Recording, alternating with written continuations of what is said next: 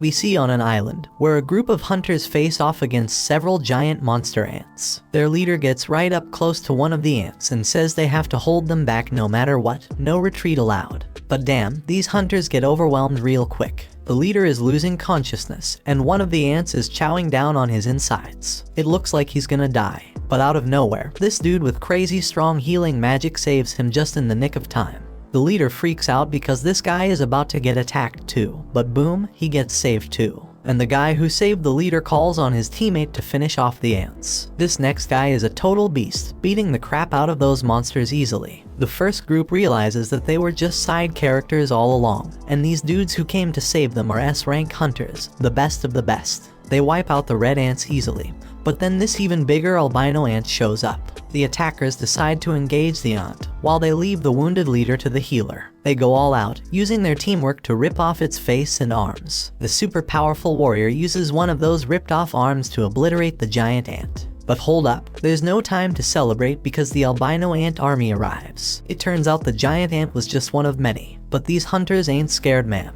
The mage guy powers up his lightning, and the brute dude goes into full-on Hulk mode, ripping his clothes apart with his massive muscles. You can see their crazy fight from the city, where this other guy named Choi is relieved they made it in time. Choi's got his hands full because the city's got a serious ant problem too. But he handles it like a boss and lights it up with some serious flames, leaving only the colorless ones. And he's got a team of exterminators to help him out. We then learn that over 10 years ago, portals that could connect to a different dimension suddenly appeared in the world. And guess what? All types of monsters come from the portal. Only folks with special powers, called hunters, can fight them off. The hunters are ranked based on their magical abilities, from S rank being the highest to E rank being the lowest. But here's the kicker, once their powers awaken, they can't get any stronger, no matter how hard they try. 3 years have gone by, and that construction site is now a dungeon raid spot. We see this dude grabbing some drink before he heads in, and one of his friends calls out to him. He's surprised to see him there since he heard that Park quit being a hunter. That was true, but then the economy smacked him in the face after his wife got pregnant a second time. So the dude needed to make a ton of cash real quick, and a dungeon raid seemed like the perfect way to do it. We see that our hero has arrived. His name is Jinwoo. He recently joined the group, but they've already nicknamed him the weakest hunter ever. He greets everyone as he walks in, so Park asks why everyone seems to know him, thinking maybe he's some super strong hunter, but it's the complete opposite.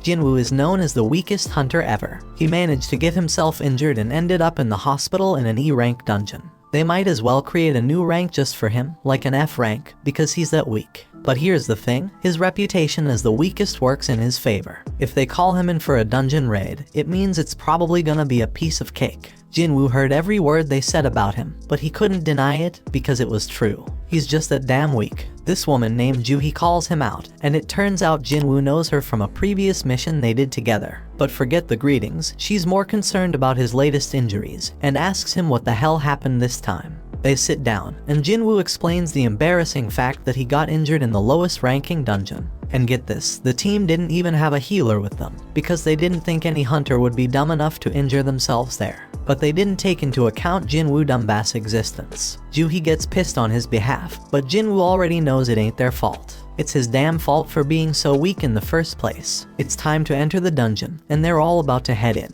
So this dude named Song Cheol suggests he be the party leader for this expedition. No one objects, so he leads the way, and before Jinwoo goes in, he gets a friendly reminder to stick close to the group, so he doesn't get hurt again. Jinwoo's only weapon is a crappy little knife with barely any magic power because that's all he can afford with his measly earnings. But he swears he'll give it his all anyway. In another place, there's this president of the Hunters Association named Juhi. He just finished a meeting with the government. They warned him about something called dungeon break that they needed to avoid. However, these same people demanded that they get the goods obtained from the dungeon. The members of the association make their living by selling the stuff they find in the dungeon, so Juhi doesn't have a problem with that request. The crystals they get from defeating magical creatures are called magic gems, and they sell them for money. Now let's go back to Jinwoo. Somehow, he managed to get his hands on a magic gem. Of course, he's thrilled about finally getting one, but he quickly has to defend himself against a goblin. When Jinwoo attacks the goblin, Jinwoo's blade shatters to pieces. The goblin stabs our hero, and instead of fighting back, Jinwoo just stands there screaming. Luckily, the big guy from earlier rushes past the useless girl and saves Jinwoo. While she heals him, Jinwoo can only watch as the rest of the team does all the work. We then find out that magic gems obtained from high-ranking magical creatures can be used to make more powerful weapons to defeat even stronger creatures. Mana crystals from the dungeon can also be used as weapons, but they're not nearly as effective as the magic gems. The government wants to use these items as a new kind of energy source. It's safer, more efficient, and causes less pollution compared to other types of power. It's like the perfect green energy, and the government is desperately researching how to generate electricity from these gems and crystals. Since these items can only come from the dungeon, hunters become incredibly valuable. Meanwhile, back in the dungeon, the team celebrates their victory after defeating the dungeon boss. Jinwoo must be the weakest person ever because he took a beating and Jinwoo is still healing him. She wonders why he even became a hunter if he's always getting injured, and thinks he's gonna meet his end one day. Jinwoo apologizes, but his words don't mean much and she's just worried about him. Everyone gets their share of the spoils from the battle, but there weren't many mana crystals, so they won't make much money. Jinwoo starts to doubt himself and feels disappointed to have only gotten a measly E-rank gem. He starts questioning if it's even worth risking his life for. One guy on the team calls everyone's attention to a huge hole, and they all gather around to figure out what the heck it is. Looks like a cave, but they're in a dungeon, so it's more likely to be a double dungeon. It's rare, but they've heard of it before, and their suspicion is confirmed, because they've already taken down the dungeon boss, yet the place hasn't started closing like a regular dungeon would. It seems like there's more loot to be grabbed deeper inside. Now Song Cheol tries to be the voice of reason and suggests that they follow the normal protocol by informing the association about the double dungeon and following their instructions. But the team ain't down with that idea, because it means giving up all the untapped loot that's probably waiting for them down there. Then this guy Park says it's just an F-rank dungeon, and then he brings up his wife and kid, talking about how he needs to make more money to support them. Song Cheol gets the point they're trying to make, but he wants to hear everyone's opinions before making a decision. Each team member chimes in with a mix of approval for venturing deeper and the realization that this is a clear death trap. In reality, 6 voices are answering to go to the cave, while 6 voices want to turn back. That means someone needs to break that tie, and the only one left who hasn't voted is Jinwoo. The decision is left up to him, and he knows damn well that a D-rank dungeon is insanely dangerous for him. But with his father missing, he's the only one in his family who can earn any money. He's already burdened with a ton of financial responsibilities. His mom's in the hospital, and his sister needs to go to college, so he can't stay broke forever. So he decides to go into the dungeon. Elsewhere, in the lab, where people are getting tested for their magical powers. In the waiting room, the others are ready to recruit any promising new hunters. This ranked hunter Choi has told his people that regardless of age or gender, they're getting recruited. Meanwhile, some thieves snatch a purse and get ready to run over a girl who's in their way. This girl fearlessly snatches the purse back from those guys without even blinking. It's like it's just a regular day for her. This girl is Cha-hee, the famous S-rank hunter. She's a celebrity, but she can't handle all the attention. Her fans go crazy over her, and she makes a super dramatic exit. Back in the dungeon, the party has been walking for 40 minutes now, and they haven't found anything valuable yet. And the portal to a dungeon closes after an hour, so they only have another 20 minutes before they're out of time completely. Jinwoo says sorry to Joo-hee for making her come along because of his vote, but she's more pissed about how he doesn't worry more about his own life. If he had been stabbed just a bit higher, he'd be dead. And on top of that, she had a hard time healing his hands and feet. She keeps scolding him, and he realizes that it's only because of the B-rank healer that he can survive. Jinwoo feels sorry, so she suggests that buying her a meal would be a good apology. Our boy is taken aback by her forwardness, but before they can continue their discussion, the team discovers the boss's room. It's unusual to find such massive doors, so something feels off. Kim refuses to leave empty-handed and is determined to enter, with the others joining him.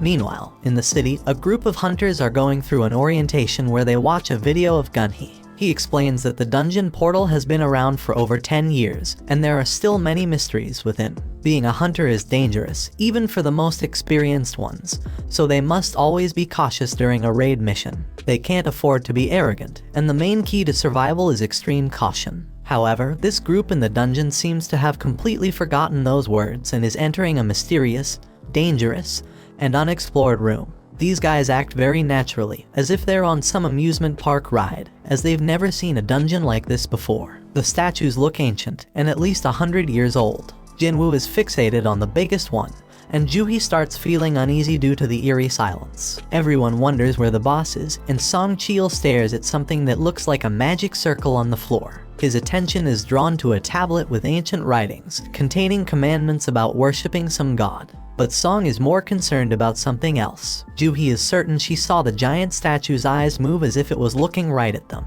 Jinwoo thinks she's just losing her mind, but everyone is shocked when the door suddenly slams shut. One dude on the team, who didn't even want to come in the first place, realizes something's off and tries to bail. But out of nowhere, one of the statues slices off half his body in an instant. Everyone loses their minds, because not only did someone just die, they got taken out so damn fast that nobody stands a chance against that power. Our boy turns his gaze back to the main statue, hoping that it doesn't move as well, but to his horror, it looks back at him. We take a peek into Jinwoo's past. The dude's been through some serious life or death situations. In his first mission, he got separated from his crew and attacked. Another time, he damn near starved to death while trapped in a maze. He's even been injured by some weak magic beast and ended up in the hospital for weeks. Even the lowest ranked, crappiest dungeons pose a real threat to this guy. Most hunters collect gems and sell them to buy better weapons, which they use to take down tougher beasts and earn bigger rewards. But not Jinwoo. He's stuck with a cheap little knife, and if that thing ever breaks during a fight, he's left fighting barehanded. His clothes are all raggedy with holes in them. He constantly gets mocked by others. He is stuck in this dangerous job that barely pays the bills. His only way to survive is by finding clever tricks and studying every little detail around him. Fast forward to the present, Jinwoo senses the danger oozing out of the giant statue, but he can't warn the others in time. That giant shoots out a massive beam from its eyes, causing chaos and destruction. The team is freaked out, unable to wrap their heads around what's going on. Joohee's trembling in fear, and his buddy Jinwoo is wondering how the hell things ended up like this. They're trapped with no way out, and even if Jinwoo gets lucky this time, he knows deep down he's gonna end up dead sooner or later. But our boy wished to catch the One Piece episode before he died. Song Chil tells everyone to stay put because the statue will strike again if they move. Jinwoo is too terrified to move, and Song thanks Jinwoo for his earlier warning, when he shouts for everyone to get down because he saved them all. Song is a seriously tough dude, and Jinwoo is shocked to see that he's missing an arm. Jinwoo needs to stop the bleeding for him because Joohee is freaking out and can't handle the pressure. She's a B-rank healer, but her fearfulness limits her to easy raids only. Song has been on plenty of B-rank raids himself, so he can tell that this statue isn't a rank, or maybe even an S-rank. The tablet had some stuff written about praising God or facing consequences, so Jinwoo figures that this statue must be the god it was talking about. We then find out that 10 years ago, these gates started appearing all over the place, and brought about all sorts of supernatural stuff. One result of this is people awakening special powers called hunters. Their job is to take down monsters in the dungeons, and once a hunter's power awakens, it stays the same. At school, Jinwoo's sister tells some girl about how her brother always ends up getting hurt. This girl can't believe that Jinwoo is a hunter and says she'd be a better hunter than him. Back in the dungeon, Song wants to come up with a plan to escape, but this one man gets impatient. He just signed up with some famous guild and doesn't want to die now. This guy is confident that his insane speed will get him out of there. He does have some crazy speed as he takes off running, but the statue disintegrates him, leaving only his fast feet behind. That makes it clear that this statue could wipe them all out in a heartbeat if it wanted to, and it could do it easily. So why doesn't it? Jinwoo realizes it must have something to do with the first command, which is to worship God. Jinwoo gets up, having come up with an idea, and gets a determined look on his face. Song is worried, but amazed to see that Jinwoo hasn't given up on surviving this mess, judging by the fire in his eyes. Jinwoo locks eyes with the statue and manages to prevent it from attacking at the very last moment. Our boy figures something out and tells everyone to bow down. Jinwoo thinks that if they show some respect to God by keeping their heads low, these freaky statues won't attack. Now everyone else is too damn clueless to come up with a better plan, so they all start bowing down to the statue, scared as hell, hoping this will save their sorry asses. But things get terrifying when the statue makes a terrifying face, moving mutton chop despite all the advice, and gets all pumped up because the statue ain't attacking anymore. And guess what? Everyone follows his dumb lead. But our boy he's say there's more to this crap. Right then, the statue makes a crazy move and stands the hell up. Now the supposed leader turns to Jinwoo, hoping he's got a plan. But damn, our boy doesn't, but for the fact that they can't break the commandments set by the tablet. The second commandment says they gotta praise God, so this brave dude with long hair steps up and starts praying to the damn thing.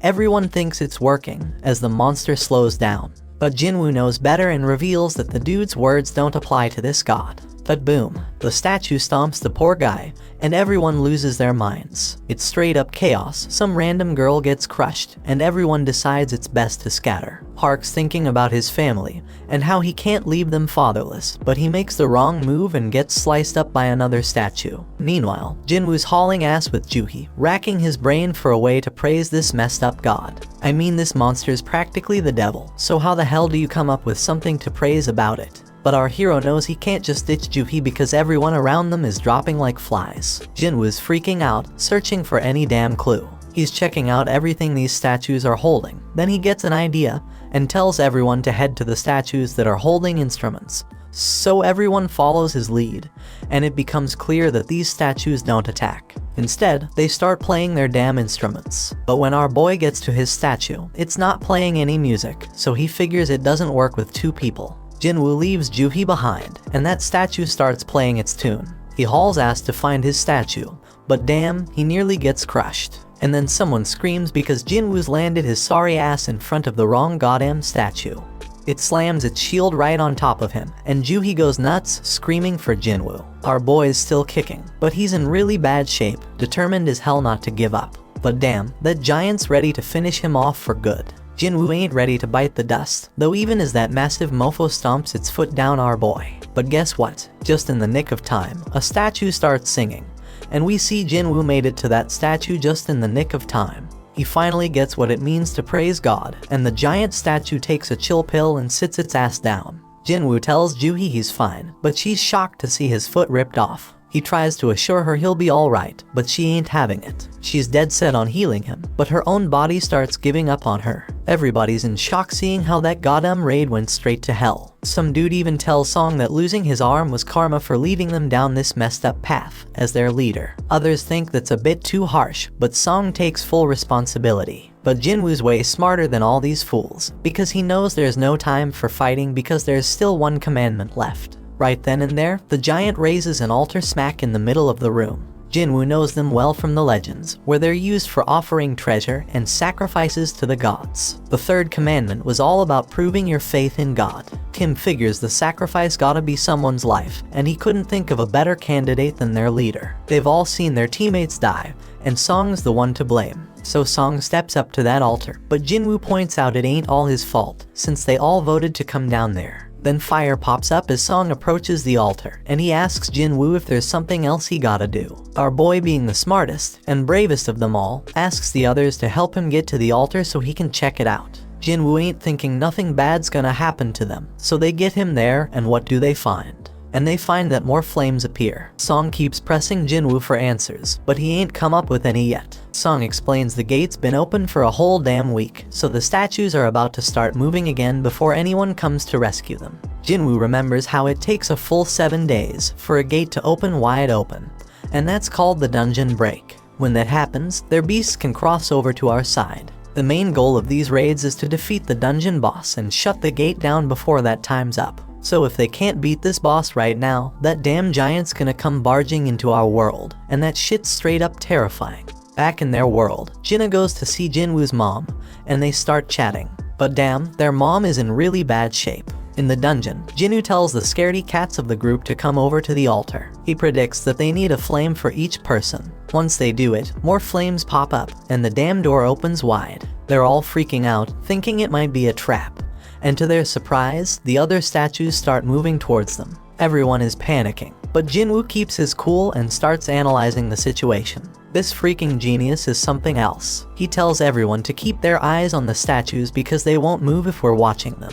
Everyone follows his orders, and shockingly it works. Everyone's doing their best to keep their eyes on those terrifying statues, but then this one chick gives in to fear and tries to haul ass toward the door. As soon as she crosses the circle, her flame goes out, but she manages to make it out the damn door. Song Cheol can't figure out what the hell is happening. The door closed a bit, but the girl made it out alright. He thought we were supposed to stay in the circle, so naturally, he turned to Jinwoo for answers. Jinwoo's just as confused, but he starts analyzing everything again. Those blue flames have been burning out over time. One of the fire ones went out when that girl escaped. The first order was to revere, the second was to praise, and the third was to prove our faith. Jinwoo is damn sure that the door must be a trap. This situation is dangerous as hell, and it's messing with our heads, giving us false hope. It makes him wonder if this is some test of our faith in this god. Jinwoo gets thrown to the ground as the next dumbass decides to make a run for it, and the same shit happens. His flame goes out, the door closes a bit more,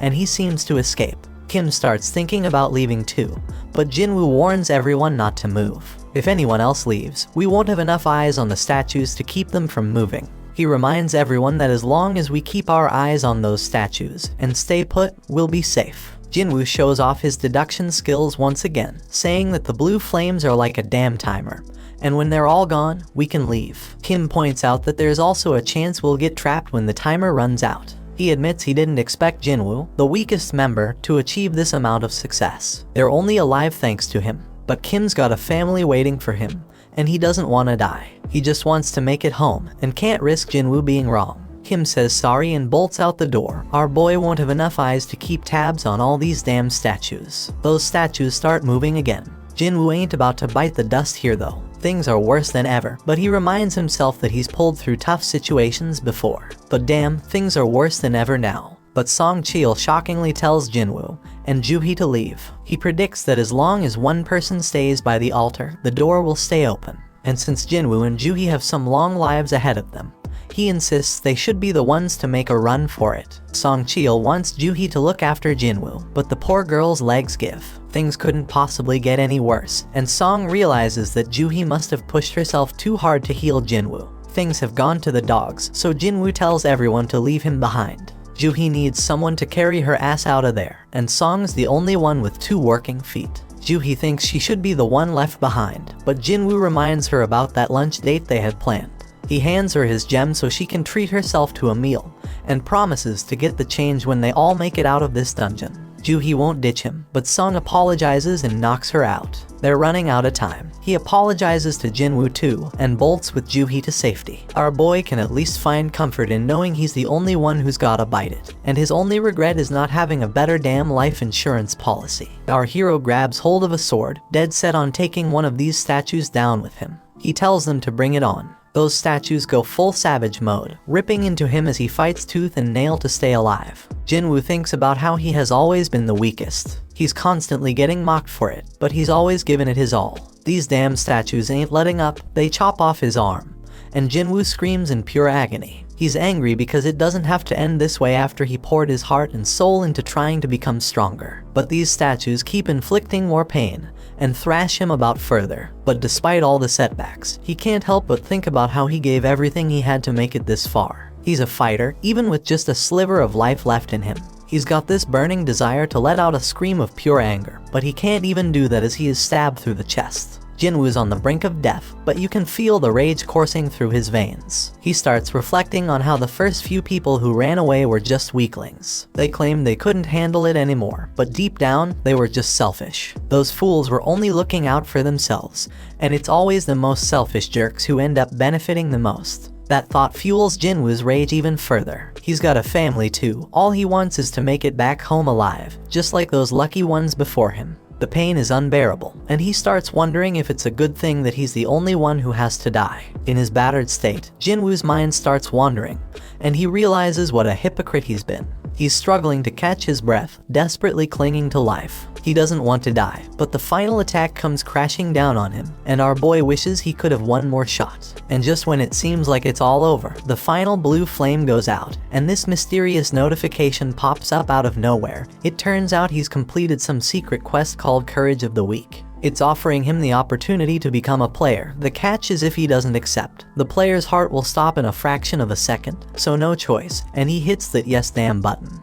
Right at that moment, Jinwoo wakes up in the damn hospital, and he's straight up shocked to find out that he's still got his damn arm. He remembers getting dismembered and all, but here he is, with his leg intact too. No sign of getting stabbed in the chest either, so he starts thinking, was that all just a crazy dream? And just when he's pondering this, some dude named Woo rolls up and introduces himself as the manager of the Hunter Association's surveillance team.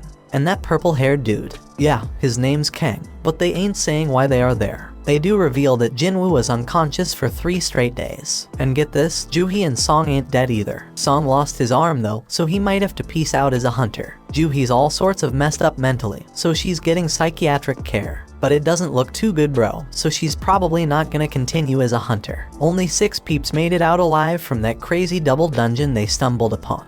Being a hunter is always a risky business, but what went down that day was a real tragedy. And here's the real mind-boggler, when another guild showed up later after being alerted by the survivors, and they found just Jinwoo. No signs of the temple or their statues. The survivors all told the same wild-ass story, which is hella hard to believe. Everyone's stories match up perfectly, so nobody's suspecting them. It's a crazy situation. And now, Woo's got this theory. He looks at Jinwoo and asks if he has a second awakening. Woo explains that a hunter's power is determined when they awaken it, and it doesn't change after that. But on some crazy rare occasions, a hunter can go through a second awakening. This mind-blowing event can push them past their previous limits, even to the ORS rank. Jinwoo gets all pumped up, thinking about this, and Woo brings out this meter thing to test Jinwoo's power. Woo figures that if they really went up against an instant-level magic beast as the survivors said, a low-level hunter wouldn't stand a chance. And since there ain't a single monster trace left behind, the most likely explanation is Jinwoo's second awakening.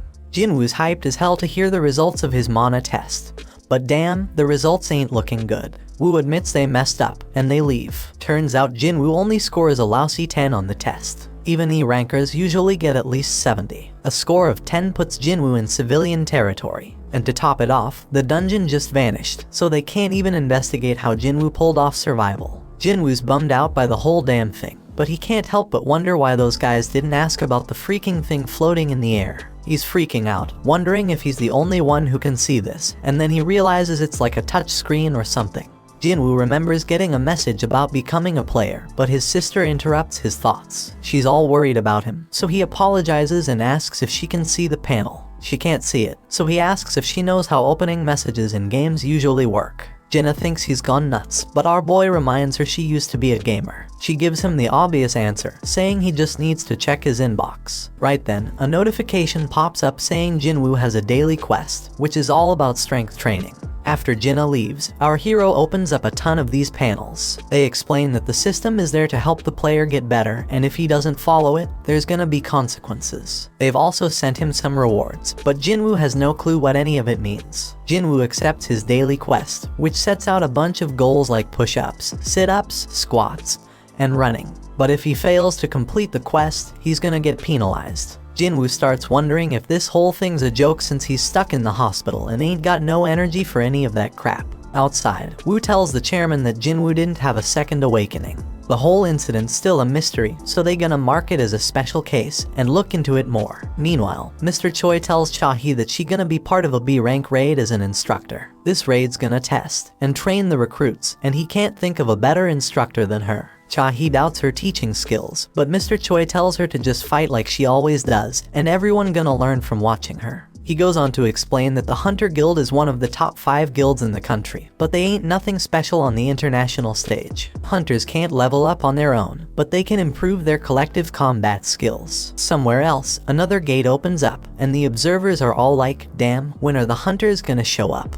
At the freaking hospital, Jinwoo falls asleep as the clock reaches midnight. Then a damn notification pops up, saying he didn't finish his quest, and suddenly the ground starts shaking like crazy. Jinwoo is frigging terrified when he finds himself in the middle of a damn desert, and to make things worse, there's this giant creepy caterpillar monster right in front of him. But suddenly another notification pops up, saying he's got a penalty quest, and he's gotta survive for 4 freaking hours. Back at the hospital, the nurses are all like, where the hell is Jinwoo? Because he's nowhere to be found. Little do they know our hero is stuck in some other dimension, running for his damn life. The giant caterpillar thing is closing in on him, and he's like, oh shit, because there's more than one of them. And if that ain't bad enough, Jinwoo still has 2 hours to get his ass back to the hospital. The nurses keep searching for him, they are all worried. Meanwhile, poor Jinwoo is running his ass off, knowing he's running out of time. The caterpillars are getting closer and closer, but just as the clock hits the deadline, Jinwoo finds himself back at the hospital.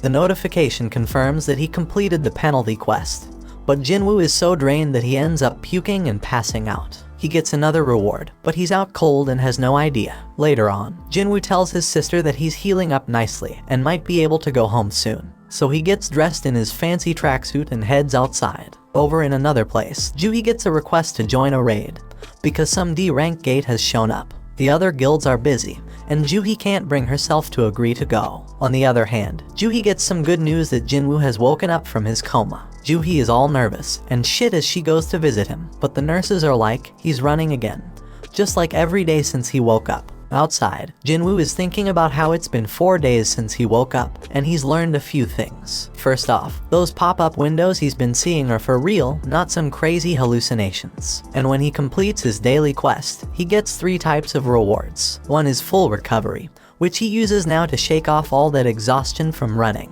Then there are ability points, which he can use to boost his skills. Currently, our boy can totally feel the difference. He's got some serious power now. So this dude Jinwoo, he's got mad skills with inventory screens. Jinwoo takes a moment to think about how dang strange his life has just become and points out how it's like a freaking video game. But while he was messing with his screens, everyone around was just gawking at him. Anyway, this dude completes his daily quest and gets a random loot box as a reward. And guess what? Today's loot is a mysterious key. Usually, he just gets useless junk like pens and bandages, so this key is a total surprise. Then he gets a notification saying the key is for teleporting to some instant dungeon, with a location and all. Now Jinwoo doesn't know what the heck an instance dungeon is, but based on everything that's been going down, he figures it's some kind of event to help him get stronger. In this world, these things called gates open up all the time, and they even get a news report to keep track of them. Jinwoo goes to see his mom and remembers when he found her passed out. Turns out she's got this messed up sleep disease called final rest, and it showed up when the gates appeared. Some people say it's because of the constant exposure to mana. Modern medicine can't do much except keep them on life support. Jinwoo busted his ass to make enough money to become a hunter so he could pay for his mom's treatment. He told Jinna that he'd soon be able to afford their mom's treatment, but she was scared shitless about how dangerous being a hunter is. Jinwoo tries to reassure her that things will be okay from now on and tells her to trust him. But damn, it's clear that he's useless in a fight, and he ain't getting nothing from the rewards because of it. But things are different now. Jinwoo's putting in work to train his body, pumping all his ability points into strength. He even shows off an apple that he's crushing to show his progress. This dude's dead set on getting stronger and ain't taking no shit. So he heads to the location from the key notification, fully prepared for whatever's coming. And if shit gets too real like it did in that raid, he'll just haul ass and run away. When Jinwoo pulls out his key, bam, a freaking keyhole appears out of nowhere. Jinwoo uses the key to unlock it, and boom, a mysterious gate shows up. So he walks through it, and guess what? A notification pops up saying he's in an instance dungeon. The exit's sealed off, but regular folks don't even notice it. Turns out this place is like a whole other dimension, and these instance dungeons ain't like your regular dungeons. He thinks it's kinda like a red gate, but he ain't got much info on those since he's never been in one. Jinwoo realizes he can't just run like he planned, and then another notification pops up. It says the only way out of this joint is by beating the boss or using a teleportation stone. Jinwoo's couldn't even take down an E-rank beast before, and now I gotta clear a whole instance dungeon all by myself. He wonders if he's really up for it, but he figures he ain't got no choice, so he starts making his way through. But damn, Jinwoo's confidence starts to fade real quickly. And it ain't without reason, because a bunch of goblins show up right in front of him. Jinwoo gets a flashback of when he got stabbed, and these goblins come at him. These little suckers are relentless, they're swinging and charging like crazy, but Jinwoo's doing a good job dodging and blocking them. But damn, he gets overwhelmed eventually. But you know what? Jinwoo gets pissed off and straight up stabs one of those goblins. He's feeling more confident after that, so he takes out the other two like it's nothing. Jinwoo can tell he's getting stronger, but out of nowhere, this beast shows up. It shatters his freaking dagger like it's made of glass. Jinwoo can sense this monster is way stronger than the goblins. As this creature stares him down, his legs freeze up. He's thinking, what the hell? Am I scared? Because he didn't think he was traumatized from the raid. But his legs keep trembling, and this monster starts its attack. Jinwoo barely dodges it, but it manages to scratch him. He ain't got no healer with him, so if he gets injured again, game over for him. This monster lets out a howl and charges straight at Jinwoo. Jinwoo is dodging like a ninja. He can't believe how damn light he feels. The monster tries to come at him again, but Jinwoo ain't taking that crap no more. He's done being a pushover and decides to throw a powerful punch. Damn, he can't believe how much stronger he feels after beefing up his strength. Sure, the monsters still got the upper hand, but Jinwoo ain't giving up without a fight for his damn life. His attacks ain't doing much though, so he's gotta focus on evading the monster's strikes. Now Jinwoo's at a loss for what to do next. He realizes he can't handle this alone, so he bolts because he ain't got no party or healer. All he's got in his bag is water and food, and he wishes he had a weapon with some magical mojo. But then, Jinwoo gets a freaking brilliant idea. He checks his inventory and pulls out a sword at the freaking last moment. And boom, he slices that monster in half with a sword. Jinwoo has no freaking clue how the sword ended up in there, but he remembers Kim saying he dropped 3 million on it. That's a weapon Jinwoo could never afford. But who the hell cares? It's an emergency, so he decides to make the most out of it. The pain from the fight is starting to fade, but then 2 more of these damn monsters show up. Jinwoo ain't scared anymore though, because he got his weapon. But damn, the sword gets stuck. He's panicking, desperately trying to yank it out while the monsters close in. Just in the nick of time, he manages to free it. Jinwoo kicks one of the wolves away, but damn, the other one's got some steel fangs. He kicks that sucker and tells it to find something else to chew on because he just got his sword. He takes down that monster, and now there's only one left. But Jinwoo's like, these things ain't nothing compared to the giant statue. Now all Jinwoo's gotta do is act tough, and the remaining wolf runs off like a scaredy cat. When he finally gets a break, Jinwoo realizes he's reached level 2, something that never happened with his daily quests. He figures it's because this was real combat, and he realizes all his stats go up by 1 when he levels up. So he gets 5 points from real combat, while daily quests only give him 3. Fighting is more efficient, no doubt about it. He ain't sure exactly how much 1 point makes a difference yet, but Jinwoo's certain that strength is the most important stat of them all. He's got it at 32 now, and he feels like he's walking on air. He thinks the higher his base abilities grow, the more points he'll gain. Our boy is more fired up than ever now that he's found a way to get stronger. So he goes to check the beast for essence stones, but damn, he gets items instead. Like in games, Jinwoo figures this dungeon, and the magic beasts inside are different from the ones in Gates. And guess what? He's shocked to find out his system has a freaking shop, but his level is too low to buy anything. At least he can sell stuff though. The dude manages to get 20 gold from a tooth. Jinwoo ain't sure how much that's worth, but he remembers he's in an E-rank dungeon, so it probably ain't much. Now Jinwoo's thinking about what he's gotta do next. He can't bounce until he beats the boss, and he ain't got a clue where to find a teleportation stone. To make things worse, if he stays too long, he'll run out of food. He knows damn well he can't take down a boss right now, even if it's just E-rank, so he's wondering if he should level up first. Right then, Jinwoo's mind gets blown when a whole pack of wolves shows up. Jinwoo tells himself not to be scared because he already knows what dying feels like. This time, he charges straight at them wolves and starts slicing them up like a meat. Jinwoo promises he ain't going down easy, but he knows them wolves ain't gonna give up either. This dude's getting a little crazy because he wants the fight to last and be intense. He just wants to get stronger, so he's gonna follow all them ridiculous rules from the system. Jinwoo chops through all the monsters and notifications pop up everywhere like crazy. When he's done, he gets a final notification saying he's now the wolf assassin. Outside, some folks walk by a portal, and they wish the damn city would do something about it already. Inside the dungeon, Jinwoo's dead tired, and he realizes his sword's about to give out. Just then, he gets a notification explaining the perks of being a wolf assassin.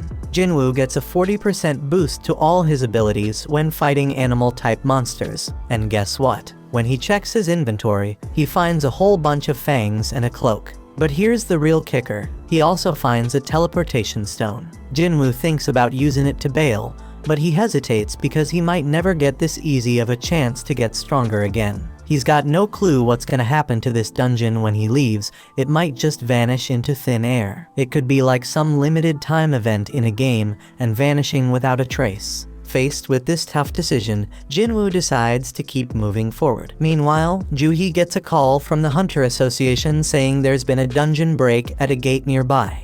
They're running low on healers, so they need her help. Juhee feels guilty because she turned them down before, but now she's like, damn, Jinwoo worked his ass off, I gotta step up. While Jinwoo's still fighting in the dungeon, he realizes the higher his level gets, the easier it is to kick monster ass. Plus, the text describing them starts changing colors. White means they're weak as hell, orange means they're on par with him, and red means they're seriously strong. Those wolves that were red before, now they're white. That means Jinwoo has seriously leveled up like he's become a beast. Jinwoo knows there's this one monster lurking downstairs that he can't mess with at his current level. His perception skills are on point now, and he can feel something straight up terrifying down there. This monster is so damn powerful, it's giving him mad goosebumps. Jinwoo's sword is almost done, and he ain't see any more room for leveling up in this area. But his whole goal is to get stronger, so Jinwoo decides to just go down the damn stairs. When he reaches the bottom, bam, something attacks him with lightning speed, and he barely has time to react. Jinwoo's sword snaps in half, and this massive serpent pops up in front of him. Damn, Jinwoo's mind is blown, because even with all his leveling up, this beast's name is still orange to him, which means it's insanely tough. It's crystal clear that this snake is the boss, and there's no way his sword can pierce its thick scales. He knows for sure that fighting without a weapon would be a death sentence, so when the snake strikes, Jinwoo goes all out with his sword. This colossal snake knows how to pack a punch, so Jinwoo needs to figure out a way to get around its defenses. But damn, this thing's armor is hella tough, so all Jinwoo can do is run for his life. The snake whips its tail like a straight-up badass, and Jinwoo knows he's screwed if he gets hit. He does his best to block it, but he takes some serious damage. This creature doesn't quit.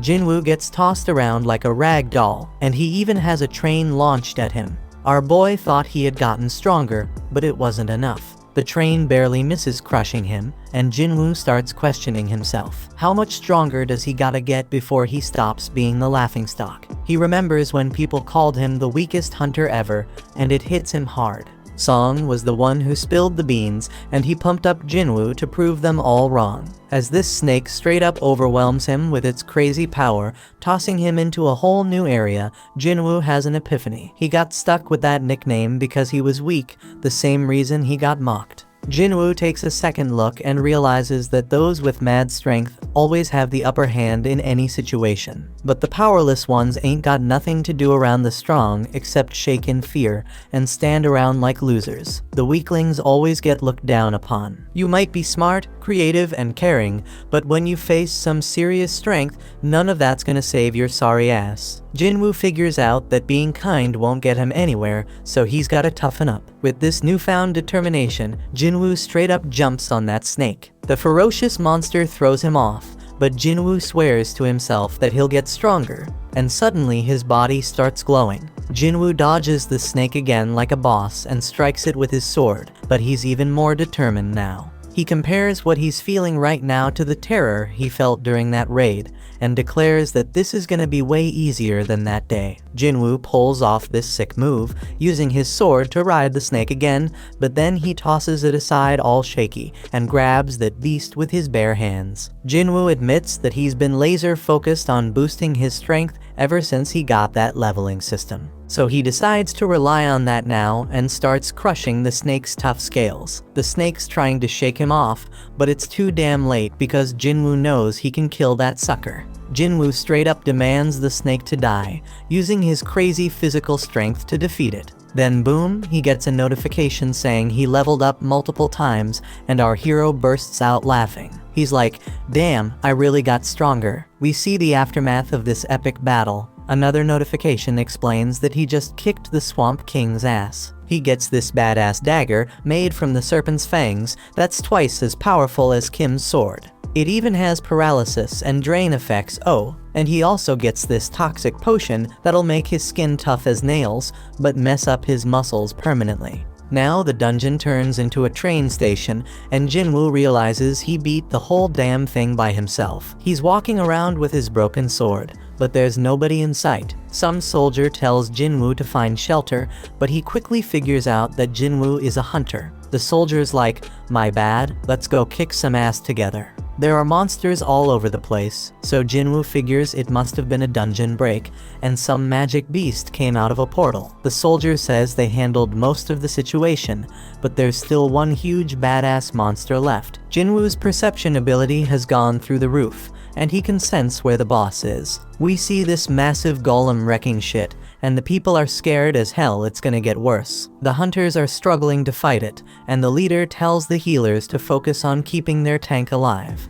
The healers are all like, "We're doing our damn job," and the tank wonders what the damage dealers are even doing. The damage dealers are giving it their all, but the golem's defense is insane. And to make matters worse, they don't have enough hunters who can use magic. Jinwoo expertly analyzes the situation and realizes that this group of hunters was put together in a hurry. No wonder they ain't working together. He uses his perception again and sees their ranks. 2 A ranks and 2 D ranks. One of those D ranks is a tank, which explains why they can't take down the golem. This battle's been going on for a hot minute, and then he checks out the healers and is shocked to see that Juhee is one of them. Juhee gets told by one of the hunters to pitch in and help. She reminds her that she's supposed to be a B rank healer, but then she snaps out of her fear and casts a spell. And the hunter's like, "Stay focused, girl." But poor Juhee can't shake off those creepy memories of the giant statue, so she loses her concentration again. Jinwoo notices she's still freaked out,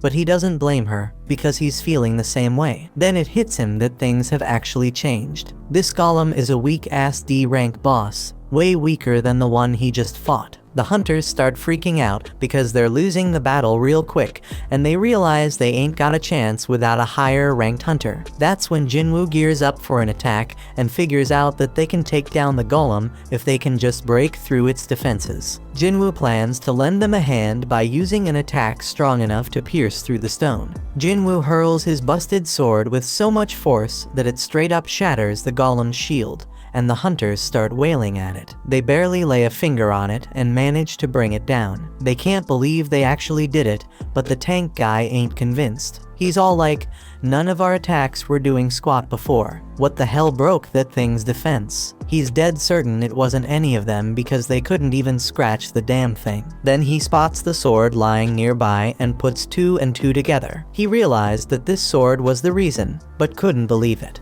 I mean, this was a boss-level golem that even 10 hunters couldn't touch, and now it's taken down by some old beat-up sword. He asks if anyone saw who threw the sword. The soldier explains that it was the fisherman they brought with him. But here's the kicker: the hunter's gone missing, and the tank stares in utter disbelief. This person had some next-level power, and he couldn't help but wonder how high-ranked this mysterious hunter was. Jinwoo dipped out of the area to keep his power on the down low, and he's like, "I didn't think one attack would do that much damage." Our hero might not even realize the extent of his power, because he figures the monster must have been seriously messed up before he struck. The battle's done, and Juhee's wondering if it was Jinwoo who came through in the clutch. Some time passes, and we see the nurses at the hospital gossiping about Jinwoo's rank. They're all talking about how he looks pretty average, but damn, that dude is seriously ripped. In Jinwoo's room, our boy is grinding hard, hustling through his daily workout routine. These thirsty nurses won't shut up about him. They can't even believe how fast he's transformed. One poor nurse straight up falls for Jinwoo when she catches him post-workout, and she can't stop staring at his ripped body. Today's the day Jinwoo bounces out of the hospital, so this desperate nurse asks for his digit. But Jinwoo ain't all there yet, still stuck on the fact that he thinks she just wants to send him test results after he's released. On the news, we catch up with Beak, that S-rank hunter who took down the giant ants. He's one of only 7 S-rank hunters in the country and gives us a glimpse into the life of a top hunter. He breaks it down, saying he's gotta train like a beast every day when he ain't raiding dungeons. Even the smallest mistake could lead to his buddies getting hurt, so he gotta stay sharp, no doubt. Gina notices that Jinwoo is now seriously ripped and has even grown taller. Jinwoo reminds his scatterbrained sister to grab an umbrella for school and sees her off. When he's alone, Jinwoo figures he can hit his run later and wonders if these fresh gains are because of his boosted stats. He figures if he keeps this pace up, he could become a massive bodybuilder. Jinwoo starts thinking about where to allocate the new stats he just got. Dude's sitting at level 18 now. He's now level 18.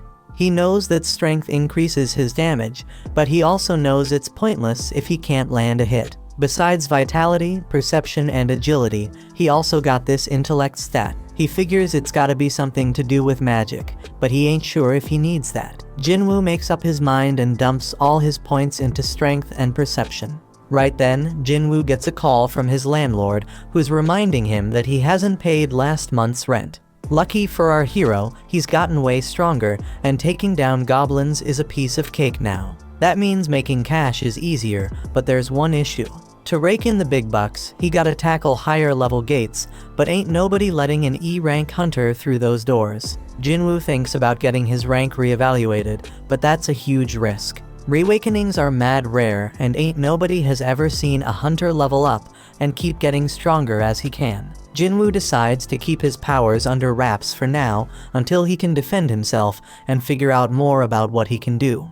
Then out of the blue, Jinwoo is shocked by a job listing and bolts off. The dude's hustling with his daily training to score some reward, and he links up with this hunter named Hung. Hung apologizes to Jinwoo because his crew thinks he's the weakest hunter ever, but Jinwoo plays it cool and lies, saying they ain't wrong. Hung explains they're heading into a C-rank dungeon, but they need at least 8 people to enter. They need Jinwoo to meet that quota, even if he's just an E rank, but Jinwoo ain't gonna do any fighting. Hung's like, you won't get no rewards either, but we'll hook you up with 2 million yuan. Our hero peeps the situation and sees they have 4 C rankers and 2 D rankers. Jinwoo agrees to join, and Hung explains that his gig will be to carry supplies.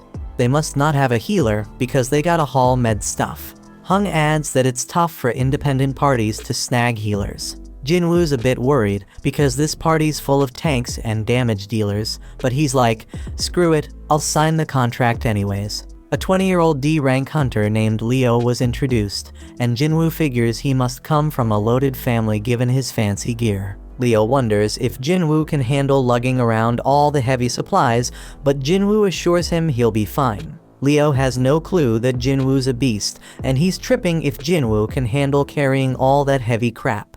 Leo starts spouting off about the president overseeing the construction site they're at, blabbering on about how the guy skipped town after swindling 900 billion yuan, leaving everyone astonished. They all roll up to this freaking massive gate and start thinking if it's really just some C-rank dungeon. Leo questions if they'll be alright, so Jinwoo explains that the size of the gate ain't that important. What really matters is the magic power flowing from inside. And that's what the Hunter Association uses to assign ranks. Anything above a B rank, the big guilds take care of, so this C rank joint shouldn't be too much of a challenge. Jinwoo knows all this because he's been a hunter for a while, but he realizes he ain't never actually tackled a C rank dungeon before. They step through the gate and use the light to check things out, but damn, they're shocked to find there ain't no magical creatures in there.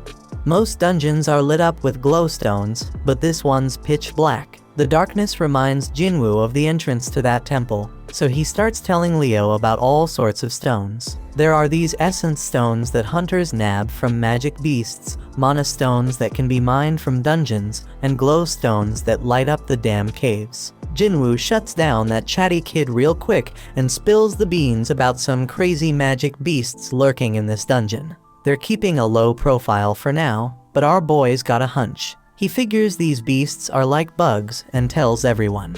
Everyone freaks out when they realize they're stuck in an ant's nest and can hear those monsters getting closer. Jinwoo says the beasts are above them, so the crew starts going all out, attacking like mad. Hung steps up and uses his taunt skill to draw most of the aggro, and Jinwoo is amazed by their badass leader, who's a C rank. Leo wants to join the fight, but their mage holds him back, saying he's got a trick up his sleeve. After a suspenseful countdown, the mage unleashes a wicked blast. Jinwoo analyzes the situation again, and he can see these hunters have some solid teamwork going on. As for Leo, his gear compensates for his lack of skills. They're all holding their own, but Jinwoo's got this nagging feeling that something's off. He quietly destroys one of the ants, and the fight ends shortly after. Hung declares their victory, and everyone grabs their share of the loot, except Jinwoo. Hung gives props to Jinwoo for saving them a ton of trouble by spotting those ants. Jinwoo's like, no, just followed my instincts. But then Hung noticed that some of the ants were messed up, and it wasn't from swords or magic. He thinks maybe some other magic beast got to them, but that would mean there's something even stronger lurking around here. Several ants were torn to shreds, so Hung wondered what could be big enough to take them down. Leo spills the beans about how his pops hooked him up with a bunch of sick gear for his first raid, and Jinwoo's stoked to hear that. He ain't sure why yet, but he tells Leo they gotta be extra careful. Over in another spot, a dude working out gets startled by a loud noise of destruction. But don't trip, someone tells him to chill because it's just their guild master training, and turns out it's Beak. This dude is a beast, and the kid's jaw drops when he sees Beak smash through a massive stone with just one hit. Beak doesn't even flinch, and says it wasn't even a good warm-up. Back in the dungeon, Leo's still worried about Jinwoo carrying everything.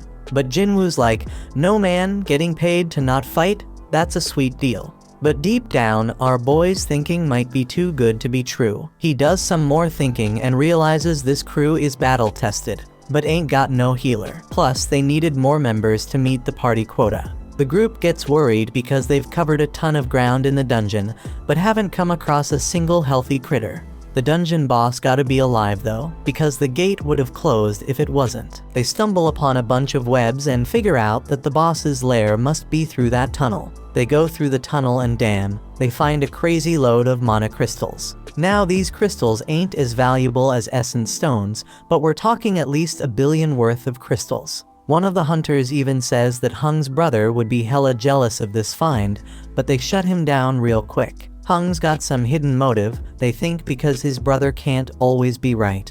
Hung ain't about to play second fiddle to his bro, so he's gonna use this massive haul as his own personal strike team training ground. Now Leo is the legal whiz, so he takes a look at Jinwoo's contract and spots something fishy. He tells Hung that the contract only says Jinwoo ain't getting a cut of the battle drops, but mana crystals ain't battle drops. That means they gotta split their findings 8 ways instead of 7. Hung all smiles and agrees, but he reminds them that the dungeon boss is nearby. They gotta defeat that boss to close the gate, so they gotta haul those mana crystals out before they take on the spider boss. Lucky for them though, the spider's snoozing.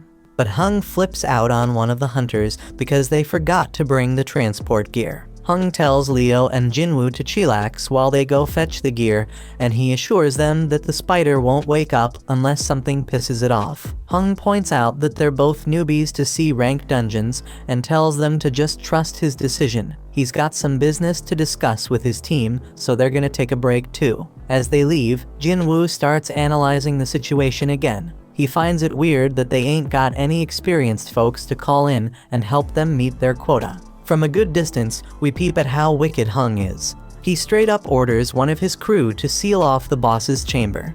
The dude follows through, and Leo realizes they got backstabbed. This is exactly what Jinwoo was worried about. He remembers how Song warned him that there are some real crooks in their line of work. Raiding dungeons is no joke. Accidents happen all the time. And in that chaos, crimes can go unnoticed. Ain't no security cameras in these dungeons, so as long as there ain't no survivors, there won't be no evidence. Leo is pissed that these dudes are really willing to throw them under the bus for some mana crystals. He's starting to regret even bringing up the damn contract. But Jinwoo ain't falling for it. They were ready to off them at any moment if they stepped out of line. Now their main concern is the boss that just woke up, and Leo tells Jinwoo to fall back. Jinwoo spots an exit, but he quickly realizes that Hung already knows about it. The spider's wide awake now, and Jinwoo realizes this C-rank beast is on a whole another level. But hold up, our boy ain't about to back down. He takes charge, telling Leo to stay out of the way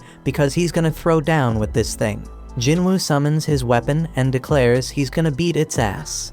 When Hung's crew bails out of that dungeon, the mage is all like, why didn't they just take out those 2 newbies themselves? But Hung explains they couldn't risk waking up the spider, because they needed snoozing to grab those sweet mana crystals. He ain't worried though, because some dude with 0 experience, and the weakest hunter ever ain't got no chance against that spider. The plan is to wait for the spider to chow down on them and pass out again. They can't go in guns blazing, because it would wake the spider up, but Hung knows about this little path above the cave. Worst case scenario, the spider doesn't pass out after munching on the newbies.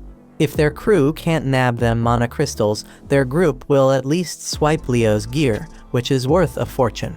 Hung and the mage both agree they can't take on the spider themselves, and Hung makes it clear the spider shouldn't be slept on. That boss is straight up deadly, and it's just a matter of time before those newbies get smoked. Inside the dungeon, Leo tries to talk Jinwoo out of fighting the boss, because only a B-rank hunter could take down a C-rank dungeon boss solo. Even an elite level C rank wouldn't stand a chance, so Leo thinks they should bounce and find a way out.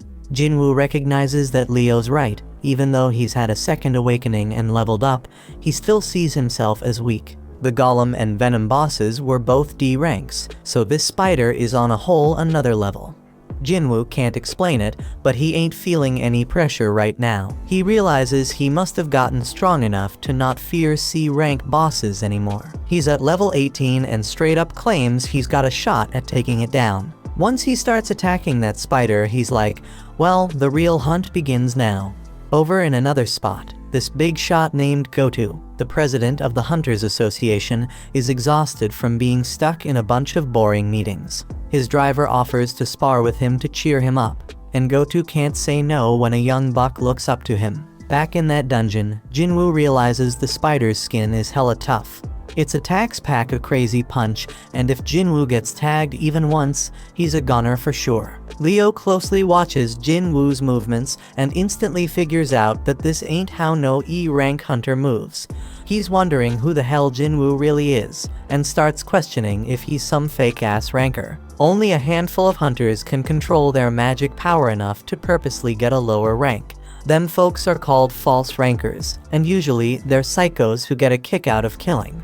Leo's starting to regret going into that dungeon, and Jinwoo realizes he can't even put a dent in that spider's tough hide. Jinwoo's fatigue is skyrocketing, and the dude needs to wrap this fight up real quick. His dagger's got some sick paralysis and drain powers, so he figures that's gonna be his ticket to victory. Jinwoo's gotta target the spider's weak spot with those moves, but damn, he's hella surprised when the spider busts out an acid attack. Jinwoo's gotta close the gap, so he decides to use a cool new skill called Dash. He uses it to smack that spider right in the face, but his dagger's debuffs don't stick. Jinwoo ain't one to throw in the towel though. He decides to keep wailing on that spider as much as he can. Dude's pushing himself harder and harder, but his fatigue catches up to him, and that spider lands a nasty hit. Jinwoo's about to get squashed, but guess what? He remembers he's got a reward left from his daily quest, so he cashes it in and fully recovers. Leo's freaking out, thinking Jinwoo's a goner, but our hero ain't done yet. He lands another hit, and this time he straight up stabs that spider in the eye, getting those dagger debuffs going. Jinwoo ain't wasting this chance, so he stabs that spider over and over, keeping those debuffs going strong. Eventually, that spider just can't take it anymore and goes down for the count. A notification pops up, saying Jinwoo just took down the dungeon boss. Jinwoo knows he got lucky not picking a reward before diving into that dungeon, because he'd be 6 feet under right now for sure. Leo's mind is blown, seeing Jinwoo take down a dungeon boss all by himself. He's more convinced than ever that Jinwoo's some kind of fake ranker. Jinwoo scores a gem from that spider, and Leo rolls up, offering to carry their supplies from now on. Leo straight up idolizes Jinwoo now, telling him to chill and take a break while he handles the mana crystals. Just then, Hung and his crew show up, and they're hella surprised to see the newbies still kicking. In a training room, Gotu straight flexes on Woo, showing off his mad skills by totally overpowering him like it's no biggie. Gotu gives props to Woo, saying he feels way better now. Woo's mind is blown that the prez ain't even rusty. Gotu explains he ain't as strong as before, but he can tell Woo's been grinding hard. Woo acknowledges that training can't level up a hunter, but it can level up their skills. Gotu points out that a hunter's gotta be physically and mentally strong, especially in dungeons where you have the worst kind of people lurking. Back in the dungeon, Hung's crew concludes that the newbies only survived because this spider must have been dumb as a rock. They straight up clown the spider for losing to low-level hunters. Hung spills the beans to Leo that he knows Leo's from a rich family, but Leo's like, who cares? That's when Hung drops the bomb and tells Leo he's only getting one chance. He tells Leo to straight up off Jinwoo. Hung's like, usually we kill the people we recruit for our party so we can keep all the loot ourselves. But hey, if Leo agrees to join us, we won't off him. If Leo says no, we'll just kill them both. Hung thinks Leo might be a threat because he has some crazy gear that gives him superpowers to take down the spider. He'd rather not test that theory, so he wants to talk Leo into taking on weak-ass Jinwoo. Hung's stoked when Leo starts heading toward Jinwoo, but then he's all shocked when Leo ends up taking Jinwoo's side. This evil group decides to straight up end their lives, and Hung's wondering if the newbies ever had to off any peeps before. Right then and there, Jinwoo gets an urgent mission, and it's straight up wild because he gotta take out 6 enemies in front of him. Now the gang decides to go after the weaker one, so the mage attacks Jinwoo. Leo's all worried about his new buddy, and freaked when he sees how messed up Jinwoo is. Meanwhile, one of the group members, Chahi, was told to brag about how amazing she was. They struggled with a rank beast, but she took it down in a flash. These girls feel lucky because they are in 2 of the sickest guilds around. After all, there are all sorts of messed up stories about the other squads, like those strike teams with crazy high death rates. Back in the dungeon, Hung's like, it's game over, Jinwoo's done for. Jinwoo starts beating himself up for forgetting, and reminds himself that this world is all about survival of the fittest. It's a world full of shady tricks and backstabbing. He's straight up fuming because he forgot this truth and realizes he got numb to it. Jinwoo's chilled out now, and he's thinking about how he straight up messed up because he was careless and too damn cocky. This level system is pushing him to kill, so he's wondering if it needs him alive for some reason. He figures this system ain't just being nice, it wants him alive. But that's not all, it also wants him to be strong. So Jinwoo's like, if this system wants to use me, then I may use it right back. He tells the crew that they remind him that the weak ones are the ones who bite the dust in the dungeon. They are stoked to hear the weakest hunter knows how it goes, but Jinwoo points out that they better be ready for when this rule doesn't work in their favor. One of them ain't cool with Jinwoo calling them prey, but Jinwoo wastes no time showing them what he means. Everybody's straight up shocked when this dude's head gets sliced off, and Jinwoo's like, that's one down, as the kill count pops up on the updates. Jinwoo just realized he straight up murked someone, but he knows damn well he would have been 6 feet under if he hadn't. Ain't no turning back now because only the strong survive. The crew snaps out of their shock, seeing an E rank take out one of their D ranks, and they come at Jinwoo with all they have. But it's all futile because Jinwoo starts shanking them one by one. His debuffs kick in, and he takes out 2 more suckers. The archer is the next to bite the dust under Jinwoo's wrath, followed by the mage. Now there's only one left, and Leo's mind is blown, because Jinwoo's way stronger than when he faced the dungeon boss. Hung buffs up his body and thinks about how he is certain that Jinwoo is tired after dealing with the boss and 5 other hunters. Plus Hung's made his body as tough as steel, so he figures Jinwoo's dagger won't even scratch him. But Hung starts his attack, and our hero catches him off guard with his lightning speed. Jinwoo knows Hung's a beast, but he drops a bombshell on him. He crushes him and reveals he's been leveling up this whole damn time. Hung realizes Jinwoo ain't an E rank and tries to bribe him with double the cash. But Jinwoo ain't having none of it, because this dude tried to off him 3 times. Jinwoo mocks him, saying he won't get away with it, and Hung tries to threaten Jinwoo one last time. But Jinwoo reminds him that Hung himself said whatever goes down in a dungeon stays in a dungeon. Hung tries to play tough one last time, but Jinwoo straight up ends his sorry ass. Jinwoo's mission is accomplished, but the whole dungeon starts to crumble because they took down the boss. When they make it out, they're the only ones left standing after the spider showdown. The official ain't buying it because they're the lowest level peeps, but she gets distracted by some used gear. Jinwoo can't believe he's getting rewarded for the bloody mess he just caused, and he realizes he gained a skill that scares the crap out of enemies and cuts their abilities in half. The no-nonsense official concludes that Leo survived because of his gear and assumes Jinwoo, the E-rank scrub, just hid somewhere.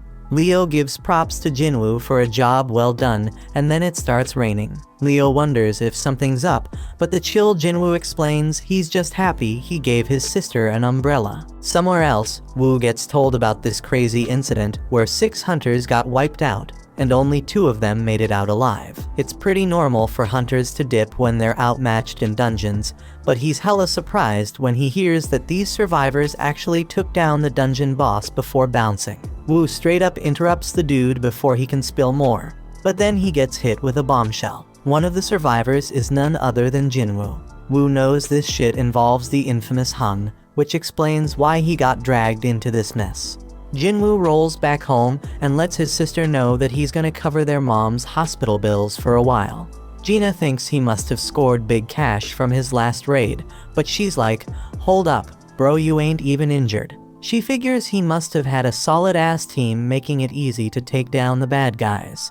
Jinwoo admits that it was a piece of cake, not just because he was way stronger than them, but also because he didn't hesitate to finish them off. In the past, he would have looked for an escape route, but the new Jinwoo was ticked off at them for even thinking they had a shot against him. He wonders if leveling up made him bold, but he reminds himself that they were humans, not dungeon monsters. Gina snaps him back to reality, and he remembers why he's getting stronger. It's so he can stay alive and hold it down for his family. So if he had to do what he did in that dungeon again, he would. Just then, some harmful substance gets detected in his body, and he realizes it's from what he's drinking. But Jinwoo keeps sipping, and he notices he ain't getting drunk at all. Then a notification pops up, revealing a reward he got from that double dungeon. It cancels out any toxic or messed up conditions and amps up his regenerative abilities. He was too busy to check his rewards that day, but now it all makes sense why he grew his damn arm back. Shit's getting real, my friends. Later on, Jinwoo links up with Leo, who's all grateful for Jinwoo saving his ass. But Jinwoo's like, no kid, you don't owe me shit. Leo hasn't spilled the beans about what really went down in that dungeon, so Jinwoo ain't expecting any payback. But then Leo drops a bomb. He's putting together a strike team, but Jinwoo shuts him down before he can even ask him to join. Leo's begging Jinwoo to give him a chance, saying he just needs him for 19 raids. He spills that he wants to become a guild master, and to do that, he needs at least 20 raids under his belt. Leo's old man wants to start a guild for his construction company, and Leo's down to help however he can. Dungeons are mad dangerous, but the loot they hold makes it all worth the risk. It ain't just about mana crystals and essence stones, everything in a dungeon's got value. Jinwoo gets it. Having hunters raid dungeons for a company is a solid business move. Leo's dad wants an S-rank hunter as the guild master, but Jinwoo's hella surprised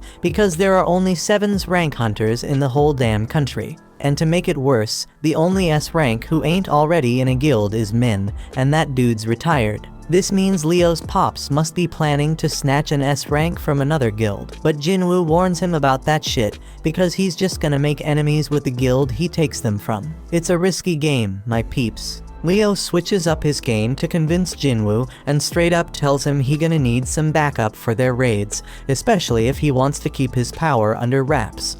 And that's a genius move because it'll be way more convincing to his old man if he succeeds rolling with a low-rank hunter like Jinwoo who's playing pretend. Leo shows Jinwoo the building they're planning to use as the guild headquarters and says it's worth a crazy amount of money, like 30 billion yuan. That's some serious dough, man. Leo wants to give it all to Jinwoo in exchange for his help in completing 19 raids. Jinwoo would have been all over that offer in the past, but things have changed since he became the only dude who can level up. He's dead certain he can reach S rank, or maybe even higher the way things are going. But there's still too much unknown about his powers, and it would be too risky to team up with someone. So Jinwoo shuts it down and declines the offer. Leo ain't ready to give up just yet though. He promises to take Jinwoo's secret to the grave, but one look from Jinwoo sends chills down his spine, and he bounces. Meanwhile, Hung's younger brother Wang is super pissed about his brother's death and demands to know about the 2 survivors. His assistant Laura is straight up shocked when he asks what happens if he kills someone in another country, but she spills the beans anyway. If there's a treaty with that country, he gonna have a trial there, but if not, he getting sent back home to face the law. Wang wants to dip out there pronto, but Laura reminds him he has way too much going on, so he plans to deal with it later. He gives the survivors one more glare and just hopes they stick around long enough for him to take them out. The next day, Jinwoo hits the streets for a jog with his sister. Jinwoo asks her what she'd do if she had a crazy 30 billion yuan, but she can't even imagine what to do with that kind of cash because it's too damn unrealistic. When Jinwoo's flying solo, he notices his system counter keeps ticking even after he hits his goal. Gina catches up to him, but he already made up his mind to test how far that counter goes, so he takes off running again. He figures out it stops at double the goal, and after trying out all the tasks, the daily quest goes undercover. The reward for this gig comes with some straight-up random loot boxes, but there's a catch: one's blessed and the other's cursed. Jinwoo ain't playing around, so he decides to roll with the blessed one for the day, and boom, he hits the jackpot. Homeboy scores another key, and it ain't just any key, it's the key to the Demon King's castle, and it is an S-level acquisition. But hold up, because that ain't even the craziest part. This key comes with a bonus ingredients for something called the Elixir of Life. And let me tell you, that's exactly what Jinwoo needed, because this elixir can cure any damn illness. Jinwoo pays a visit to his sick mother, and he knows he ain't got no other choice. He heads to the location, uses the key to open the gate, and he knows damn well this dungeon gonna be tough as nails, on the same level as Jeju Island. Jinwoo starts wondering if he has what it takes to handle this danger, but when a massive gate appears in front of him, he ain't backing down. Inside, flames are engulfing everything, and Jinwoo ain't gonna front, he's scared as hell. But hey, he got his teleportation stone as a backup plan in case things go south. Just then, a freaking giant monster pops up right in front of him. But Jinwoo already made up his mind he gotta get stronger, and he swears he ain't dying in this dungeon. This monster has a red name, meaning it's way stronger than him, but Jinwoo has the advantage of being a wolf assassin. Our boy uses dash to close the distance real quick and starts wailing at the beast. But man, he barely does any damage, even with the bonus effects. Jinwoo tries to activate his murderous intense skill, but the debuff gets cancelled out. Our boy tries to hit the monster with his other debuffs using his dagger, but they get cancelled out too. This monster is straight up brutal as it tears into Jinwoo, and he's screaming in pain. Damn, homeboy did lose his arm, and his health is dropping like crazy as the beast straight up crushes him. He already lost a third of his life, but it gets even worse, because this beast unleashes its 3-minute rage skill, boosting all its abilities by a freaking 100%. The monster's attacks are coming at Jinwoo too quick for him to dodge, so he ain't got no choice but to use his full recovery reward to grow his arm back. But just when he thinks he's making progress and hurting the beast, turns out he's dead wrong, and he just keeps taking a severe beatdown. Jinwoo's HP keeps dropping as he gets straight up stomped on, but he manages to buy himself a bit of time by kicking dirt at the beast. And damn, his system keeps warning him like crazy, making it crystal clear that it doesn't want him to kick the bucket. The more this keeps happening, the more Jinwoo realizes this ain't your average reawakening. Jinwoo knows he is way over his head now, so he decides to bust out the teleportation stone. But out of nowhere, Cerberus shows up and knocks that stone right out of his hand. Jinwoo's in deep trouble now, because he only got a few more hits before he's done for. The dude's brain is working overtime trying to think of a solution, and just when he's about to lose hope, he remembers he got a shop in his system. He quickly buys 3 healing potions, but here's the catch: they only heal 100 health points each. The poison he gonna face from fighting the snake pops right up in front of him, and he realizes he has no other choice but to give it a shot. Jinwoo chugs that poison like a boss, so the system picks it up as a harmful substance and detoxifies it. It's a complete success because Jinwoo's muscles stay intact, and now he takes 20% less physical damage. Cerberus ain't playing around, and it lands a straight devastating attack on Jinwoo. But Jinwoo ain't giving up just yet, man. Homeboy declares he can still move, and guess what? The 3-minute timer on the monster's rage skill is up. The effects wear off, and now the damage Jinwoo inflicted on its eye starts taking its toll on the beast. Jinwoo seizes the opportunity and starts landing multiple attacks, finally making a dent in that sucker.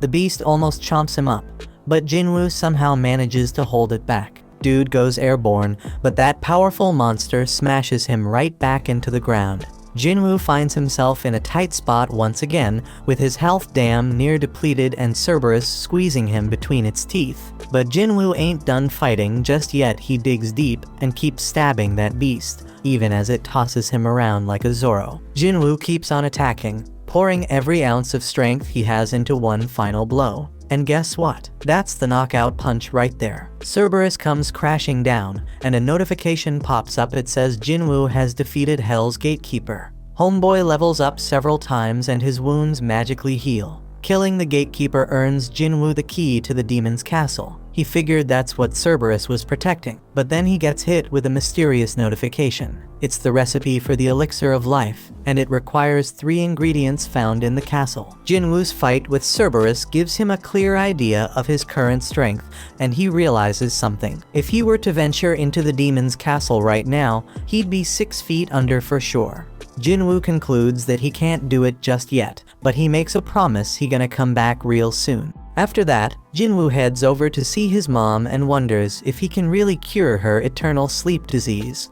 He ain't got none of the 3 things he needs for the elixir of life, but at least he knows where to find them. But damn, trying to enter the castle at his current level would straight up lead to his death. That's why he's gotta level up and get stronger, no doubt. To help with that, Jinwoo decides to roll with Leo on the 19C rank raids he was talking about earlier. Jinwoo's got one condition though, and Leo's hella shocked when Jinwoo says they gotta do the raids just the 2 of them. No one else. But Leo says what the hell, because rank C gates require at least 8 team members to enter. But Jinwoo wants them to go with a hung strategy, so they gotta hire enough hunters to meet the quota. Leo's kinda hesitant because it could be risky as hell. But Jinwoo points out that if just the 2 of them can beat 19 raids, that's gonna be mad impressive. And it's all about impressing his old man. Leo agrees to go to hell and says he'll handle everything. In another spot, Chahee's getting her exercise on, running in circles, and taking a sec to gulp down some water and replenish her body's fluids.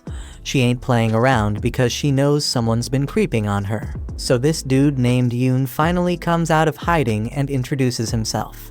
On the other side, Leo's dad tells Leo how shit's gone crazy since the gates showed up 10 years ago. The world's infrastructure can't even function no mo without the resources from them dungeons. Only the hunters can get those crucial resources, so they're hella important, and the Hunters Association keeps an eye on them. They oversee a lot of stuff, including managing the gates, but they are not the ones that benefit the most. The guilds are the ones raking in the dough from the dungeons, scooping up the vast majority of their vital resources. They are balling rich, man. We talking about the Hunter Guild, White Tiger Guild, Reaper Guild, Fame Guild, and Knights Guild, the top 5 guilds in the whole country. They got a monopoly on all the profits from their dungeons. But Leo's pops ain't having none of that. He ain't letting it go on like that. He knows they gotta establish their own guild to achieve his goal, straight up. Leo's thinking about how risky it would be to hire some unknown's rank to partner up with his bro. But if his pops picked him as the guild leader instead, that problem could be solved. Over at the park, Jinwoo's doing his own running. Homeboy notices that any extra exercise he does ain't getting counted anymore. That damn cursed loot box he was offered before ain't even an option now. So he pulls out a regular loot box, hoping to find something good, but all he gets is a bingo card. Not what he was hoping for, man. Time goes by and Jinwoo keeps training, but he realizes the 3 points he's getting ain't doing much anymore because he leveled up. Leo still gotta get his shit together before they can enter the C-rank dungeons, but Jinwoo has a realization. If he can get back into that penalty zone, he might be able to take on that centipede he faced before. But he knows the fight might be tougher than he thinks, and there ain't no guarantee he'll get any experience points from it. Just then, Jinwoo gets a notification to join a D-rank mission. But hold up, it's from the Hunters Association, so that means he won't be able to fight solo. Over at some dojo, Song finishes up schooling some kid, teaching him a lesson. The kid's like, "Damn, I wish I fought you when you were at your best." But Song's real with him, saying he can't change the fact that he only has one arm now. Then Song gets a notification to join a raid, and the kid's like, "Why you ain't retired yet?" Song has some messed up memories, and he's missing a major part of his body, so the kid apologizes for making him feel down. Song explains that his prime years are in the past, but he still wants to contribute to society in his remaining time. Over in another spot, we got this kid playing while her scaredy cat dad Kim watches.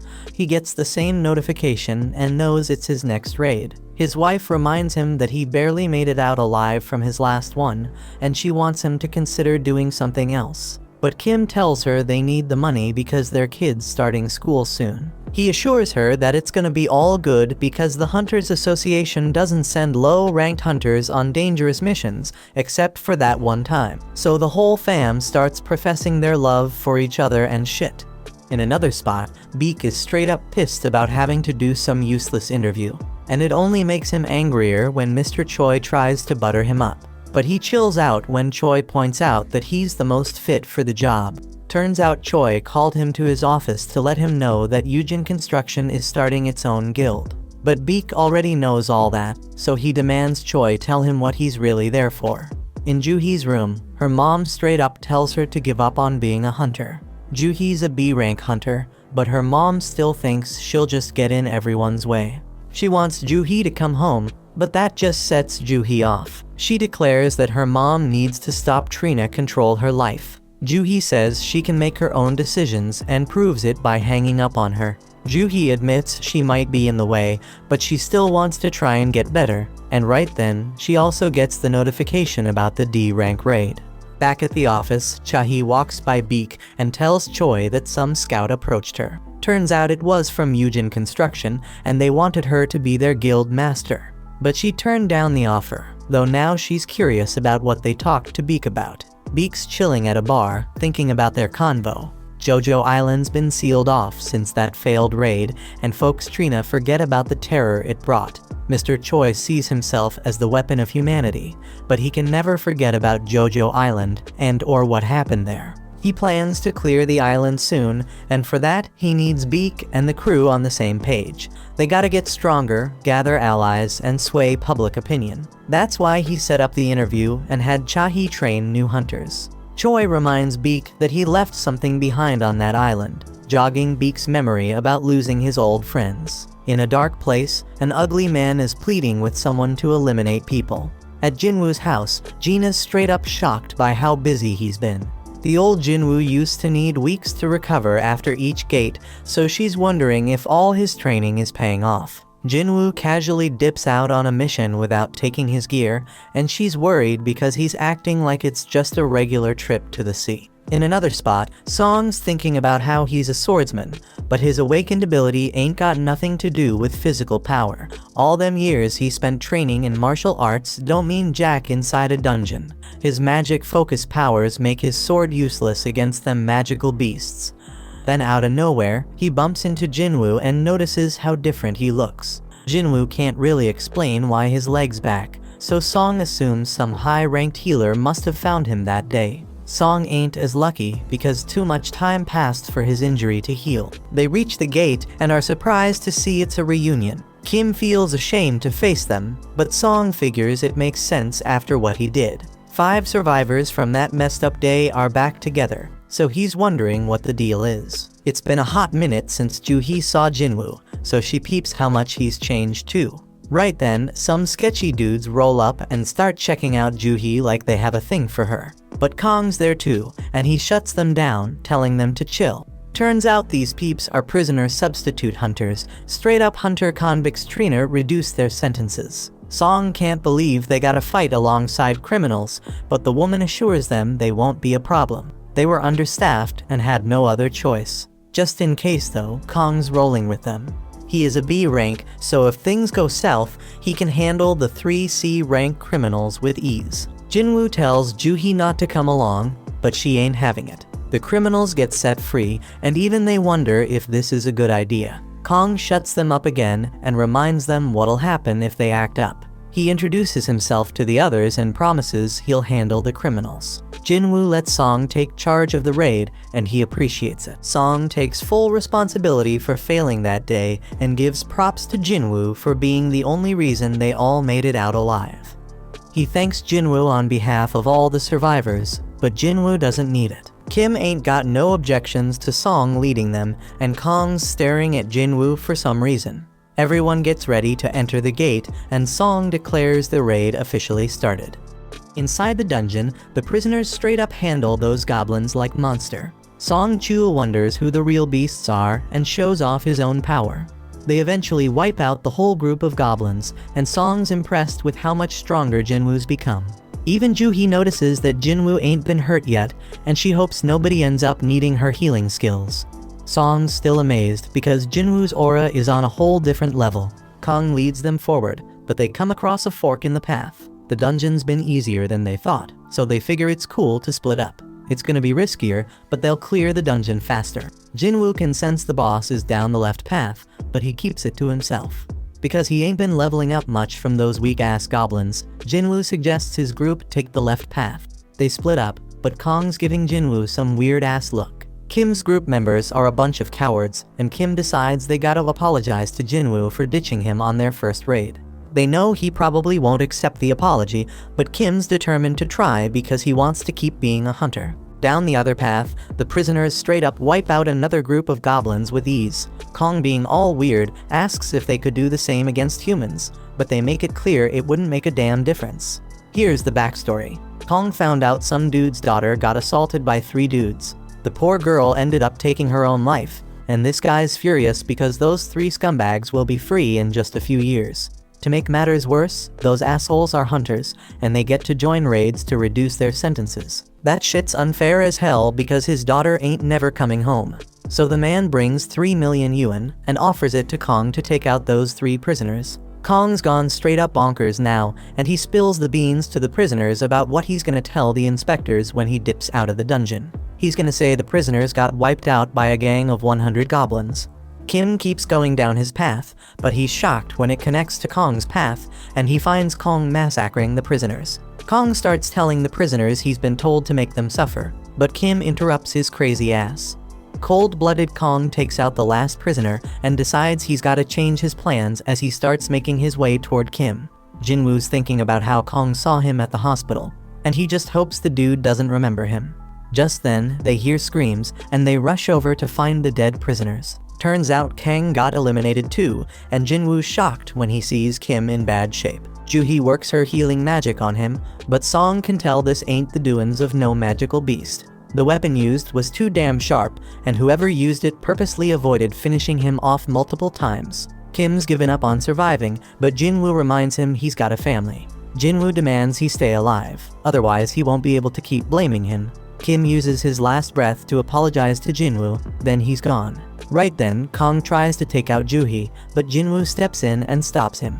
Kong's impressed by Jinwoo's speed, and Song realizes Kong's the one behind this whole massacre. Song's shocked because Kong's part of the Hunters Association, but Kong just wants to spill his plan.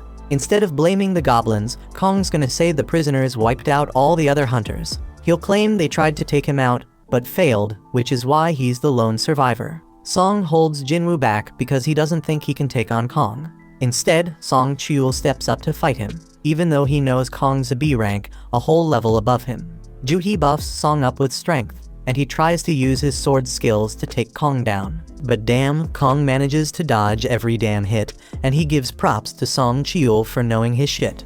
Jinwoo analyzes the situation and realizes Song Chul's holding his own, but he ain't fast enough to win. Kong lands a brutal blow, but gets annoyed when Juhee quickly heals Song. Kong decides he's gonna take out Juhee first, but Song steps in and stops his ass. Kong underestimated the old man, so Song lets him know he's trained as rank hunters before. His blade may be outmatched, but Kong points out that Song's power has its damn limits. Ain't no chance a mage type like him can beat an assassin type, so Kong brings him near death. Juhee's too scared to heal him, and Kong gets ready to finish off Song for good. But Song Chul pulls out his fire ability. But damn, Kong's too damn quick. He realizes Song Cheol used his sword to make him drop his guard against magic. Song Cheol was waiting for Kong to try and end his life, then bam! He hits him with a surprise fire blast. Kong sees through the plan though, and now Song Cheol's paying with his life. But wait a damn minute. Jinwoo finally steps in to put an end to the fight. Kong demands to know who the hell he is, and Jinwoo straight up says he's just an E-rank hunter. Kong doesn't believe him because he'd need some next level reaction speed to stop the attack he just used on Song. Kong can tell Jinwoo's hiding his power and figures he had a second awakening. The others are shaken, and Kong suddenly remembers Jinwoo from the hospital. The mana reader only read 10 back then, so Kong thinks this second awakening must have happened after that. This shit doesn't add up. It doesn't explain why Jinwoo was able to survive the double dungeon.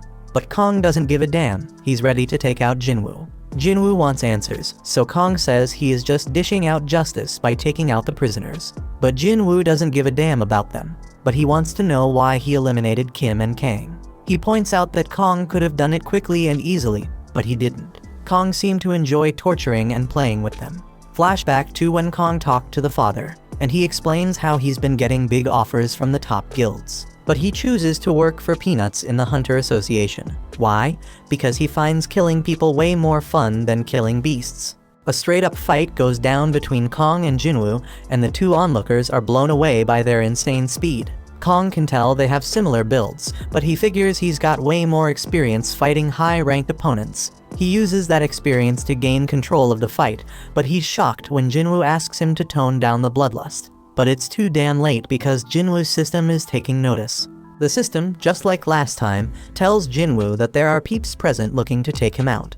Once again, Jinwoo gets a quest to eliminate his opponents. Jinwoo gets engulfed in some dark power, and Kong's confused because he thought he'd have the upper hand in this fight. But damn, Jinwoo straight up attacks, and Kong's shocked when he realizes he's been poisoned. They keep throwing down, but Kong's got something special to show Jinwoo too. He straight up disappears. He explains it's a stealth skill, making him invisible to sight, sound, and even smell. Only a few hunters can get their hands on that skill, and nobody knows he's got it. Kong manages to land a hit on Jinwoo and tells the others to back off and wait their turn. He's sure Jinwoo won't be able to do much with an injured leg. But damn, Kong's in for a surprise when Jinwoo instantly heals himself. Kong can't believe it because he's never heard of a combat hunter who can also use healing magic.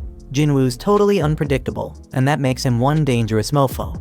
Jinwoo's changed big time, saying he just lost another emotion, and now he doesn't even need to get angry to take out scum like Kong. Kong realizes Jinwoo's taken human lives before, and Song is shocked to hear that. He figures Jinwoo's had to make some tough-ass decisions real quick, and that's why his appearance ain't the only thing that's changed. Kong tries to attack again, but he's in for a shock when Jinwoo tracks him by sensing his bloodlust. Kong still has a trick up his sleeve, but everything stops when Jinwoo activates his murderous intense skill. Darkness surrounds Kong, and he's straight up stunned when Jinwoo's blade goes through his chest.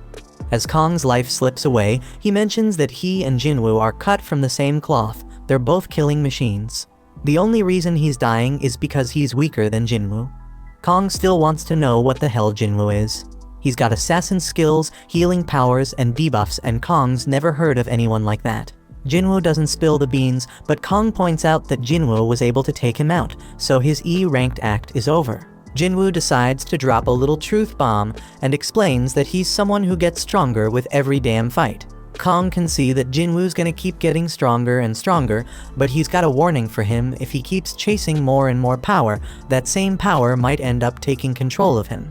Jinwoo completes his quest and gets rewarded. He's noticed that the stronger he gets, the more it feels like something inside him is falling apart.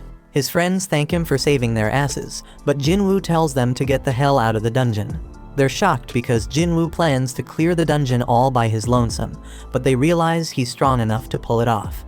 Outside, Woo's mind is blown when he learns Kong is secretly killing folks. He is shown the only survivors of the mission Kong was on, and he's straight up surprised to see that Jinwoo's one of them. He apologizes for what went down, but most importantly, he wants to know who took out Kong. Jinwoo realizes he can't keep his secret anymore, which means he gotta cancel his deal with Leo. Right before he spills the beans, Song straight up lies and claims he's the one who eliminated Kong. Song's just a C rank, so he explains he only won because he had a healer's help. Woo's skeptical because Kong's a top B rank hunter, but he buys Song's story.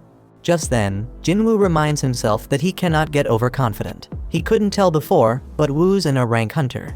Jinwoo can sense his crazy-ass power now, and he knows he doesn't stand a chance against this dude in a fight with his current strength. Song determines that Jinwoo has a good reason for keeping a secret, so he tells Jinwoo that this is just him paying him back for what happened in the Devil Dungeon. That night, Juhee wonders if Jinwoo remembers the stone he gave her. Jinwoo and Juhee take a little stroll while chatting about how much Jinwoo's changed.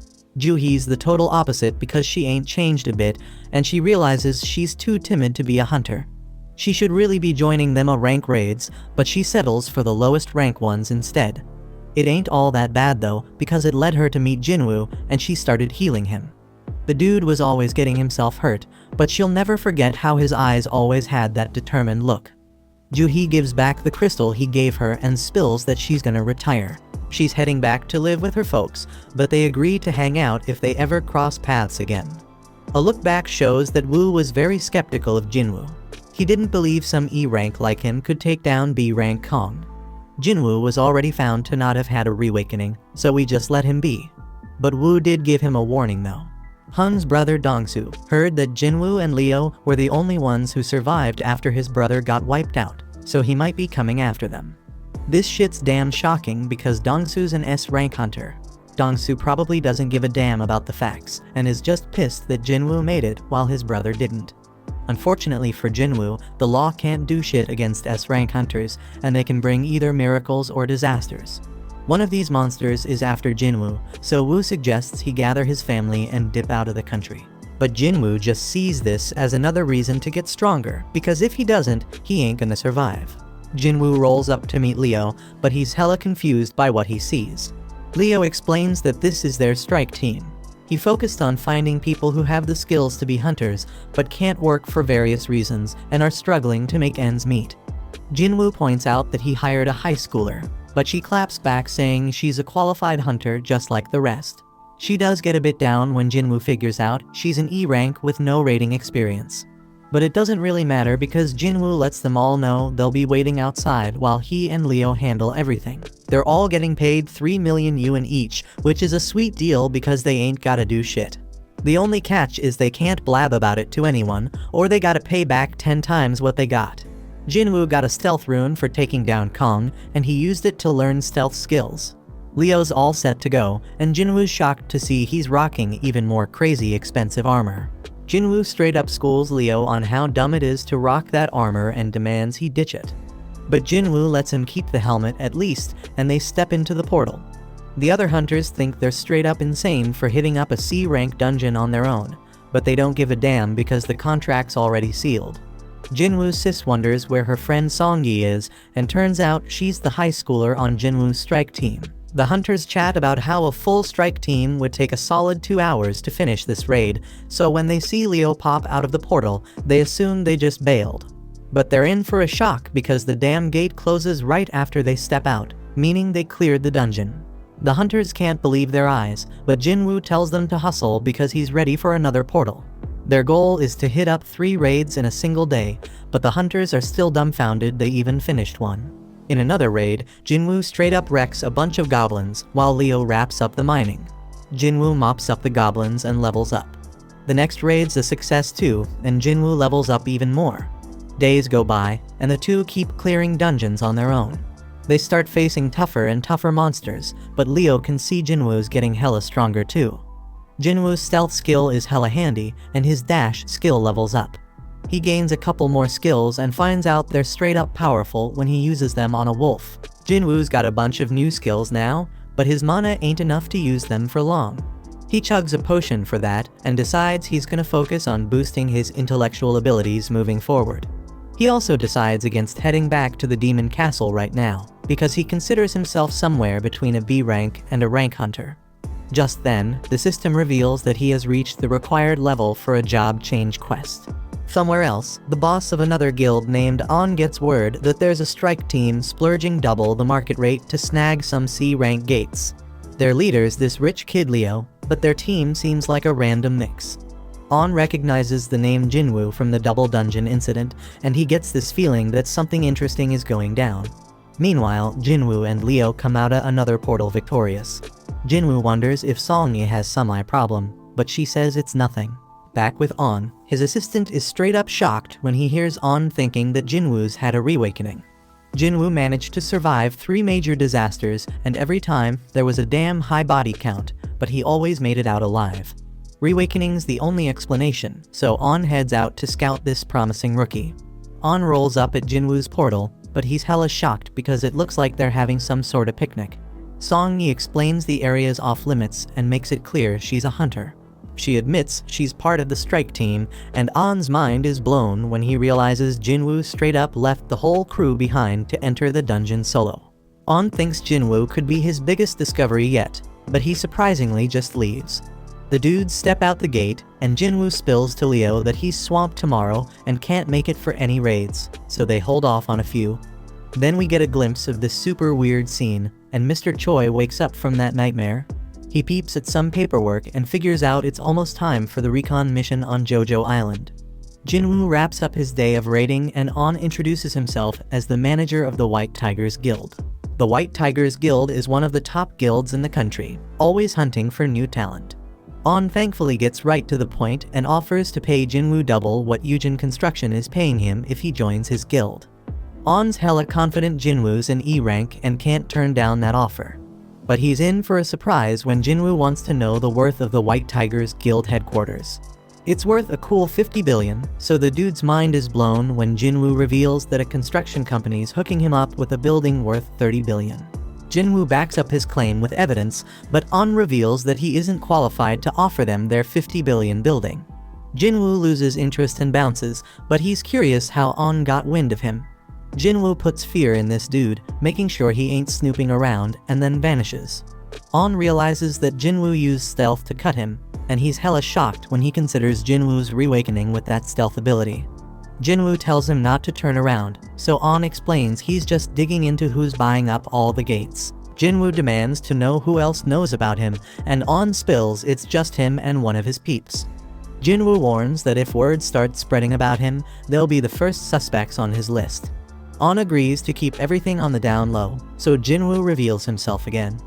Jinwoo gotta keep snatching the gates for a while, but that's causing problems for the guild because they need to train new recruits. Jinwoo agrees to let them cop 3 gates from him, but On's straight up shocked when Jinwoo tells him they gotta cough up 300 million yuan for each.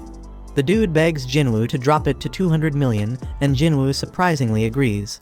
They seal the deal for 3 gates, but their interaction ain't over because Jinwoo wants to hook On up with something. He tells On to close his eyes and open his mouth, and then Jinwoo hands him a healing potion for that cut on his face. Jinwoo reveals he trusts On, but he reminds him to keep his trap shut. On's assistant wonders how it went down, and On tells him he thinks Jinwoo might be an even bigger deal than he originally thought. The next day, Leo confirms they got the 600 million yuan. Leo points out they were gonna ditch the gates anyway, so he can't believe Jinwoo managed to score so much cash for them.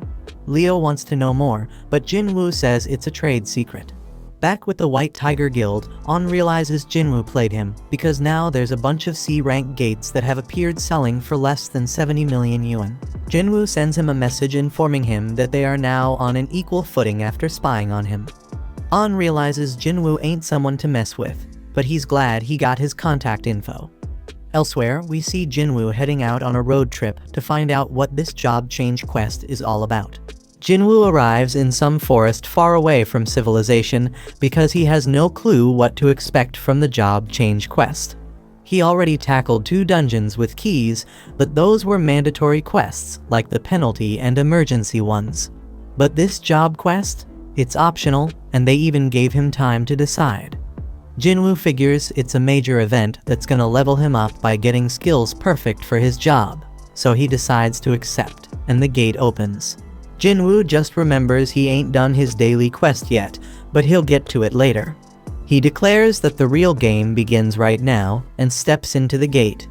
Meanwhile, Leo's having a meal with his father, and his bro shows up too. Inside the dungeon, Jinwoo realizes he can't use potions or fully recover. He won't be able to leave until the quest is complete either, so he will have to be very careful. Suddenly, he hears something coming his way, and he gets ready for action. Turns out it's an armor-type beast, and Jinwoo wastes no time attacking it. But damn, his attack does nothing, and he was caught off guard by the monster's power. Jinwoo tries another hit, but it's still useless. He dodges a bunch of attacks and declares that he's faced stronger creatures with even tougher defenses. Jinwoo then uses his bare hands and tears the monster apart. Jinwoo ain't too thrilled because he basically wasted one use of his fatal strike skill. But he can't stay mad for long because he has some company. Meanwhile, Leo's dad wonders how Jisung's guild establishment efforts are going. He heard that all the S-rank hunters he reached out to turned him down. That's true, but Jisung explains he's talking to hunters from other countries. Leo realizes that this will be more competition for him, and he is shocked when Jisung reveals that he knows he has been working on something in secret. Jisung warns Leo not to get in his way because he knows what's up. Leo stays quiet, but he's certain Jisung wouldn't be talking like that if he knew how powerful his partner is. Back in the dungeon, Jinwoo straight up wrecking them monsters. He knows he's gonna need a rest soon, but he senses something and takes out another monster. He can't believe it was using stealth, and to top it off, a mage with light magic shows up. It's all kinda strange because Jinwoo feels like he's reliving his old battles with the first monster's armor and these monsters' skills. The quest turned out way tougher than he expected, but he ain't one to back down. He analyzes the situation on the go, and figures out what it takes to beat each enemy. The armored one needs serious strength to take damage, the stealthy one needs mad perception to be detected, and the mage gotta be countered with intellect. But Jinwoo ain't boosted that stat much. His fatigue's building up fast, so he knows he gotta end this fight soon. Elsewhere, Mr. Choi meets up with the other hunters because they are ready to head to Jojo Island. Back in the dungeon, Jinwoo manages to take down the monsters. He finds a chest plate as his reward and realizes he ain't done much with gear yet. He puts it on and's glad to see it can go invisible, and don't mess with his movement. Jinwoo's level has gone up, and he also has plenty of golden items. His fatigue has recovered as well, so he continues through the dungeon. Jinwoo opens the giant door, and the gust of wind that comes out of it gives him the chills. Inside is some kind of throne room, and he is shocked by what awaits him. The sound he hears and the presence he feels make his whole body remember something. The pressure he's feeling is on the same level as that double dungeon craziness. Jinwoo can't believe it because all that intensity coming from just one opponent. This enemy, a knight commander called Igris, got his name in red, and Jinwoo knows this dude ain't like any enemy he ever faced. Igris instantly attacks with intense speed, and Jinwoo is shocked to see that this guy chops through pillars like they are tiny tree branches. This monster overpowered Jinwoo quickly with his next hit, and Jinwoo had no chance of keeping up. He getting tossed around like a rag doll, and Jinwoo can't believe what a freaking monster this guy is. Jinwoo shows his insane speed as he throws a barrage of attacks, but his blade does nothing against the knight's armor. Jinwoo is barely able to block one attack, but he gets thrown back. He realizes they matched in speed, but Igris way more powerful than him. This dude was hella dangerous, and Jinwoo wondered if he got any shot at beating him. Jinwoo ain't too sure he can win without a weapon, but he only has one idea to deal some damage through Iggy's armor. He puts away his dagger, and to his surprise, the knight tosses his weapons aside too. Meanwhile, Mr. Choi gives a call to the chairman and shows his gratitude for approving the operation. The chairman warns him to stay careful, but Mr. Choi already knowing the danger involved. He is aware that this expedition is just about checking the threat levels. They're gonna poke at the enemy and see how they react. Mr. Choi staying diligent as always, and he explains that it's because the last raid on Jojo Island ain't really ended for him. Back in the dungeon, Igris wastes zero time crushing Jinwoo. He tosses Jinwoo around like he's some kind of toy, landing a barrage of punches on him. Jinwoo gets sent flying through a wall, and he is straight up shocked by his opponent. He blocked all them punches, but still feels like he lost 500 HP. Jinwoo is glad he rocked that armor because he'd be 6 feet under if he hadn't. He gotta admit he can't overpower this dude, so he decides to amp up his speed instead. Jinwoo flies around him and manages to finally push him back. He throws out a bunch more attacks, but it becomes crystal clear he ain't catching this guy again. The dude keeps tossing him around, and Jinwoo notices his skill also boosting his defense. He's still getting wrecked by this dude, getting dragged back into the room, but Jinwoo keeps fighting back. His efforts start paying off when Jinwoo pulls off a sick move, landing a kick straight to Aegis's head. Jinwoo realizes this might actually backfire on him, and the knight comes at him even harder. Jinwoo just keeps taking a straight-up beatdown, getting tossed onto the throne while Aegis looms over him. Back home, Gina leaves some dinner for Jinwoo and goes to study. We also catch a glimpse of Jinwoo's mom at the hospital. But back with Jinwoo, he is in really bad shape as the knight grabs his sword, ready to end Jinwoo's life. He went in for the kill, but Jinwoo was swift as hell, stopping him with just one hand. Jinwoo declares that he hasn't lost yet and pushes Aegis back. He summons his blade and manages to stab the knight through the gap in his helmet. Jinwoo puts all his power into pushing Aegis back and slamming him against the wall. The knight tries to use Jinwoo's blade, but Jinwoo stops him, saying his dagger doesn't switch owners. It just goes back to his inventory, where he can summon it again. Jinwoo drives his blade through the knight's skull, but the hit ain't deep enough. He knows he gotta go deeper, so he uses every last ounce of power to drive the blade further into the knight. Jinwoo pulls out all his fatal strikes and lands the most powerful blow he ever dealt. The knight has gone completely limp. Jinwoo takes out his blade, and a notification pops up saying he won the fight. Jinwoo realizes there's a huge gap between them in every category, and he knows his win was a straight-up fluke. If he made just one mistake, he'd be 6 feet under. Jinwoo then gets 4 rewards. One of them is 15 million gold, and another is the S-rank helmet Aegis wore. The Demon's Castle key was S-rank, but Jinwoo never had gear this top-notch before. Amazingly, the helmet boosts his stats and reduces damage by 15%. Jinwoo also gets a rune stone for a skill called the Ruler's Hand. The final reward is an instant teleportation stone. Can't stash it in his inventory, so he's wondering why he getting it now. It doesn't make sense to get it after clearing the dungeon, so Jinwoo is wondering if the job change quest ain't actually over yet. Just then, Jinwoo was straight up shocked when a bunch of portals opened up. A notification pops up, revealing that the job change quest actually starting right now. Jinwoo was told to survive as long as possible to rack up advancement points. He gotta earn them points to move up in class, but Jinwoo ain't got a clue what that means. A timer pops up, and Jinwoo realizes he is about to face an endless wave of enemies. He is relieved to see these fools ain't as strong as Aegis, because he knows he'd be overwhelmed in seconds if they were. Jinwoo is confident he can handle them, but damn, there's a whole damn army of them. But Jinwoo ain't scared, he charges right at them. Meanwhile, we watch as the other hunters fly off to Jojo Island. After a while, we are back with Jinwoo, still in the thick of the fight because the gates keep spitting out more enemies.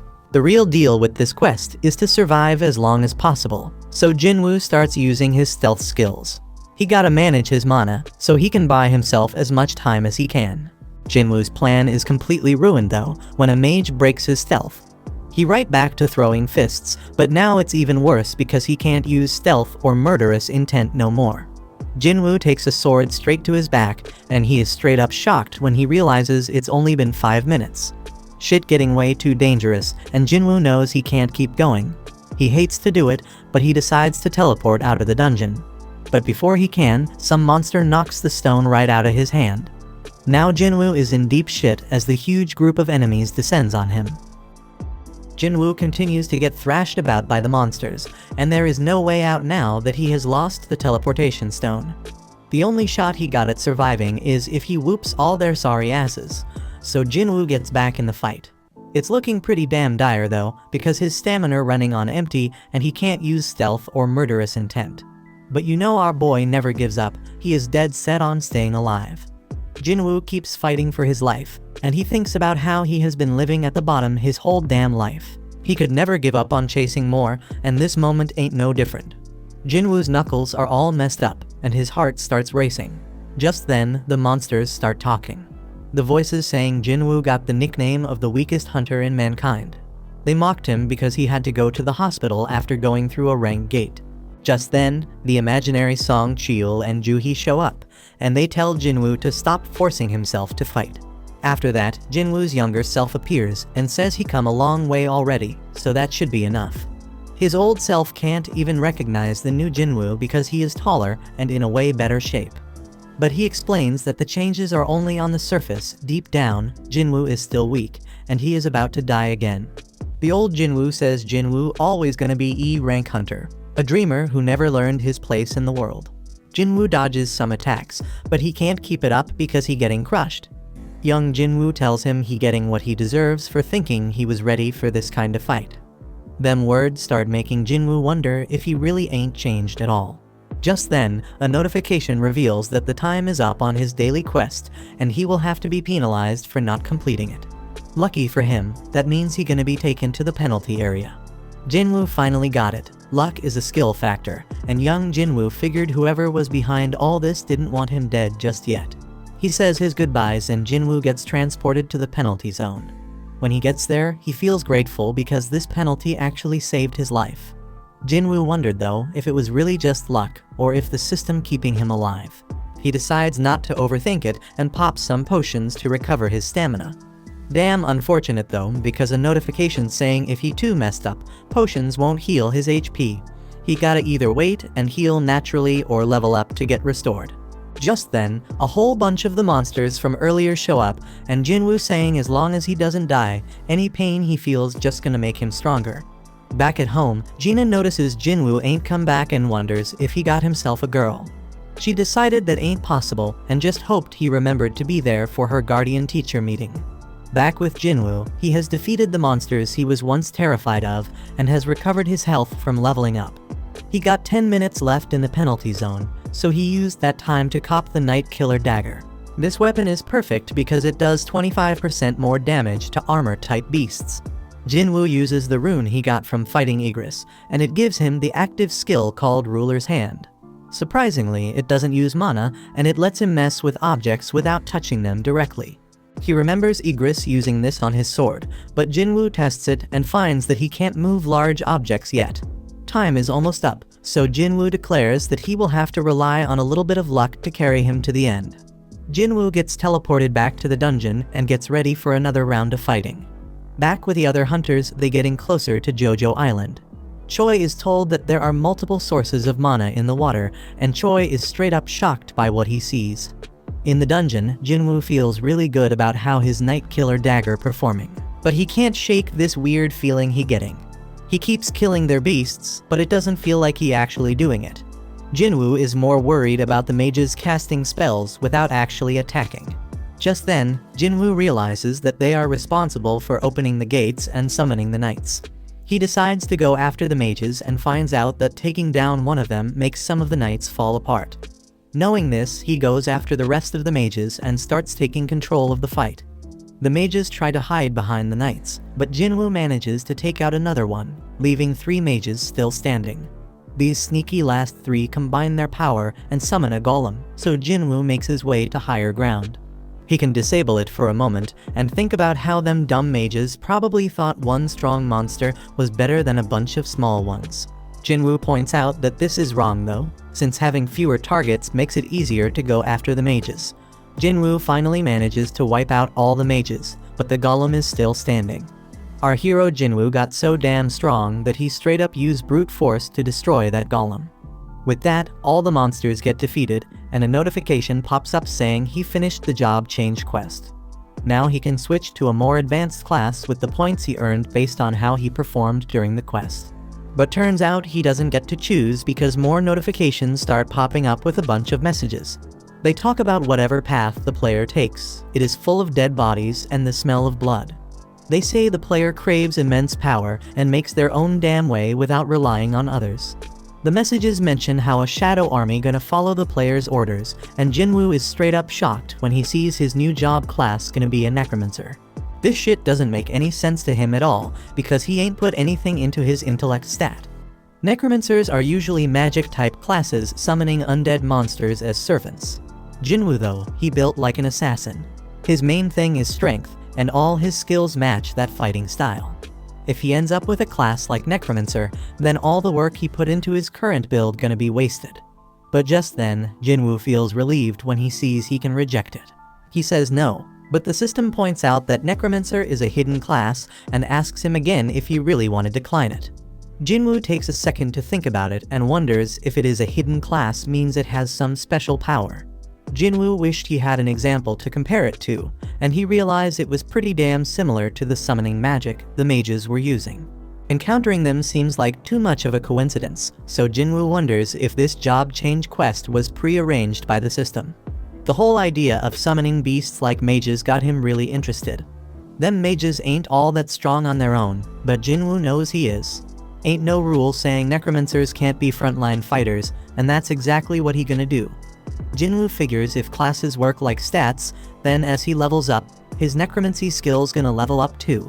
That means the shadow army the system talking about gonna get stronger too. Jinwoo getting hyped up thinking about not solo leveling anymore, so he decides to accept the necromancer class. Just then, some dark power burst up from under his feet, and the system started awarding him points based on his performance. Jinwoo did amazingly well during the quest, so his total advancement points exceeded the class threshold. The dark power erupts even more, and Jinwoo starts floating because the advancement is about to be complete. Jinwoo is then shocked when he sees that he already moved on from the Necromancer class, all the way to the Shadow Monarch class. He also got unique class skills and 10 ability points. Jinwoo wonders if the quest is finally over, but he begins to hear sounds that seem to be coming from people in pain. Now Jinwoo can see this dark shadow coming from the monsters, and he can use his skill called Shadow Extraction on them. First thing, he gotta pick a command word, so he goes with Arise. As soon as he says it, Jinwoo is straight up ecstatic when he sees the first members of his shadow army. Apart from Shadow Extraction, Jinwoo has another skill called Shadow Storage. Shadow Extraction lets him drain some of his mana to create shadow soldiers, and Shadow Storage lets him keep them soldiers and summon them whenever he wants. The only thing Jinwoo gotta be careful about is that the extraction can fail depending on the strength of the target and how long they have been dead. There is more to this ability, because Jinwoo sees he summoned both knights and mages, and they come in different ranks too. Jinwoo gets all excited thinking about whether he can even extract his rank shadows, and if they are as strong as they were in real life. Jinwoo rushes to Igris and finds out extraction is possible. There is a limit to how many extractions he can do and how many he can store, so Jinwoo lets out 11 soldiers. Jinwoo turns back to the Knight Commander, Igris the Blood Red, and says the word Arise. Igris' shadow starts coming out, but then this huge burst of power pushes Jinwoo back and the extraction fails. Jinwoo only had 2 more tries left, but his second attempt failed too. Back at the Hunters Association, Goto reminds Woo that hunters can never grow their power unless they undergo a reawakening. That's why they train their combat skills and gather allies. Back with Jinwoo, he talks to Igris and reminds him that he is a warrior. Slicing down enemies with his sword is his damn purpose in life, and Jinwoo damn sure doesn't want to just sit around and waste away. Jinwoo straight up declares that if Igris needs someone to dedicate his sword to, then he should serve him. Jinwoo uses his last shot and once again tells Igris to arise. A whole lot of power burst out of Igris's dead body, but this time it was different. Igris' shadow came out, and Jinwoo got the chance to give his level knight a name. Jinwoo shows respect and gives him his old name Igris. At the same time, Go explains that reawakenings happen every damn day, and he hopes this gonna bring forth a hunter that breaks all expectations. Right at that moment, Igris and the rest of Jinwoo's shadow army kneel before him. Jinwoo is straight up amazed by the sight and declares that they all riding with him now. Back with the other hunters, they finally reached Jojo Island. Choi examined one of the red ants from that messed up raid, and he was straight up shocked by what he saw. He says the monsters are evolving, and we see that the ants have grown wings. The story then continues with Jinwoo sleeping in late only to be jolted awake by a call from Gina. Hearing his groggy voice, Gina immediately knows he's still in bed and asks if he even realizes what time it is. Glancing at the clock, Jinwoo notices it's already 2 in the afternoon, so Gina quickly reminds him that her parent-teacher meeting is today. Later, Jinwoo arrives at the meeting looking surprisingly well-dressed. Gina is stunned by how dashing he appears, prompting Jinwoo to wonder if something's wrong, but Gina reassures him it's not that, it's just unexpected. He then explains that he just had to dress appropriately since showing up in sportswear wouldn't be suitable. Gina muses about how much people can change, and as they walk through the school halls, Jinwoo garners attention from the girls around, leaving them whispering in curiosity. Jana, noticing this, teases him about not having a girlfriend yet, offering to introduce him to someone, but he angrily dismisses the idea. Later, Jinwoo meets with Jana's teacher, who is full of praise for her. The teacher describes Jana as an exemplary student and role model, noting her strong performance in mock exams. Confident that Jana can get into medical college, she advises Jinwoo not to pressure her too much, and Jinwoo agrees. But before the meeting concludes, the teacher asks Jinwoo what he would do if Jina awakened and wanted to become a hunter. Jinwoo's response is immediate and firm that he wouldn't allow it. The teacher expected such an answer and mentions she has a favorite ask. The story then transitions to Jinwoo meeting Song-yi, who is surprised to see him. Jinwoo reveals he is Jina's brother, and Song-yi quickly pieces together that the teacher must have sent him to convince her to quit being a hunter. She defiantly refuses, saying she won't quit or return to school. Jinwoo points out that as an E-rank hunter, she won't have many opportunities to earn money. And while she may have made good money as part of his assault team, that was an exception. Song-yi frustratedly tells him to leave if all he plans to do is lecture her. And she even throws his rank back at him, reminding him he's also E-rank. Jinwoo then calmly states that he's not here to lecture or convince her to quit. Instead, he asks her to follow him. Elsewhere, Jinchul greets Dong-soo upon his arrival in Japan, surprising Dong-soo with a personal reception. Dong-soo sarcastically notes that the chief of the Hunter Association himself has come to welcome him. But Jinchul wastes no time and directly asks how long Dong-soo plans to stay. Dong-soo reassures him not to worry, as he won't be around for long. Jinchul, however, is skeptical, noting that Dong-soo has returned to the very country he betrayed, ostensibly just to meet two specific individuals. Dong-soo smirks, confident that Jinchul knows the truth. His visit isn't just to see them. And he eerily suggests the surveillance team should turn a blind eye to whatever happens to those two in a dungeon, revealing his intent to eliminate Jinwoo first and then Leo. And he confidently remarks that Jinchul's abilities won't be enough to stop him, and Jinchul simply responds that he is just doing his duty. Elsewhere, we see some monsters being unloaded from the chopper that Guildmaster Choi and the others took from near Jojo Island, and then Choi briefs the chairman of the Hunter Association on the situation. He explains that the monsters have been attempting to cross the sea to reach the mainland but couldn't sustain flight and fell into the water. Choi then warns that if left unchecked, these creatures might one day succeed in crossing over, but Gunny promises to do whatever it takes to prevent that from happening. The scene then cuts to Jinwoo, who meets up with Sang. Sang, surprised by the unexpected call, comments on how rare it is to hear from Jinwoo and notices Song-yi is with him. Jinwoo then apologizes for the sudden request, but Sang assures him it's fine, though he's curious about Jinwoo's interest in observing their training. Sang then points to a nearby gate, explaining that it's a level C gate that just appeared recently. As they talk, an impatient man interrupts, grumbling that they should start the raid already since this isn't a picnic. Jinwoo glances at him curiously, and Sang introduces him as Kim Chul, an A-rank hunter with the role of a tanker. Sang adds that Kim Chul is the leader of the assault team, and it's clear that Kim Chul is annoyed about having E-rank hunters tagging along to watch his raid. Kim Chul's displeasure is obvious, and Sang tries to smooth things over by explaining the team composition to Jinwoo. The raid consists of 1 rank A hunter, 5 rank Bs, and 2 rank Cs, making a total of 10 people, including Jinwoo and Song-yi. Jinwoo isn't thrilled about the large group since his main purpose was to show Song-yi the harsh realities of dungeon raids, but with so many participants it might dilute the experience. Sang's assistant then advises Jinwoo to stay on the sidelines and let the newcomers gain practical experience, and Jinwoo agrees. The team then enters the gate, but Jinwoo immediately senses something off, and he notices the gate behind him behaving strangely as it begins to glow red. He then realizes what's happening and tries to escape, managing to squeeze his head out to warn Sang to contact the assault team. But then the gate pulls him back inside again. Sang then quickly contacts Baek, informing him of the red gate, and Baek immediately sets out to assist. Inside, Jinwoo and the team find themselves in an endless snowfield, stunned to discover that the gate has completely vanished, so panic sets in as they wonder how they'll escape. Kim Chul then steps forward and explains that they're trapped inside a red gate. Song-yi confusedly asks what that means, so Jinwoo calmly explains that unlike normal gates, a red gate is a dungeon where all contact with the outside world is lost upon entry, and to escape they must either defeat the boss or wait for the dungeon to collapse, and adds that the outside world cannot interfere, and the dungeon will be crawling with dangerous magical beasts. Suddenly, arrows rain down on the group. 1 hunter is killed instantly, but Jinwoo quickly catches the second arrow that is aimed at Song-yi and shields her from harm. The girl is stunned by his reflexes, and the team realizes they are surrounded by ice elves. Jinwoo then notes that their distance had masked their presence, and he sees they targeted the group's weakest members. And he acknowledges that if this had happened 2 months ago, he wouldn't have survived. The Ice Elves then retreat, leaving Song-yi confused, so Jinwoo explains that Ice Elves are ruthless predators known as Ice Slayers among hunters, feared for their brutal efficiency.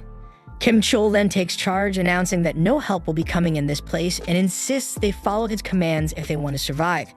He then claims that he can't manage the entire group, so he proposes splitting into 2 teams, arguing this will improve their chances. He warns that staying in one place risks freezing to death and insists he can protect those who go with him. Most of the group agrees to go with Kim Chol, but he quickly singles out the weaker members, refusing to take them along, and he explains that their presence would slow the team down. He then states that 1 day in this dungeon equals an hour outside, and it could take months to defeat the boss or wait for the dungeon to collapse. And with a cold, dismissive tone, he labels them as dead weight, so he is going to leave them, but he promises to come back for them once the boss is defeated. One girl in the group decides to stick with Jinwoo, and Kim Chol thinks that's a stupid move, but she is sure that Kim Chol didn't notice the arrow earlier and quietly whispers to Jinwoo that she noticed his earlier reflexes, convinced he's much stronger than he seems, and she thinks that he is even a rank or even higher, but Jinwoo doesn't confirm or deny it. Kim Chol then declares he'll take the main road, assuming it's the best route, so Jinwoo offers to lead his team through the forest. After some time, Kim Chol's group notices claw marks on the trees, so he confidently declares that they've entered Ice Bear territory and smugly remarks that the E-rank team will likely be killed. Soon after, they sense ice bears nearby, and the group quickly finds themselves surrounded. One of the massive creatures charges, but Kim Chol blocks the attack with his shield and cleaves the bear in half with his axe. And without hesitation, he moves to engage the other 2 bears, maintaining his confidence. Meanwhile, Jinwoo's group is stopped by the girl, who points out similar claw marks. She warns them that they're in Ice Bear territory and suggests they turn back to avoid an encounter. Jinwoo disagrees, suggesting instead that they press deeper. He explains that since this is Ice Bear territory, they'll only need to worry about the bears, which are weaker than the elves that wait outside. The girl thinks it over and realizes Jinwoo is right. No other magic beasts would enter this area because of the bear's dominance. As they move forward, the air grows colder, so Jinwoo pulls coats from his inventory using subspace magic, handing them out to everyone. The group is amazed at his ability, putting on the warm coats with gratitude. But Song-yi is still puzzled, asks Jinwoo who he really is. Jinwoo avoids the question, reminding her that he brought her here so it's his responsibility to protect her, but he requests that she and the others not ask further questions.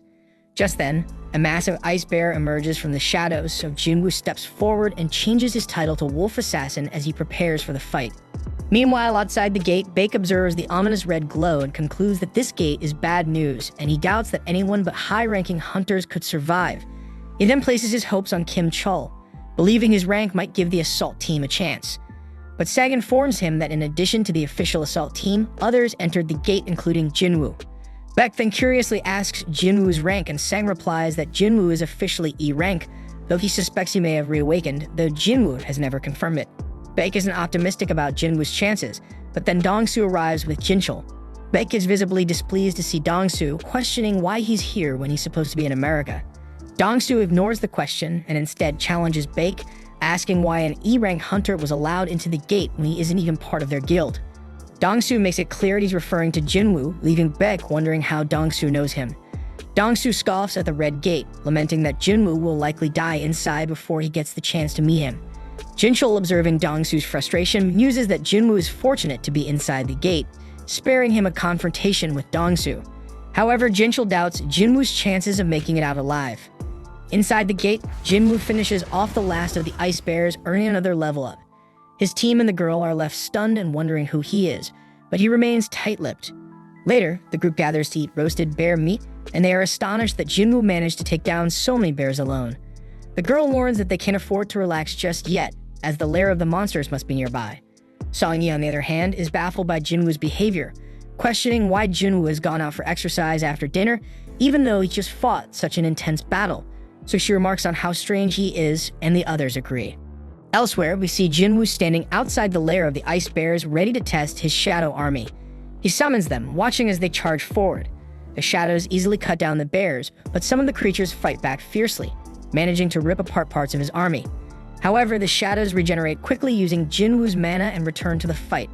Then we see that the mages in his army provide excellent support, and Jinwoo is impressed, thinking they perform better than expected, but he notes that maintaining them uses a lot of mana.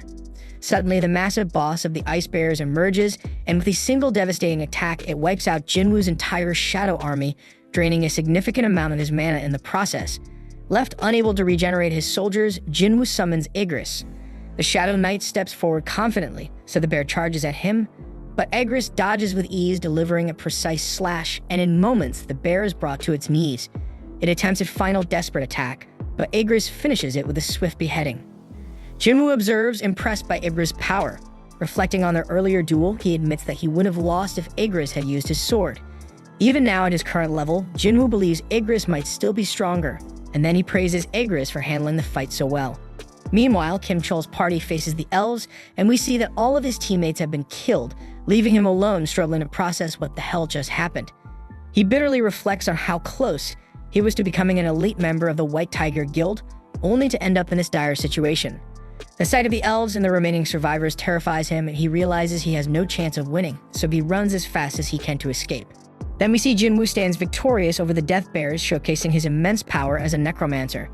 With a simple command to rise, Shadow Bears emerge from the corpses, seamlessly joining Jinwoo's ever-growing Shadow Army.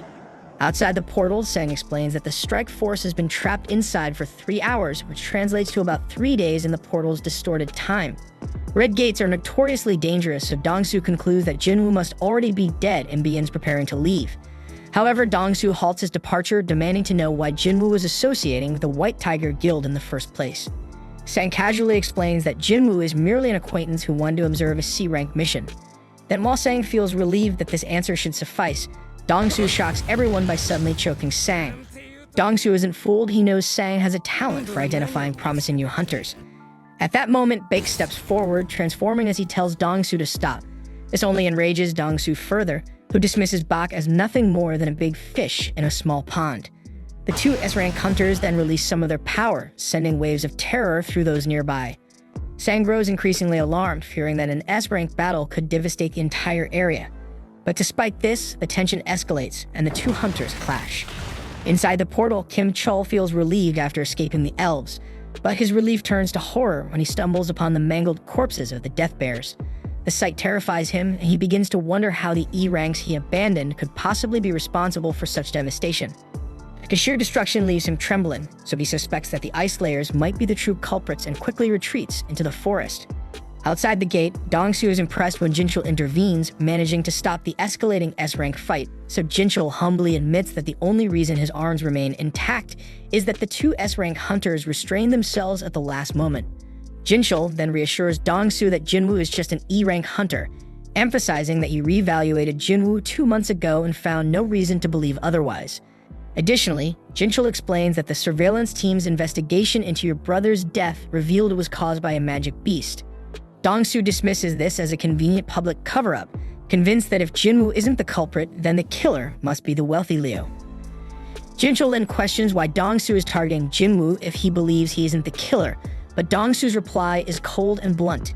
It's an excuse to kill. But before the conversation can continue, Dongsu is called away, muttering that Jinwoo is lucky. Sang watches him leave and reflects on how no one truly grasps the depth of Jinwoo's power the way he does. Confident in Jinwoo's strength, Sang believes he will survive the Red Gate. Inside the gate, Jinwoo's group sits around a fire, trying to stay warm. But their moment of peace is shattered when Kim Chol storms in, furious to see these weaklings alive and thriving. Dressed in weather gear and surrounded by blankets and food, they're clearly in much better shape than his own group. So Kim Chol gets enraged and accuses them of hoarding supplies, claiming his team died because they lacked proper equipment. Blinded by anger, he demands to know who was hiding all the gear and blames Park, suspecting she joined the weaker group because she knew the truth. Kim Chol then issues an ultimatum, counting down from 3 and threatening to eliminate them all if the culprit doesn't confess. And when no one speaks up, he screams Jinwoo's name, assuming him to be responsible, and prepares to attack.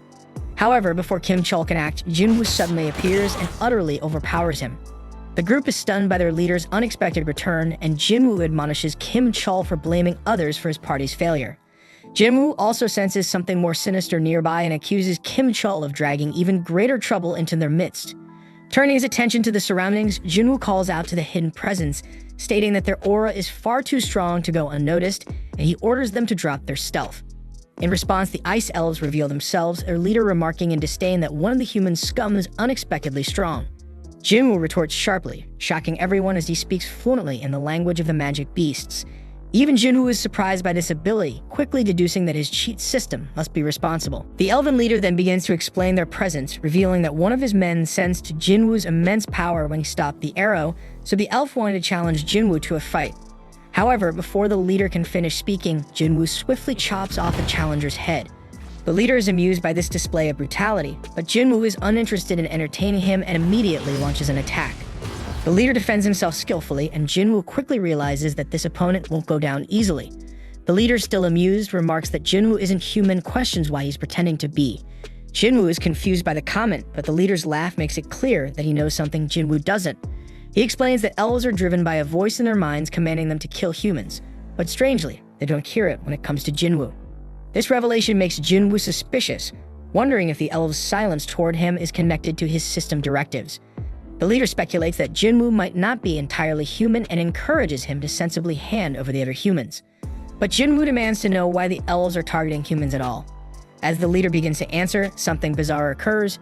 His body glitches and he repeats himself as if stuck in a loop. However, Jinwoo refuses to comply, and the leader warns that defiance would make Jinwoo their enemy and reminds him that they vastly outnumber him. But Jinwoo is undeterred and questions why the leader is so confident.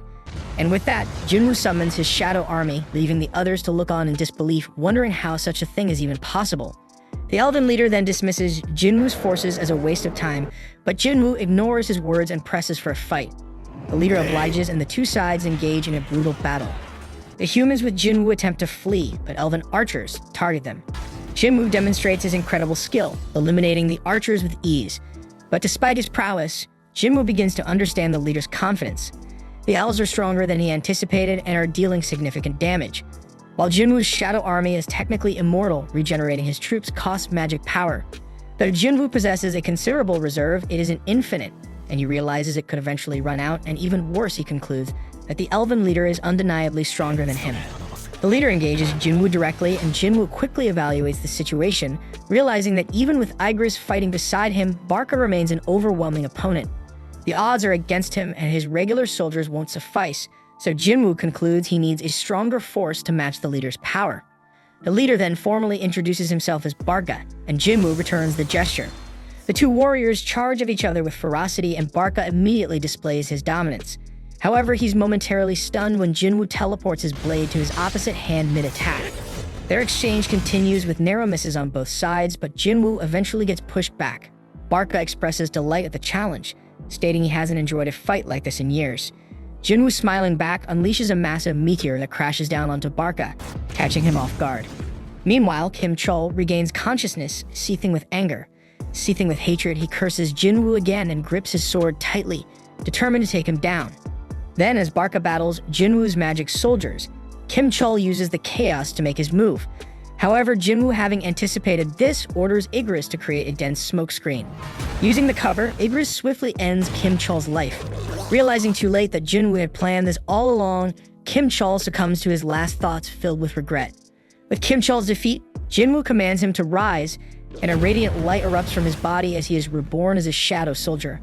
Barca, still charging at Jinwoo, mocks the notion that hiding will save him.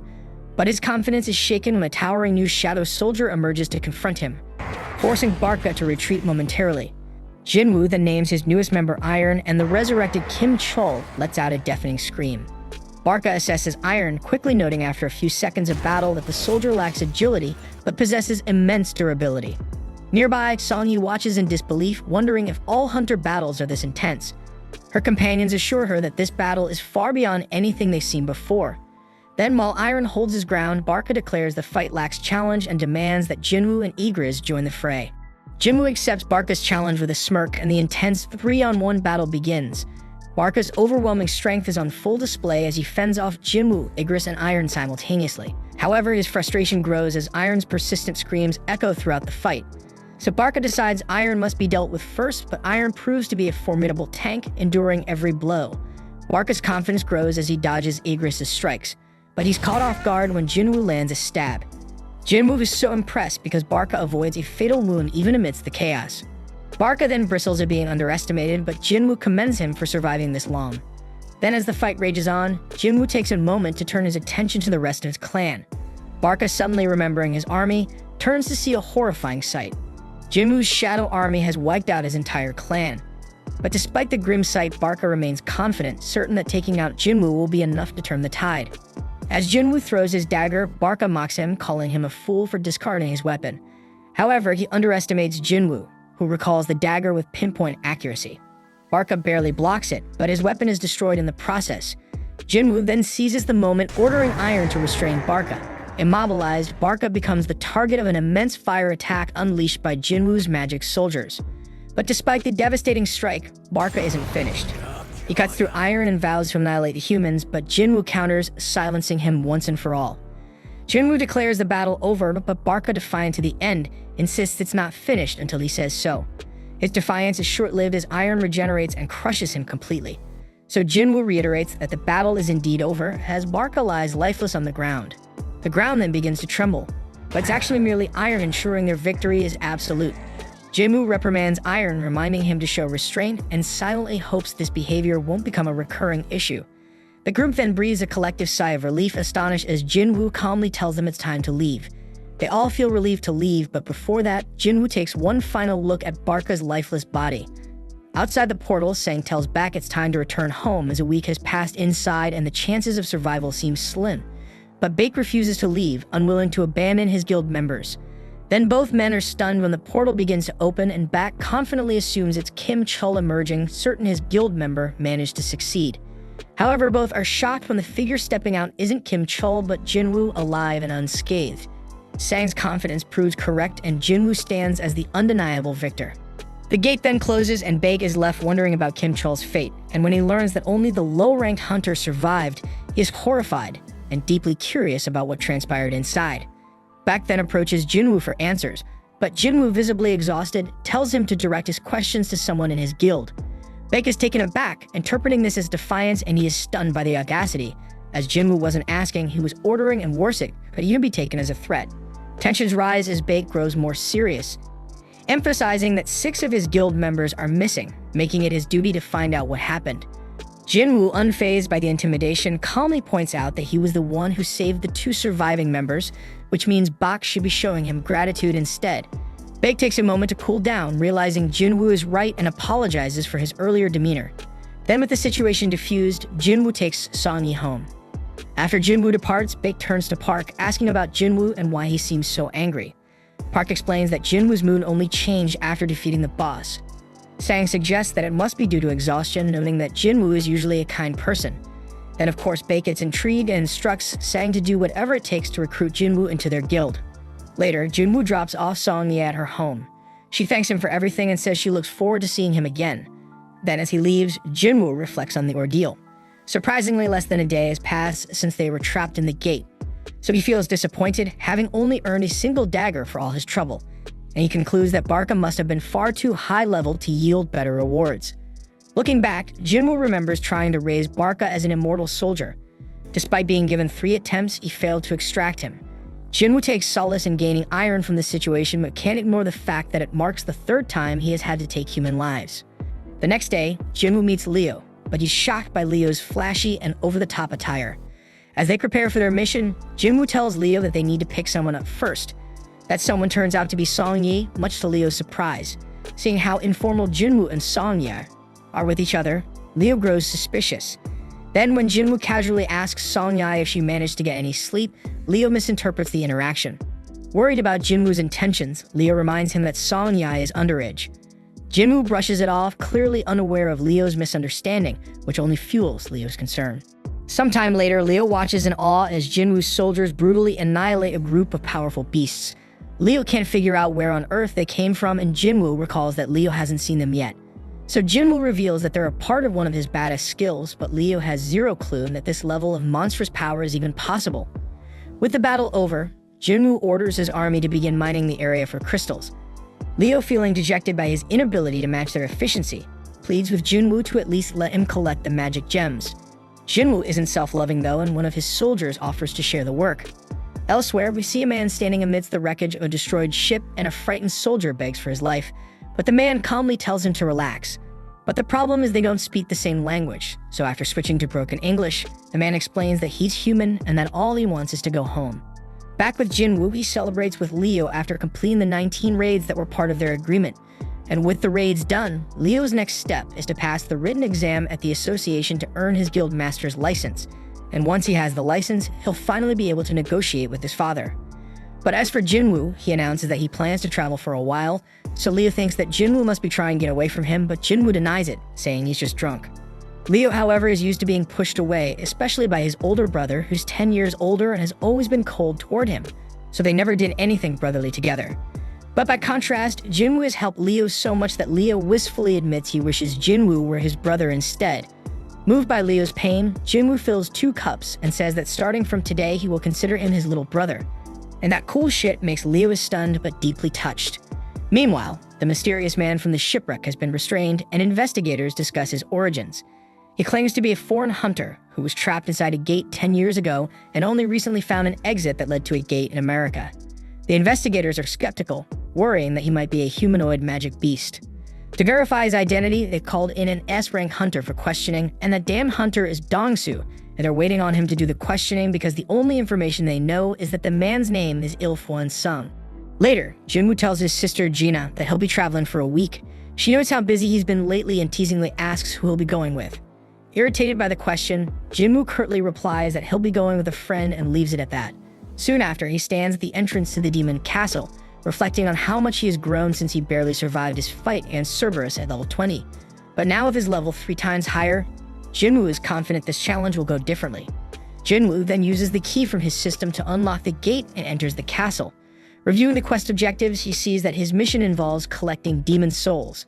However, Jinwoo is shocked to learn that the system requires him to collect 10,000 souls, an amount he can hardly believe exists in the dungeon. But despite the overwhelming task, Jinwoo stays focused on his real objective, obtaining the ingredients for the elixir of life to save his mother. So no matter how many demons stand in his way, Jinwoo resolves to complete this damn quest. Elsewhere, Leo speaks with his father Han about taking over the guild. Leo is well aware that his older brother is also vying for control, but disagrees with his brother's approach. He argues that bringing in an outsider to run the guild is too risky for the company's future. Han, however, shifts the focus to Jinwoo, criticizing Leo for associating with him. Han recounts how Jinwoo was present at 3 highly controversial incidents: the double dungeon, the raid where Hum's team was wiped out, and the surveillance team Hunter incident involving murdered convicts. But despite the danger, Jinwoo miraculously survived all 3. Han also notes that Jinwoo was instrumental in helping Leo clear 19 raids to earn his guildmaster license and also played a significant role in the Red Gate incident, leading survivors to safety. So Han accuses Leo of using underhanded tactics by relying on Jinwoo to gain an advantage. While Leo admits his methods were ideal, he insists he knows what's best for the guild. But to Leo's surprise, Han suddenly agrees to let him pursue leadership, but with one condition. Han wants Jinwoo recruited to their guild. Han reveals that the White Tigers Guild has been trying to scout Jinwoo since the Red Gate incident, recognizing his immense potential. So if Leo truly wants to lead, Han challenges him to secure Jinwoo's allegiance first, and Leo accepts the challenge and promises to make it happen. Back in the demon castle, Jinwoo realizes that despite defeating countless demons, he is unable to extract their shadows to add to his army, and he can't figure out why. He has taken down a massive number of them, yet it feels like all that effort might have been wasted. Just then, he receives an entry permit for the next floor, and a glowing light marks the way forward. Jinwoo marvels at the dungeon's immense size because it's essentially an entire city contained within a single building. However, all the walking is quickly becoming tiresome, but luckily Jinwoo summons the bear leader to carry him. The beast charges forward, effortlessly cutting through a sea of demons that block their path. Impressed by its sheer power, Jinwoo decides to name the bear Tank. Elsewhere, a group of girls marvel at Chaha as they admire her. Chaha, however, recalls a conversation she had with Mr. Choi. He decided to keep the reports about the flying ants under wraps, but Chaha felt they should go public. Mr. Choi explained that releasing that information would only cause widespread panic, and instead they should focus on strengthening their guild as they're already the largest domestic guild, and more power is the key to expansion. Back in the dungeon, Jinwoo has cleared even more demons. When he first received the key, he feared this might be an S-rank dungeon, but so far the demons he's faced are around high B rank. Their numbers are overwhelming and they grow stronger with each floor, but by only killing the demons required to proceed, Jinwoo has made steady progress. Based on his experience with other structures, Jinwoo guesses that this castle likely has 100 floors, just like the Tower of Trials. So he wonders how strong he'll be by the time he reaches the top. Then as he reaches 4,000 souls collected, he reminds himself to track his supplies carefully. He also recalls his promise to Gina to return within a week, making this a race against time. Eventually, Jinwoo collects 10,000 souls, completing the quest's main requirement. However, his journey isn't over yet. As he progresses, he encounters a group of powerful monsters, and the leader's name appears in red text indicating extreme danger. The monster's name is Vulcan, the boss-class leader of the lower floors. Elsewhere, we see that Sang searches for Jinwoo, only to learn from Gina that her brother is on a trip, but Sang isn't convinced. There are no records of him doing a raid or leaving the country, and the last trace the association has of him is right in the middle of the city, so the association can only speculate about where he's gone. Meanwhile, inside the dungeon, Jinwoo declares that he'll take on the big boss while instructing his army to wipe out the remaining demons. His soldiers immediately spring into action, swiftly taking down the horde. And with more points allocated to his intellect ability, Jinwoo can summon a larger army and maintain them more efficiently. And also the increase in magical power has made battling much smoother. Jinwoo then turns his attention to the boss-class demon and wonders if the giant beast is ever going to get up. Assuming it's just going to sit there, he's caught off guard when it suddenly moves with blinding speed to attack him. Jinwoo reacts just as fast, dodging the strike and countering with a damn powerful punch that sends the massive demon flying. Even Jinwoo is surprised by his own strength because all he did is punch the damn monster, so he wonders if he accidentally leveled up his power. However, Vulcan isn't finished and it lets out a thunderous roar, so it seems it's about to shift into another form, reminding Jinwoo of his previous battle with Cerberus. The beast then charges at him with alarming speed, so Jinwoo calls out to Iron, who sends him a shield just in time. Jinwoo blocks the attack, but the giant launches a relentless barrage of punches. Jinwoo is stunned by how something so enormous can move so quickly. As the attacks continue, he manages to find an opening and moves behind the beast, only to discover that it can anticipate his movements. Vulcan is an absolute monster, and the only vulnerable-looking spot that Jinwoo can identify is his little head. Jinwoo then begins running, formulating a strategy to limit the beast's mobility. Spotting the perfect building nearby, he sprints toward it.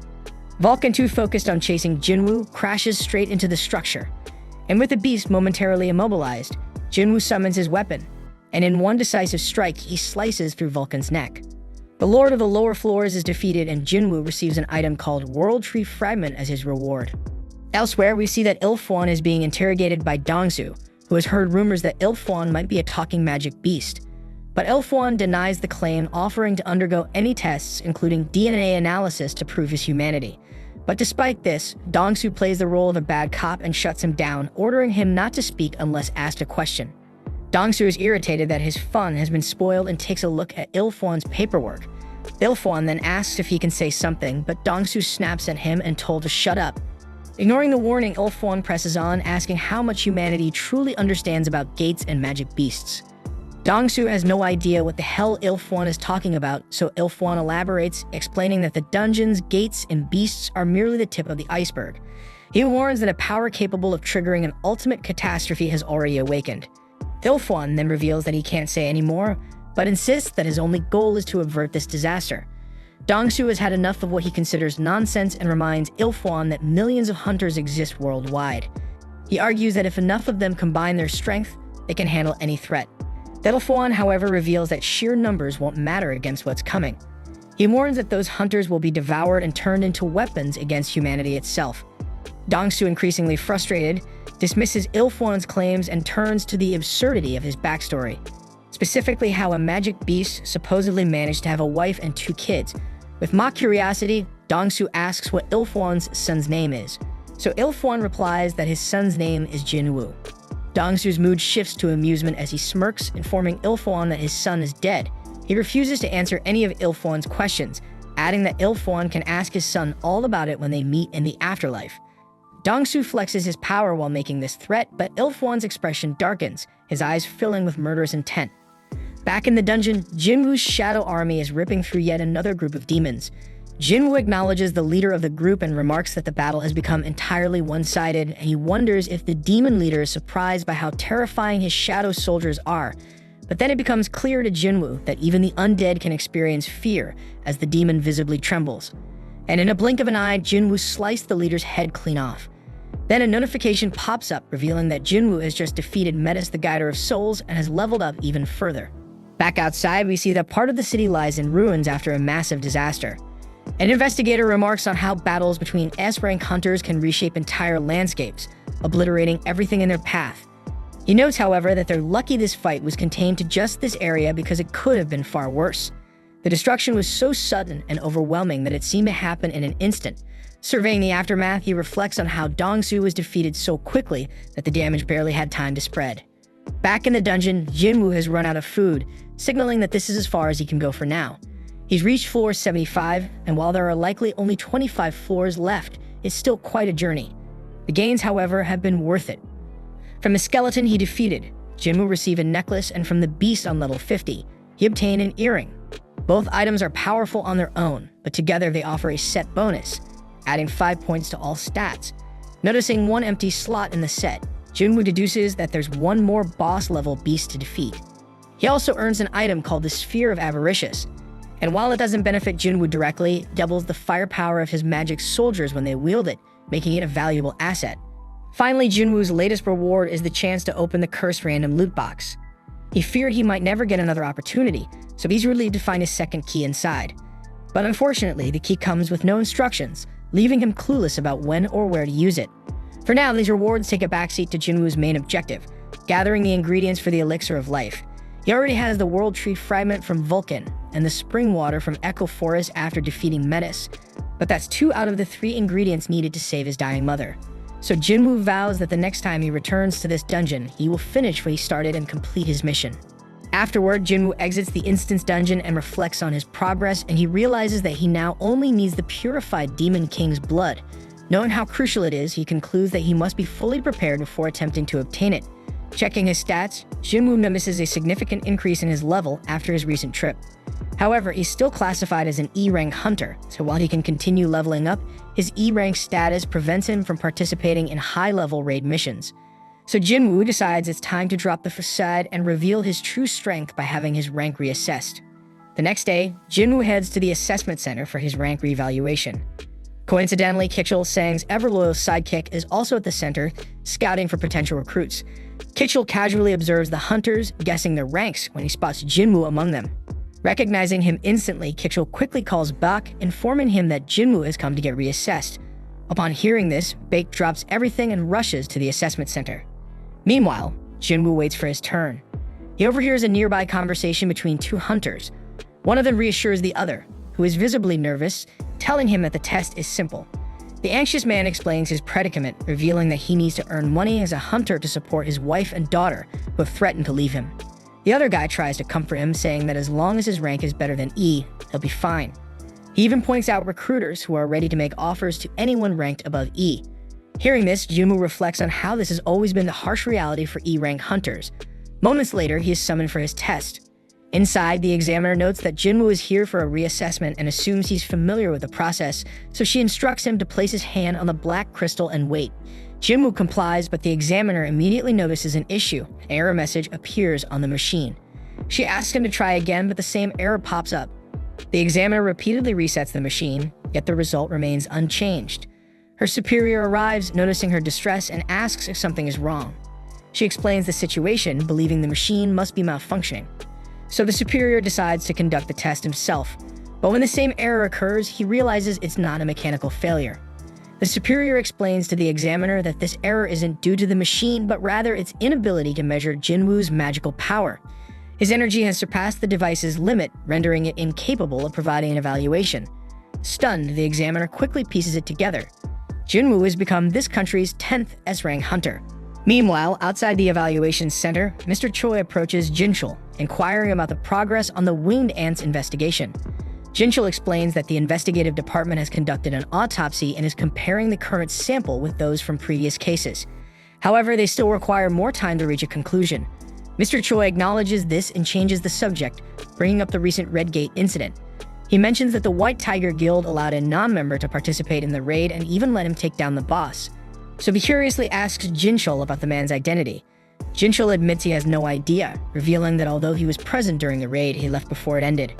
Mr. Choi is visibly disappointed by this and then notices a commotion inside the center. Deciding to investigate, the two head into the building, where they witness the aftermath of Jinwoo's failed rank reassessment. Everyone is buzzing about the machine's inability to evaluate his power. The examiner informs Jinwoo that he will need to return in 3 days for a re-evaluation using specialized equipment, as his standard machine is insufficient to measure his capabilities. Meanwhile, Kitchell watches from a distance, realizing that Jinwoo is exactly as Sang anticipated. Recognizing the opportunity, he prepares to approach Jinwoo to strike up a conversation. Just then, Mr. Choi and Jinchul enter the building.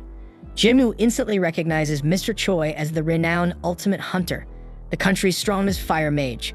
Sensing Jinwoo's powerful aura, Mr. Choi quickly deduces that he is the source of the commotion. Eager to recruit him, Mr. Choi steps forward to introduce himself, but Jinwoo casually walks past him without a word. The entire room is stunned by this unexpected snub. Mr. Choi, bewildered, asks Jinchul if he forgot to introduce him properly, but Jinchul reassures him that he did. Despite this, Jinwoo still walked by without so much as a glance. Before anyone can say more, they realize that Jinwoo has vanished, leading them to suspect he must possess assassin-like skills. Moments later, Beck arrives at the center, panting from running there as fast as possible. Seeing him in such a hurry, Mr. Choi instantly pieces everything together. Jinwoo must be the hunter who cleared the Red Gate. This revelation solidifies his belief that Jinwoo is truly extraordinary. Choosing to leave things be for now, Mr. Choi exits the building.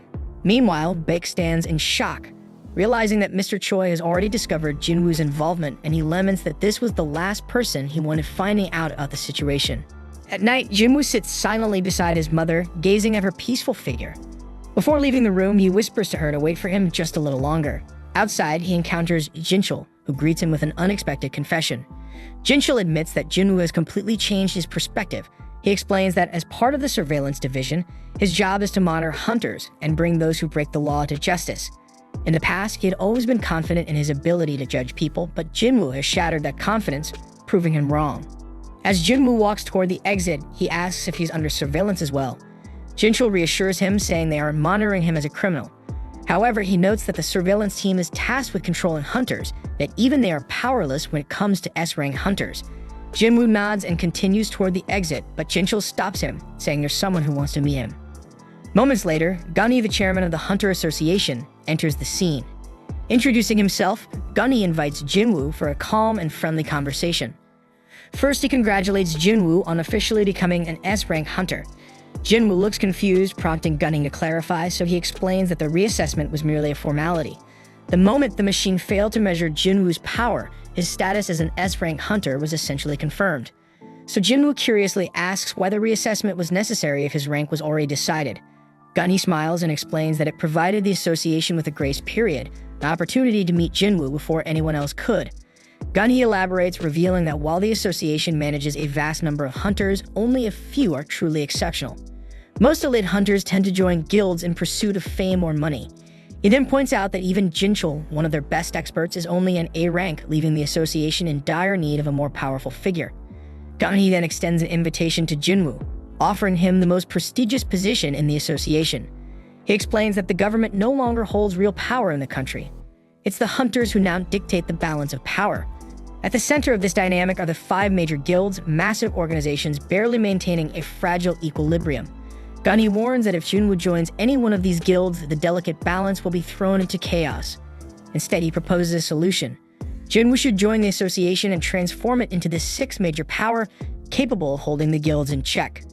Gunny asks for Jinwoo's thoughts on the matter, and Jinwoo, intrigued by the opportunity, begins to seriously consider the offer. Jinwoo then takes note of Gunny's remarkable presence.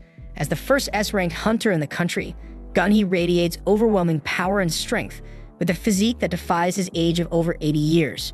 Jinwoo realizes that despite stepping back from active duty, Gunny still carries the strength to rival him. He knows his life could take a turn for the better if he accepts the invitation, but Jinwoo still refuses. Gunny assumes Jinwoo, like many others, is choosing money, but Jinwoo surprises him by stating otherwise. Jinwoo explains that he longs for battle, declaring that the dungeon is where he truly belongs.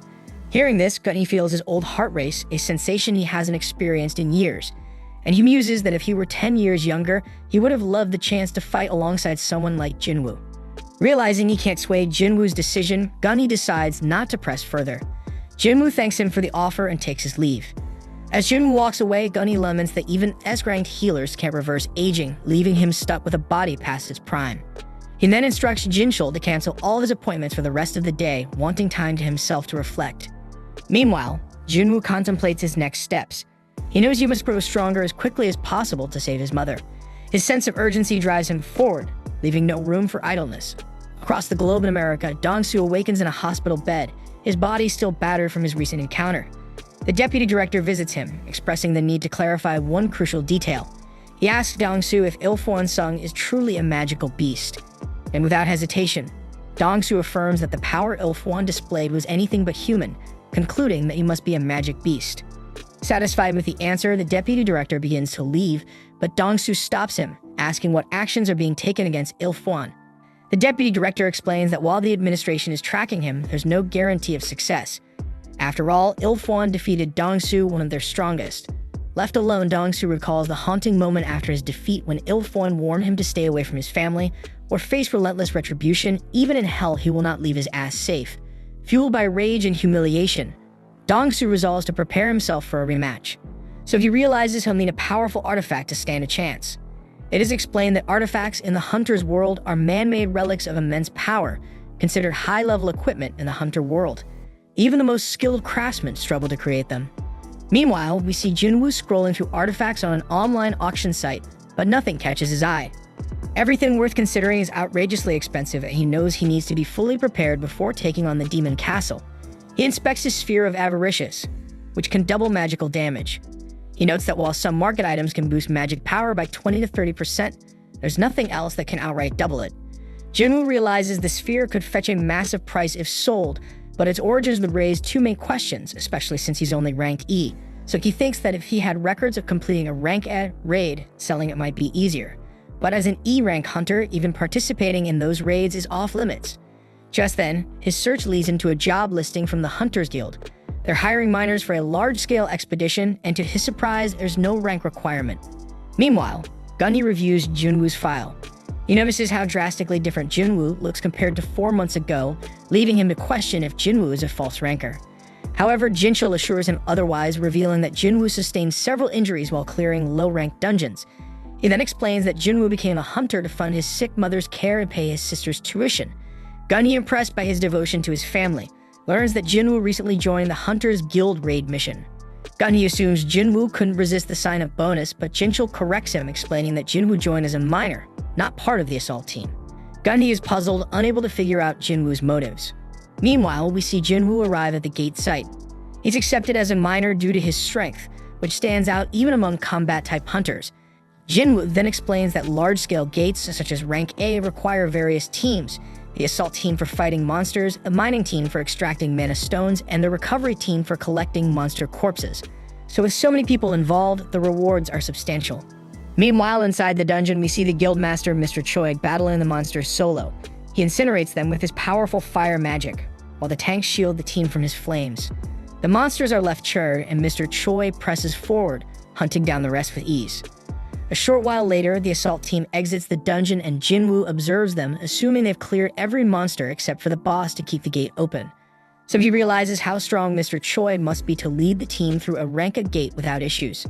The miners then gossip about the Hunters Guild's second-in-command as she emerges from the gate, revealing herself to be Chaha. Jinwoo then senses her powerful aura, and for a brief moment, she picks up on his. Though the sensation quickly fades, she wonders if it was her imagination. Jinwoo, impressed by her perception, decides to focus on his work. The miners then enter the gate and begin extracting mana stones. And while the others are focused on mining, Jinwoo's interest lies in the rank-A boss. He wishes he could see it at least once. Overhearing miners whispering about his E rank, he shrugs off their comments, thinking that this kind of talk is universal. As he gets to work, his impressive strength draws attention, leaving the others questioning if he's truly E rank. After some time, the leader calls for a lunch break, so everyone else exits the dungeon, but Jinwoo stays behind, determined to finish his work before resting. The leader invites him to join them, but he declines, focused on clearing his mining area.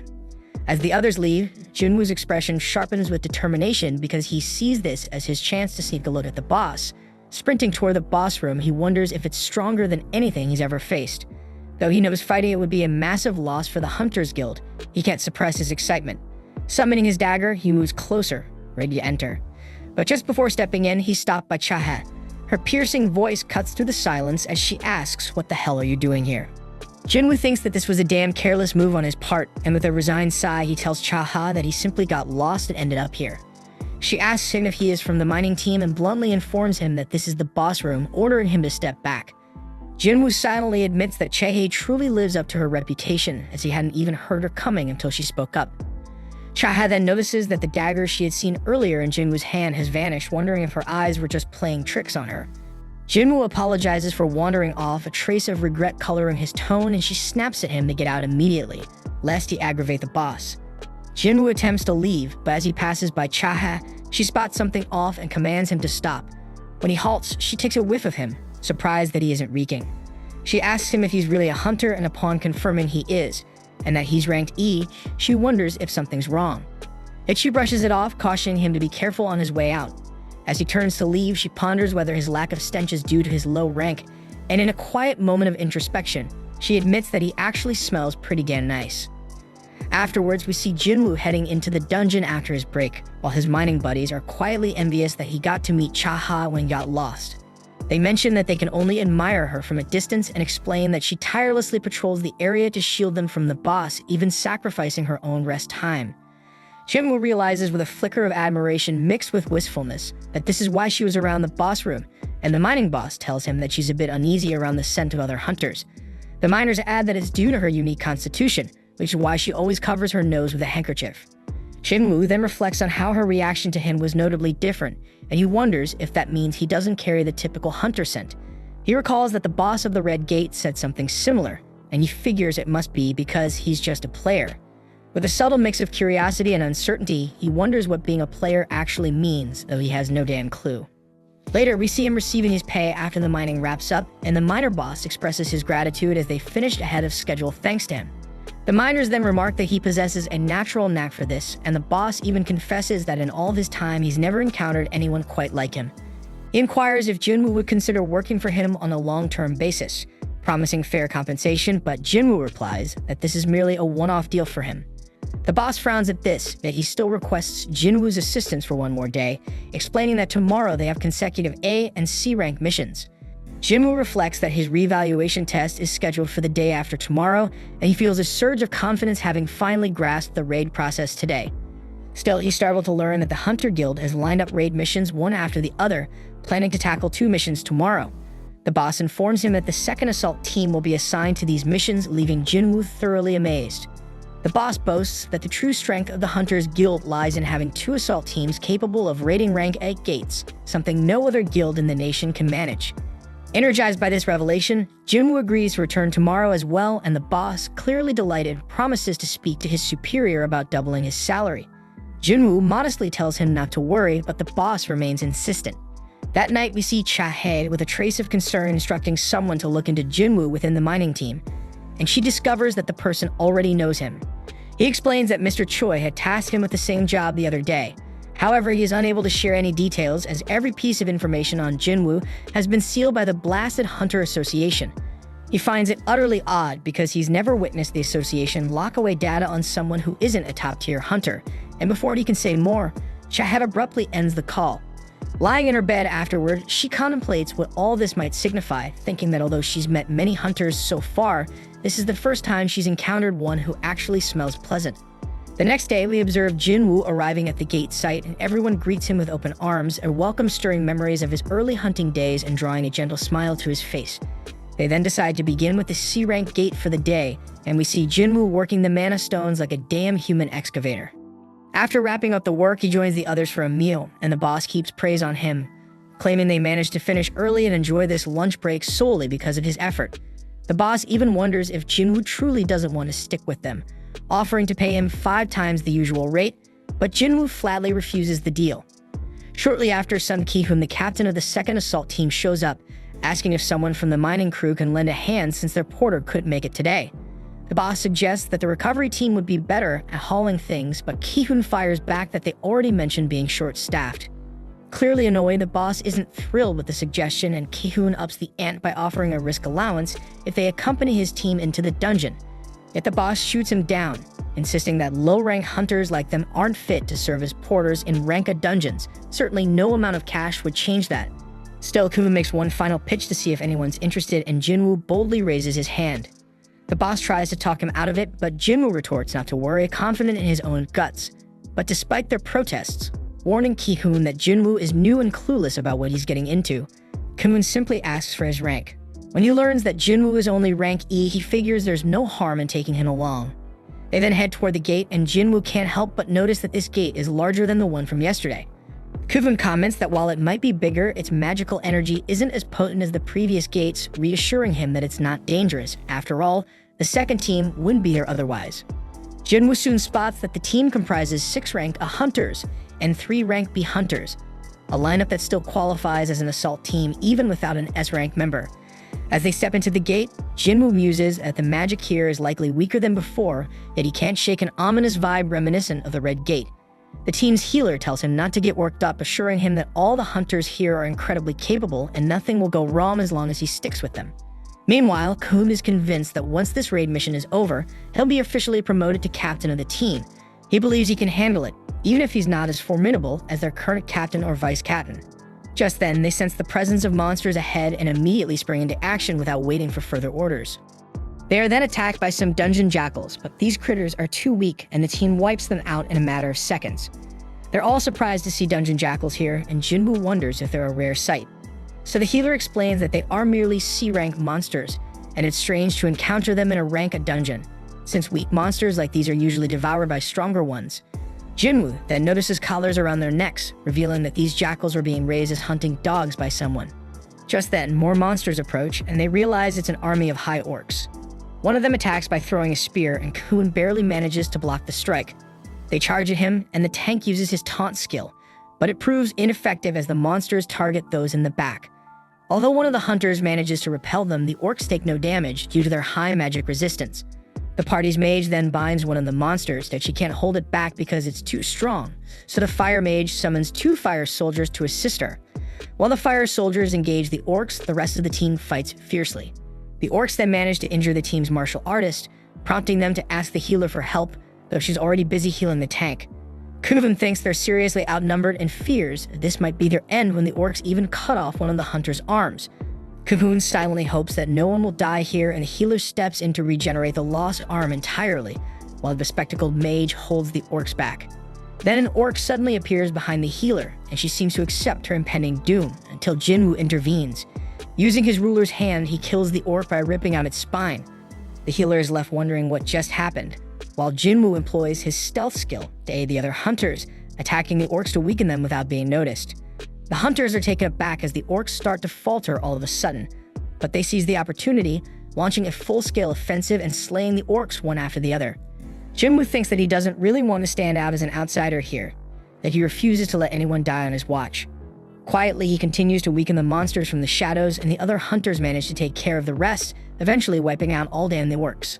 Kibum then checks in with everyone, relieved to hear that they're all okay. The healer mentions that something odd occurred during the fight, and Kihum adds that he, too, felt the monsters weaken dramatically all of a sudden.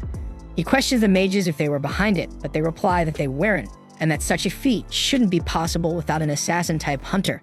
They decide not to dwell on it, reasoning that luck was on their side since they won in the end.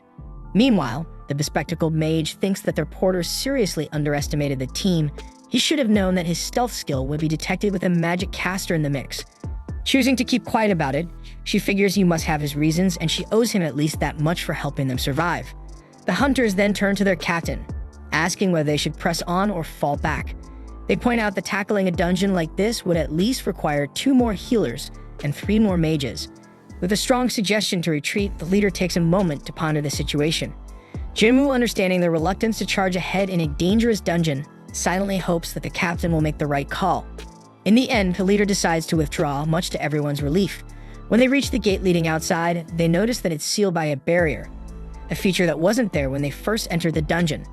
The mages then step forward to remove the barrier, glad they chose to retreat as this dungeon clearly houses an entity capable of such advanced magic.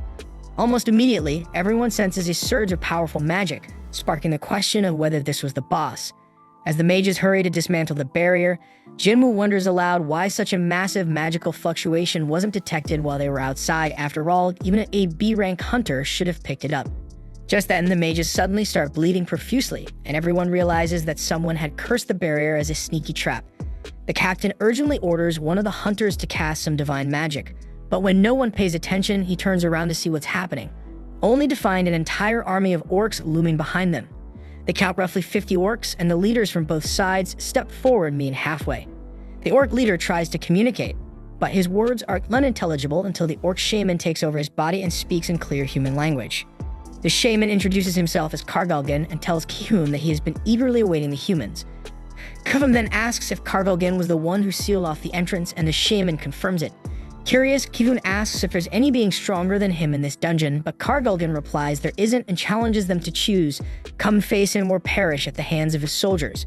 Without a second thought, Ki-hoon opts to meet the shaman head-on, and the orcs promptly lead the way.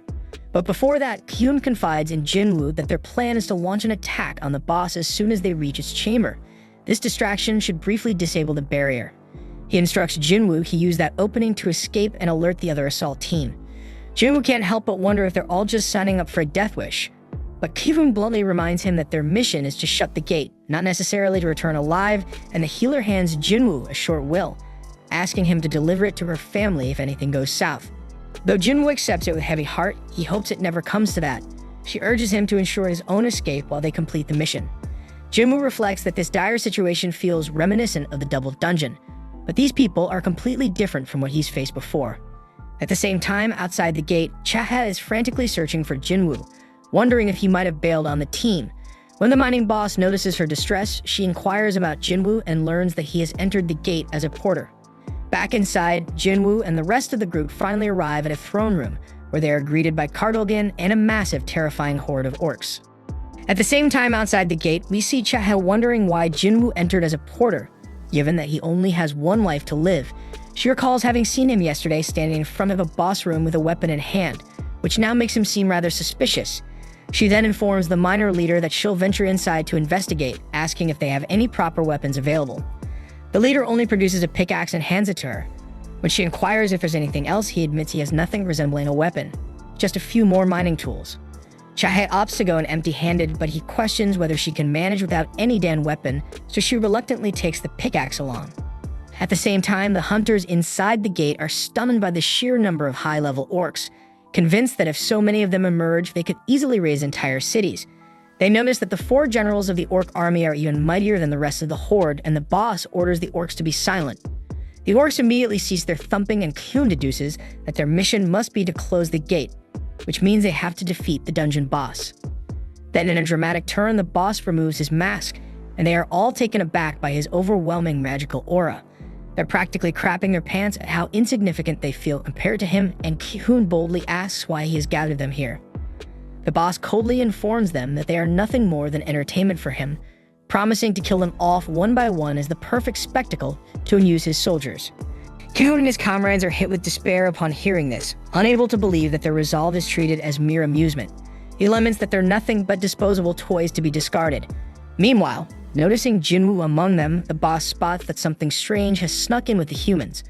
Unbothered, Ki-hoon charges at the boss to attack, ordering the rest to join in, but finds that everyone is frozen with fear. Undeterred, he assaults the boss on his own, only for the boss to counter with a magical shield. The boss then unleashes his gravitational magic, slamming Ki-hoon onto the floor and even forcefully against the ceiling like a ragdoll, repeating the vicious maneuver several times. His teammates watch in horror as Ki-hoon is battered, but before it's too late, Jinwoo intervenes to save him and gently lays him on the ground. Although Jinwoo thinks he shouldn't meddle because this is a mission for the Hunters Guild, he cannot sit back while the entire assault team is in peril. One of the orcs then lunges at him, but he swiftly halts its advance and obliterates it with his signature ruler's hand. He then turns to Ki-hoon and coolly asks if he could take charge of handling all the magical beasts in the area, to which Ki-hoon, with no other option, happily agrees. The boss, watching all this shit, deeming his enemies display nothing more than arrogant outbursts of raw magic, while Jinwoo admits that it was the first time he had encountered such overwhelming power, even if their roles naturally pit them against one another. And with grim determination, he summoned his shadow army, vowing to end the boss's reign once and for all. Meanwhile, outside the dungeon, where the surveillance team headed by Jinchul has gathered at the gate, The miners murmur in confusion about the team's presence, and Jinchul himself wonders aloud why Jinwoo has been working as a miner here for the past 2 days. When the miner leader questions the situation, Jinchul presses for Jinwoo's whereabouts.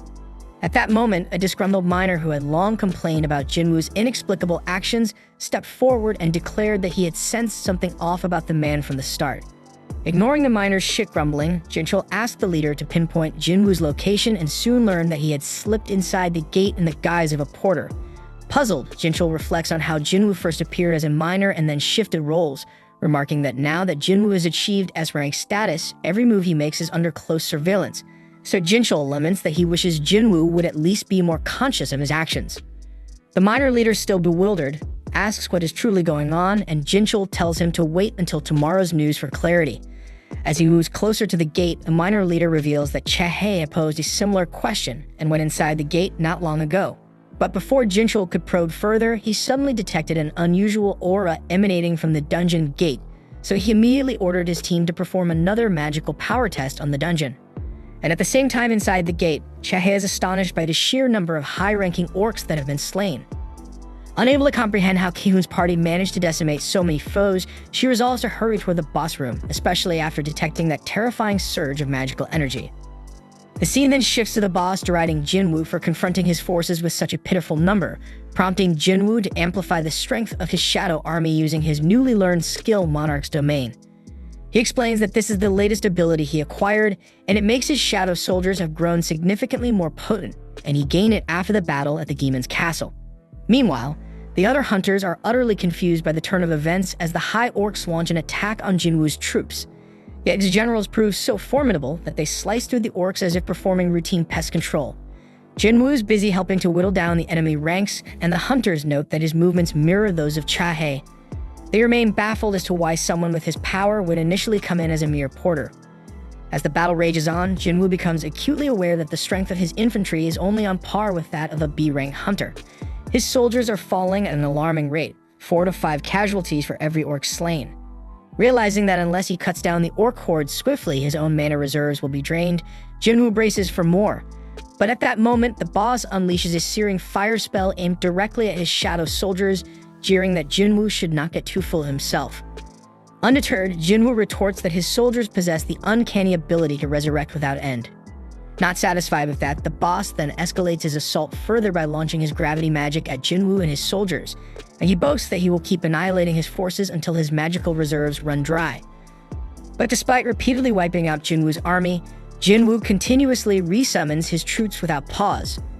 And amid this freaking relentless cycle, Jinwoo wonders if the boss is deliberately keeping his distance with his long-range magical assaults, while the boss muses over how long Jinwoo can possibly sustain this damn futile resistance.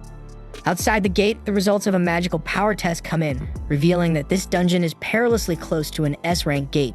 Jinchul immediately instructs the miners to contact the leader of the Hunters Guild without delay, and the surveillance department mobilizes to support the assault team. Inside the dungeon, the boss scoffs at Jinwoo, asserting that both the might and sheer numbers of his own army far exceed those of Jinwoo's. As Jinwoo watches in dismay, he realizes that his magical energy is depleting rapidly. In a swift move, he drinks a mana potion to replenish his strength and announces that he's about to reveal his true potential as a freaking necromancer. With a determined gesture, he raises all the fallen high orcs from the dead, turning them into his undead minions, and boldly declares to the boss that he intends to add the boss himself and his generals to his growing legion. Taken aback, the boss questions whether Jinwoo might be some sort of lord, puzzled as to why such a being would even be present in this place. He reflects that ever since he first opened his eyes here, the only command resonating in his mind has been to kill any damn humans. Dismissing any deeper reasons, he decides to follow that directive without question, and thus he sends his generals into battle. The scene then shifts to the Hunters Guild, where Mr. Choi is astonished to discover that the gate's power is nearly at S-rank level. He reasons that the evaluation must be accurate, otherwise Ki-hoon and his team would have already emerged from the dungeon. Realizing that a dungeon break at this level could trigger an incident reminiscent of the Jeju Island disaster, he is relieved that there is still time to avert catastrophe. Mr. Choi then instructs his assistant to mobilize every hunter in the guild, prompting a message to be sent to all A-rank and above hunters. He even mentions that they might have to call on the White Tiger Guild and the Fiend Guild for additional support. Although the assistant is surprised by this suggestion, Mr. Choi insists that for now, all they can do is to prevent things from spiraling further out of control. Back to the boss room, the battle intensifies as Jinwoo's general duels the orc commander while his own forces overwhelm the enemy. But to his dismay, the boss watches his own generals struggle and fall, prompting additional hunters to rush to Jinwoo's aid. However, the boss refuses to let them interfere and quickly injures several of them with his curse's magic. Rising from his damned high and mighty stance, the boss sneers that he will make Jinwoo regret ever challenging him. He casts a barrage of curses meant to inflict blindness, lethargy, and slumber on Jinwoo, but thanks to his exceptional health and longevity skills, the curses have no effect. Jinwoo then coolly explains that he's immune to such toxins and promptly summons his mages. In response, the boss erects a formidable magical shield to block the assault, but the mages counter by launching a fireball enhanced by the Sphere of Avaricious. The blazing orb tears through the boss's barrier, striking in hard and fueling his anger. Just then, Cheike bursts onto the scene, her eyes wide with shock as she surveys the chaotic melee. She notes that several hunters are down and Kyun, for instance, is injured, but being hastily healed by the medic. When she asks what hell is going on, the fighters can only offer confused glances. The boss then ramps up his assault, channeling strengthening magic and other spells to transform himself into a giant intent on crushing Jinwoo underfoot. Jinwoo, however, nimbly dodges the massive blows, remarking disdainfully that he's never cared for giants, likely due to a previous debacle in the double dungeon. In retaliation, the boss unleashes a torrent of fire spells around him, indiscriminately wiping out friend and foe alike. Enraged, the boss taunts Jinwoo, questioning whether he still believes he can stand up against such might. In a bold move, Jinwoo lunges forward and stabs the boss in the eye, declaring that by turning into a giant, the boss has only made himself a bigger, more vulnerable target. And he adds coolly that a lone mage without any guards stands no chance against an assassin-type hunter. The boss fires back with more searing fire spells, but Jinwoo deftly evades every blast and counterattacks with his dagger, only to find that his blade barely makes a dent. Realizing brute force alone won't cut it, Jinwoo summons his ruler's hand, using it to snatch up a set of chains. With a swift, decisive motion, he binds the boss and hurls him around the room, leaving the monstrous adversary reeling at his feet.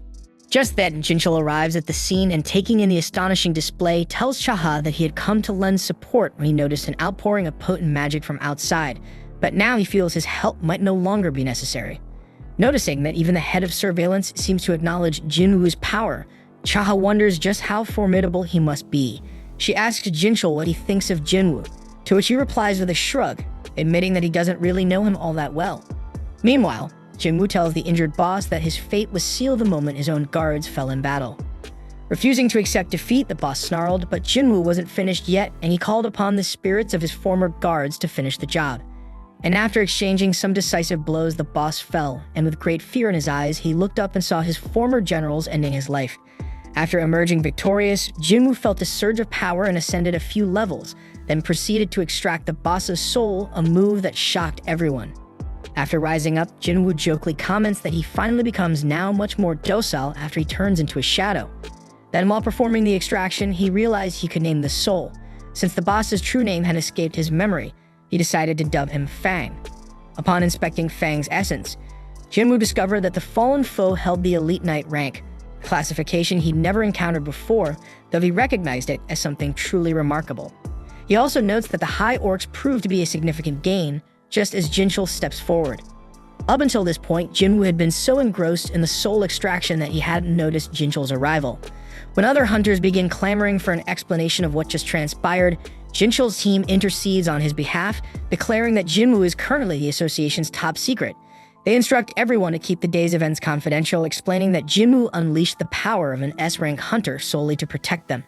With that, Jinchul and his team escort Jinwoo out, but before parting, Hoon and his comrades express their heartfelt gratitude, and Jinwoo returns the healer's will to her.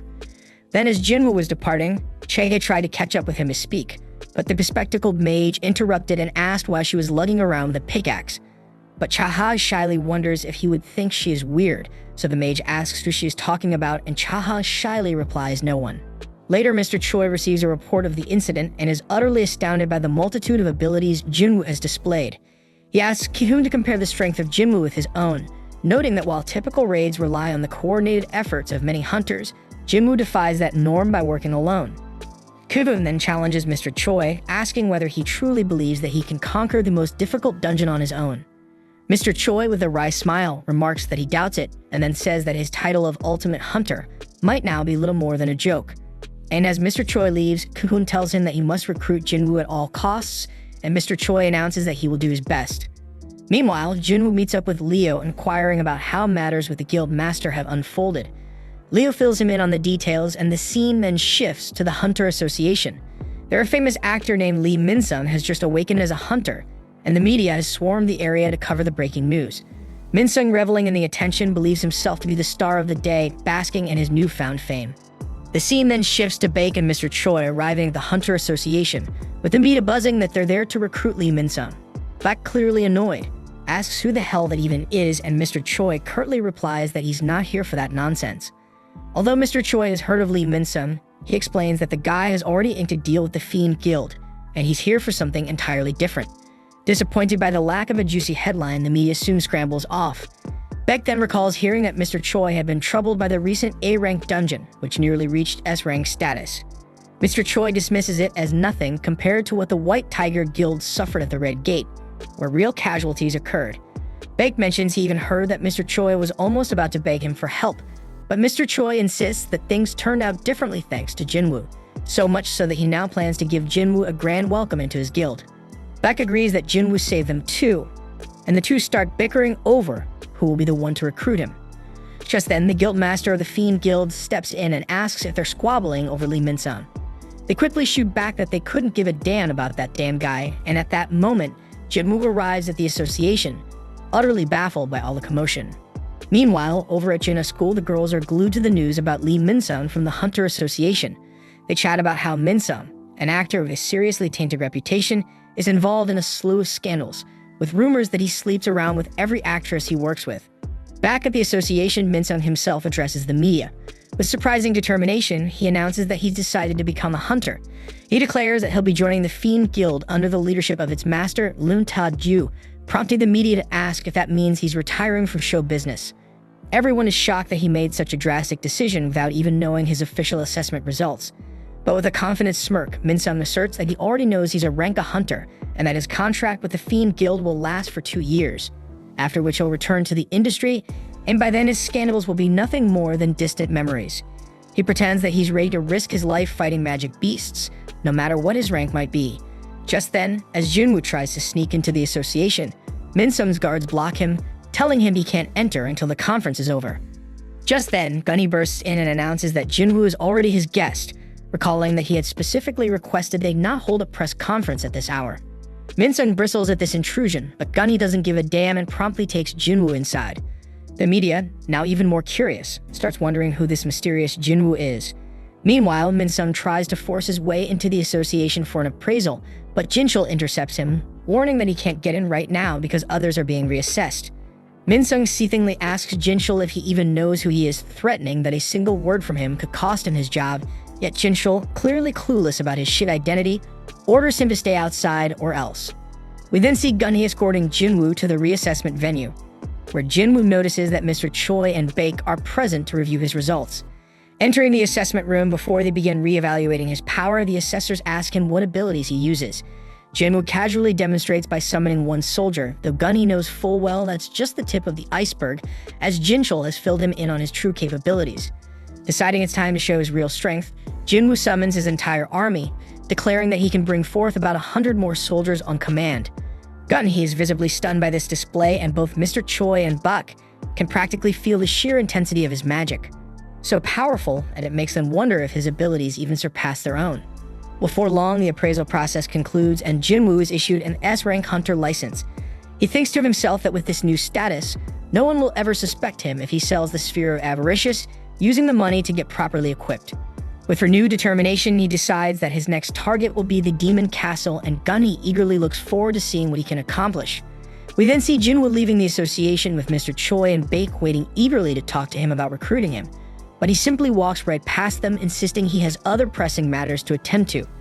Just as he opens the door to the association, he's ambushed by flashing cameras, the media snapping pictures of him. Songy, astonished to see his face on the news, shows the photos to Jinna, who is equally shocked to discover that her brother has become an S-rank hunter. All of Jinwoo's associates catch wind of the news. Some can't believe their eyes, while others had long suspected it was only a matter of time. Back at the association, the media have shifted their focus away from Minsum and are now bombarding Jinwoo with questions. Meanwhile, Leo confides in his father that he was unable to convince Jinwoo to join his guild. He recalls that Jinwoo flatly rejected his offer, insisting that he has a personal mission to complete on his own. Jinwoo explained that joining any organization at this point would only slow down his progress. He must grow stronger independently, and then he asked Leo to come with him instead. Back to the present, Leo pleaded with his father to let him follow Jinwoo. In response, his father scolds him for what he sees as an extremely selfish decision. He reminds Leo that he had originally entrusted this project to his own brother, only to change plans at Leo's insistence, and now Leo seems intent on abandoning everything without achieving a single milestone. He challenges Leo, asking if he believes that is fair, prompting Leo to recall his experiences with Jinwoo and resolve with determination that he must go with Jinwoo no matter what. At the same time, staff at the association are busy keeping the press at bay, preventing them from crowding around Jinwoo. Baek offers to escort Jinwoo home, arguing that dealing with the media would be too draining, but Jinwoo insists there's no need. With remarkable speed, he slips past the reporters while covering his face. Mr. Choi is stunned by how physically strong Jinwoo has become despite his magical background, and Bak can hardly follow his movements with his own eyes. So he wonders if Jinwoo has grown even more powerful since they last saw him, and Jinwoo himself thinks that all that remains is for him to acquire the right equipment. Later, we see Jinwoo at an auction house, where he tells a staff member that he's in the market for an item designed to defend against fire-based attacks. When the attendant inquires about its intended use, Jinwoo explains that he needs something to withstand the intense heat inside a dungeon. He displays a cloak and some rings, noting that while they're reasonably priced, the cost is still a bit steep for him.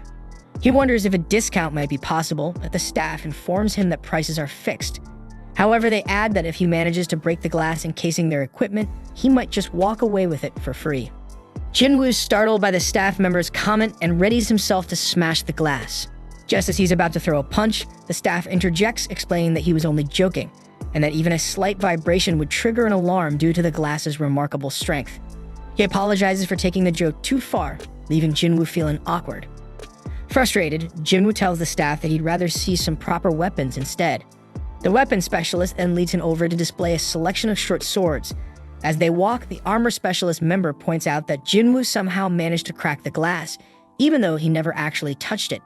Meanwhile, a particularly hefty short sword is presented to Jinwoo, and he can hardly believe the outrageous price tag, especially since its strength barely matches that of Kasaka's Venom Fang at best. In response, Jinwoo pulls out the Kasaka dagger he recently purchased from his personal store and asks the staff how much it could fetch on the market. They confidently tell him it could sell for about 100 million gold, a figure that shocks him given that he originally paid only 2.8 million.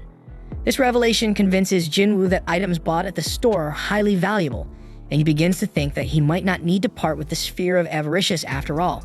Taking a break, Jinwoo retreats to the bathroom, and the scene shifts to the headquarters of the White Tiger Guild.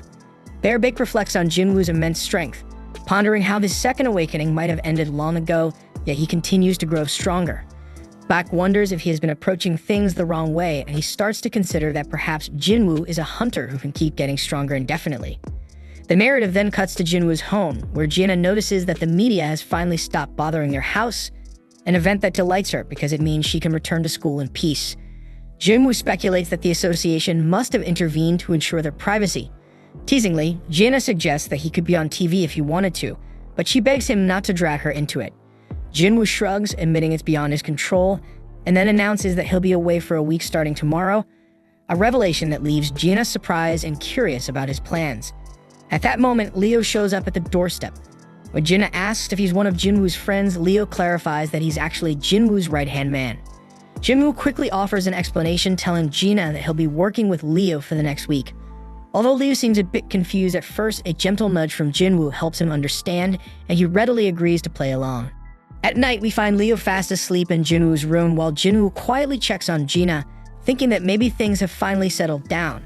Though now everyone knows he's an S-rank hunter, so he's got to be extra cautious. To ensure security, he summons Fang's guards from earlier, but quickly notes that only 3 are here, recalling that Fang originally had 4.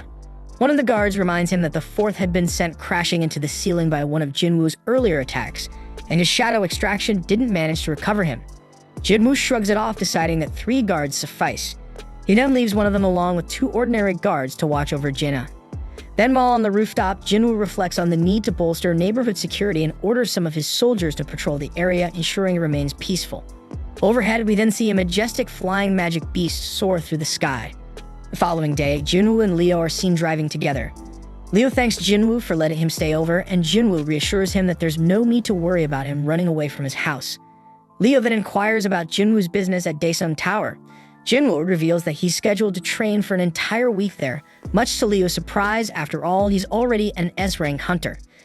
Jinwoo simply replies that he still believes in the pursuit of greater strength, a sentiment that doesn't surprise Leo all that much.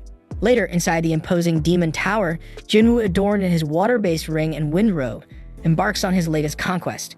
He receives a quest to slay the demon monarch baron residing on the top floor, with a reward promising a rune stone for the Shadow Exchange ability plus 30 ability points. Fired up by the challenge and the rewards on offer, he teleports to the 76th floor. In another scene, Leo's mother is seen in conversation with his father, astonished that their son has left home. While his father appears nonchalant, he suddenly collapses. Back at the Demon Castle, Jinwoo is locked in combat with a formidable boss-level monster. In the heat of battle, he summons Fong and hands it the Sphere of Avaricious. Fong retaliates by unleashing a powerful fire spell that reduces the monster to ashes. Impressed by the display, Jinwoo resolves to carefully consider when best to deploy Fong's abilities in the future. Later, we see Leo's father awake in the hospital, learning that Leo has come to visit him. His wife confesses that she lied about his collapse being due to overwork to Leo, and they recall the doctor's grim explanation. He has contracted the so-called eternal slumber disease, a condition where one is overwhelmed by sleepiness until they eventually falls into an unending slumber. Leo's father kept wondering why he had contracted this awful disease, and the doctor explained that people with low resistance to magic are especially prone to it if they're exposed for too long. The doctor even asked if any of his friends or relatives were hunters, which made both him and his wife think about their own son Leo, but the doctor admitted that the exact cause was still unconfirmed. Frustrated, Leo's father then began to wonder if perhaps he had been completely eliminated by this harsh world. Meanwhile, at the country's border, a squad of hunters was patrolling the area when they encountered that flying magic beast we saw earlier.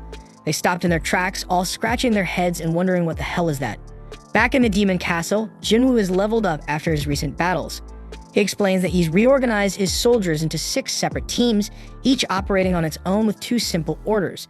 First, to eliminate every visible enemy, and second, to alert him as soon as they find the permit.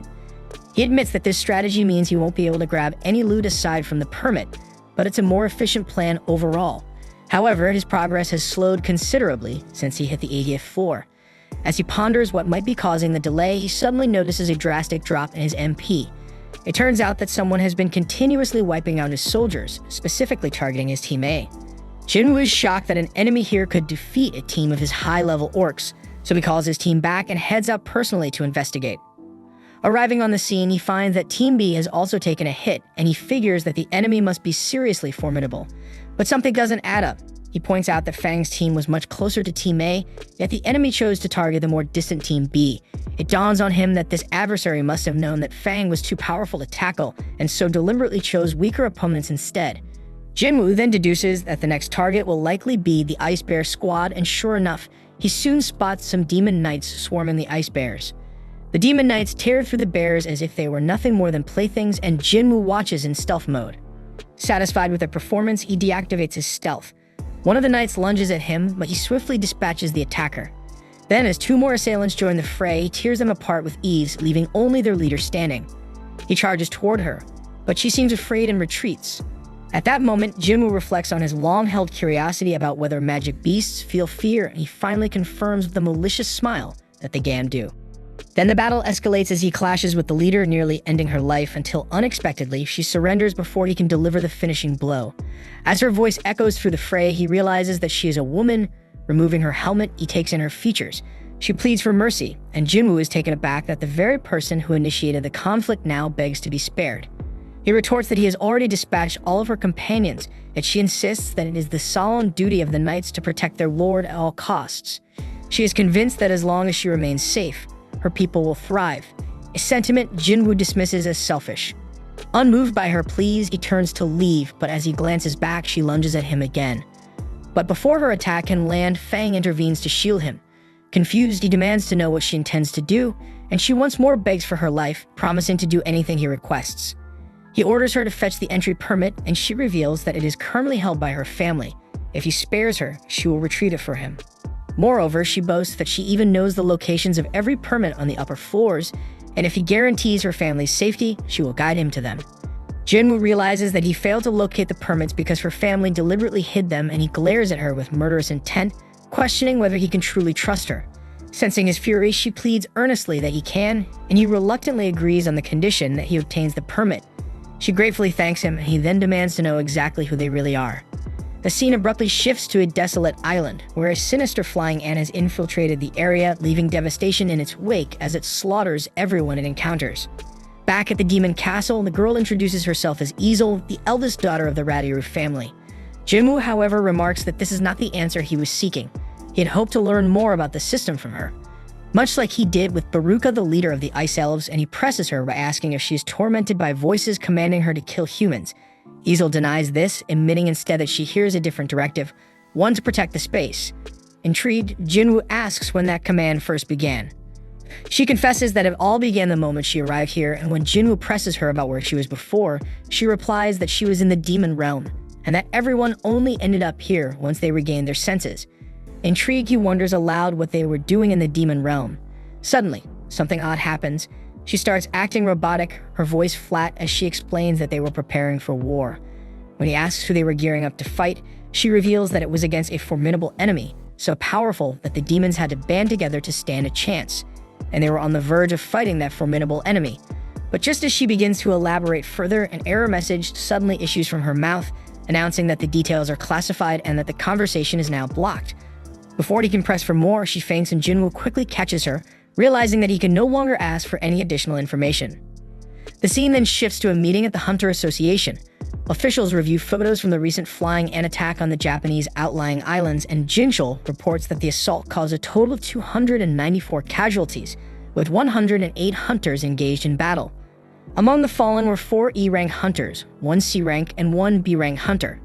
Gunny is astounded that a single monster could inflict so much damage, and Jinchul adds that the creature was eventually put down by an A-rank hunter who arrived on the scene.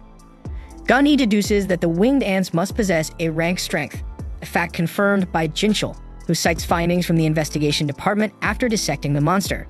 Gunny then points out that the island attack lies just 120 kilometers from Jeju Island, warning that if those ants develop even stronger flight capabilities, they could easily reach the southern tip of their nation. He immediately calls for assistance from Japan and urges that neighboring countries be alerted. He laments that the inevitable threat is upon them now. He wanted to strike first to prevent casualties, but it appears he was too late. Determined, he declares that the 4th raid mission of Jeju Island is now underway. Back in the demon castle, Easel apologizes to Jinwoo for suddenly fainting. He gently asks if she's alright, and she assures him that she's fine, even wondering if he had been worried. He admits that he was indeed concerned and inquires if her home's nearby. Easel gestures toward a house straight ahead, and they proceed inside. Once there, her father is taken aback by the unexpected visitor and wonders if she hadn't noticed the countless troops silently looming in his shadow. Jinwoo notes with appreciation that her father is quite perceptive, but soon enough Easel's father's forces close in around him, declaring that they won't let him leave alive. Easel intervenes, pleading with her father to stand down, while Jinwoo calmly reminds her father that he promised Easel not to harm anyone as long as he receives the permit. Having heard that Jinwoo had defeated both Vulcan and Metis, her father is convinced that Jinwoo isn't an opponent they can defeat. Reluctantly, he hands over the permit, ordering Jinwoo to leave. Then, with unexpected boldness, Jinwoo asks if he might borrow her daughter as well. Startled, her father demands an explanation, so Jinwoo explains that Easel had earlier mentioned she knew the locations of the permits on every floor. Her father then asks whether Jinwoo can guarantee his daughter's safety, to which he promises he can. Satisfied, her father permits the arrangement, prompting Jinwoo to ask Easel to guide him. Elsewhere, we see scientists are busy dissecting the flying ant, examining every detail with intense scrutiny. Back at the castle, Jinwoo continues his steady ascent through the floors, and soon he finds himself on the 89th floor. There he observes that both Aegis and Tank have leveled up, one now holding the title of Elite Knight, while the other is just a knight. He muses that one of them now rivals the strength of an S-ranked adventurer, while the other is comparable to a rank adventurer. Meanwhile, Easel has prepared an array of gifts for the nobles on the floors above, intending to negotiate permits through these offerings, but Jinwoo dismisses the need for such bribes. Isol then warns him that the floors above level 90 are managed by high-ranking nobles, on a completely different level from the low-level shits he's been fighting, so obtaining permits by mere conversation will be extremely difficult. Jinwoo agrees, remarking bluntly that no one bothers to talk to someone they consider weak. He recalls that her family is locked in fierce competition with other demon nobles and promises that he will elevate her family to become the most powerful in this realm. Isol then asks him why he spared her family, and Jinwoo replies bluntly that it's because he likes her, leaving her blushing and embarrassed. Jinwoo muses that he really does get along with simple-minded folks like her and Jinho, so he tells Isol to head back home now. He reminds her that she just warned him things would get tough from here on out, and he doesn't want to drag her into danger. But before she leaves, he asks her to disclose the locations of the permits. Nervously, she wonders if she's useless to him. But he reassures her that isn't the case. In fact, he believes it wouldn't be safe for her to go ahead with him. Still determined to follow him and witness his achievements, she insists on coming along, so he agrees, and together, they ascend to the 90th floor. There, Jinwoo battles the monsters advancing ahead, and he realizes that Isol was right. Both the strength and the sheer number of monsters in this area far exceed those on the lower levels. Nonetheless, he manages to push forward with little difficulty until he finally reaches the 97th floor. The scene then shifts to the Hunter Guild, where we learn that both Mr. Choi and Cha-ha have received a call for the 4th raid on Jeju Island. Mr. Choi reveals that all the S-rank hunters in the country have been mobilized, and Cha-ha wonders if this means Jinwoo will be involved as well. He then informs her that they will be cooperating with Japan this time, since the flying ants have also been threatening that region. Sheke asks when the raid will commence, but no exact time has been decided yet, though he believes it will start soon because the hunters from Japan's ultra-large guild are scheduled to arrive in their nation later today to discuss the situation. Meanwhile, we see Jinwoo on the 100th floor of the demon castle, where he spots a wyvern circling overhead. The creature lands, and riding it is none other than the demon lord Baron. Jinwoo is struck by the overwhelming aura emanating from Baron and wonders if he has any chance of defeating him. Isol freezes in fear at the sight of the demon monarch, and Jinwoo realizes he must bring Baron down from his ride first because fighting an opponent in the air would be far too challenging. Baron then soars upward, summoning demons to attack Jinwoo. Isol panics, unsure of what to do, and Jinwoo quickly summons his army, now enhanced by his monarch's domain. Together, they engage the summoned demons, wiping them out with ease, which leaves Isol in awe of Jinwoo's power. Still, she remains uncertain whether he can ultimately prevail against Baron, as he is merely an invader, and she wonders whose side she should ultimately choose. Baron then unleashes a torrent of lightning that cascades from the sky in a devastating area of effect attack, decimating Jinwoo's soldiers and sapping a large portion of his mana. Isol nearly gets caught in the storm, but Jinwoo quickly shields her. He realizes that this isn't ordinary lightning. It's a wide-range assault with a stunning effect. Though he knows his soldiers can be revived, repeated hits like this will rapidly sap his MP. Determined to act before his resources are completely depleted, he activates his dash and stealth skills to charge at Baron and target his wyvern. However, Baron effortlessly blocks his attack, and Jinwoo is taken aback that his stealth detection was penetrated. Baron then hurls Jinwoo forcefully to the ground and attacks with a homing lightning breath. Jinwoo dodges the attack, but is intercepted by Fang, who saves him at the last second. Just then, Eggers steps in and slices off the wyvern's head, bringing Baron crashing to the ground. Jinwoo breathes a sigh of relief, glad that the demon lord has been forced to the ground because he was growing weary of constantly looking skyward. The scene then shifts to the Hunter Association, where a meeting is underway with Goto Ryuji, the guild master of the Draw Sword Guild, accompanied by his interpreter, Hanakawa. Gunny explains that the Draw Sword Guild is one of the largest in Japan, boasting 11th ranked hunters and standing as the second largest guild in Asia. He comments that Gono exudes an inspiring aura and truly lives up to his legendary reputation. Hanakawa then thanks the association for accepting their proposal to form a joint assault team. Gunny, not wanting any fuss, tells her not to mention it further. After all, they were the ones who first requested support. Hanakawa then explains that their research based on information gathered and the dissection of the winged ants has revealed two critical points for the mission. First, the flying ants grow rapidly after hatching but have a lifespan of only 1 year, meaning that if the queen is killed, the rest will perish within a year. The second key finding concerns the ants' behavior. Based on records from 3 previous raid missions, the researchers discovered that the ants are strongly attracted to potent magic power. Hanakawa remarks that this trait will be crucial in devising a strategy for the upcoming mission, and Gunny agrees, noting that they've analyzed the ants' movements with remarkable thoroughness. Hanakawa then translates for Goto, explaining that their guild plans to send 10 out of their 11 S-rank hunters, all tasked with luring out the ants, while the Korean hunters are slated to eliminate the queen ant. Jinchul then expresses some reservations, pointing out that this strategy might force the Japanese hunters to face thousands of ants head-on. Goto, however, is unfazed, since his hunters will merely act as bait rather than engage in full combat, and their AI simulation confirms that this is the optimum plan, and Gunny agrees to the plan. Back in the demon castle, Jinwoo's army continues its fierce battle against the demons, and Jinwoo himself fights relentlessly. He barely finds time to gulp down a mana potion before he notices his MP rapidly depleting. We then see Igris, Iron, and Fang locked in combat with Baron, who seems to effortlessly block all incoming attacks, including Jinwoo's own strike.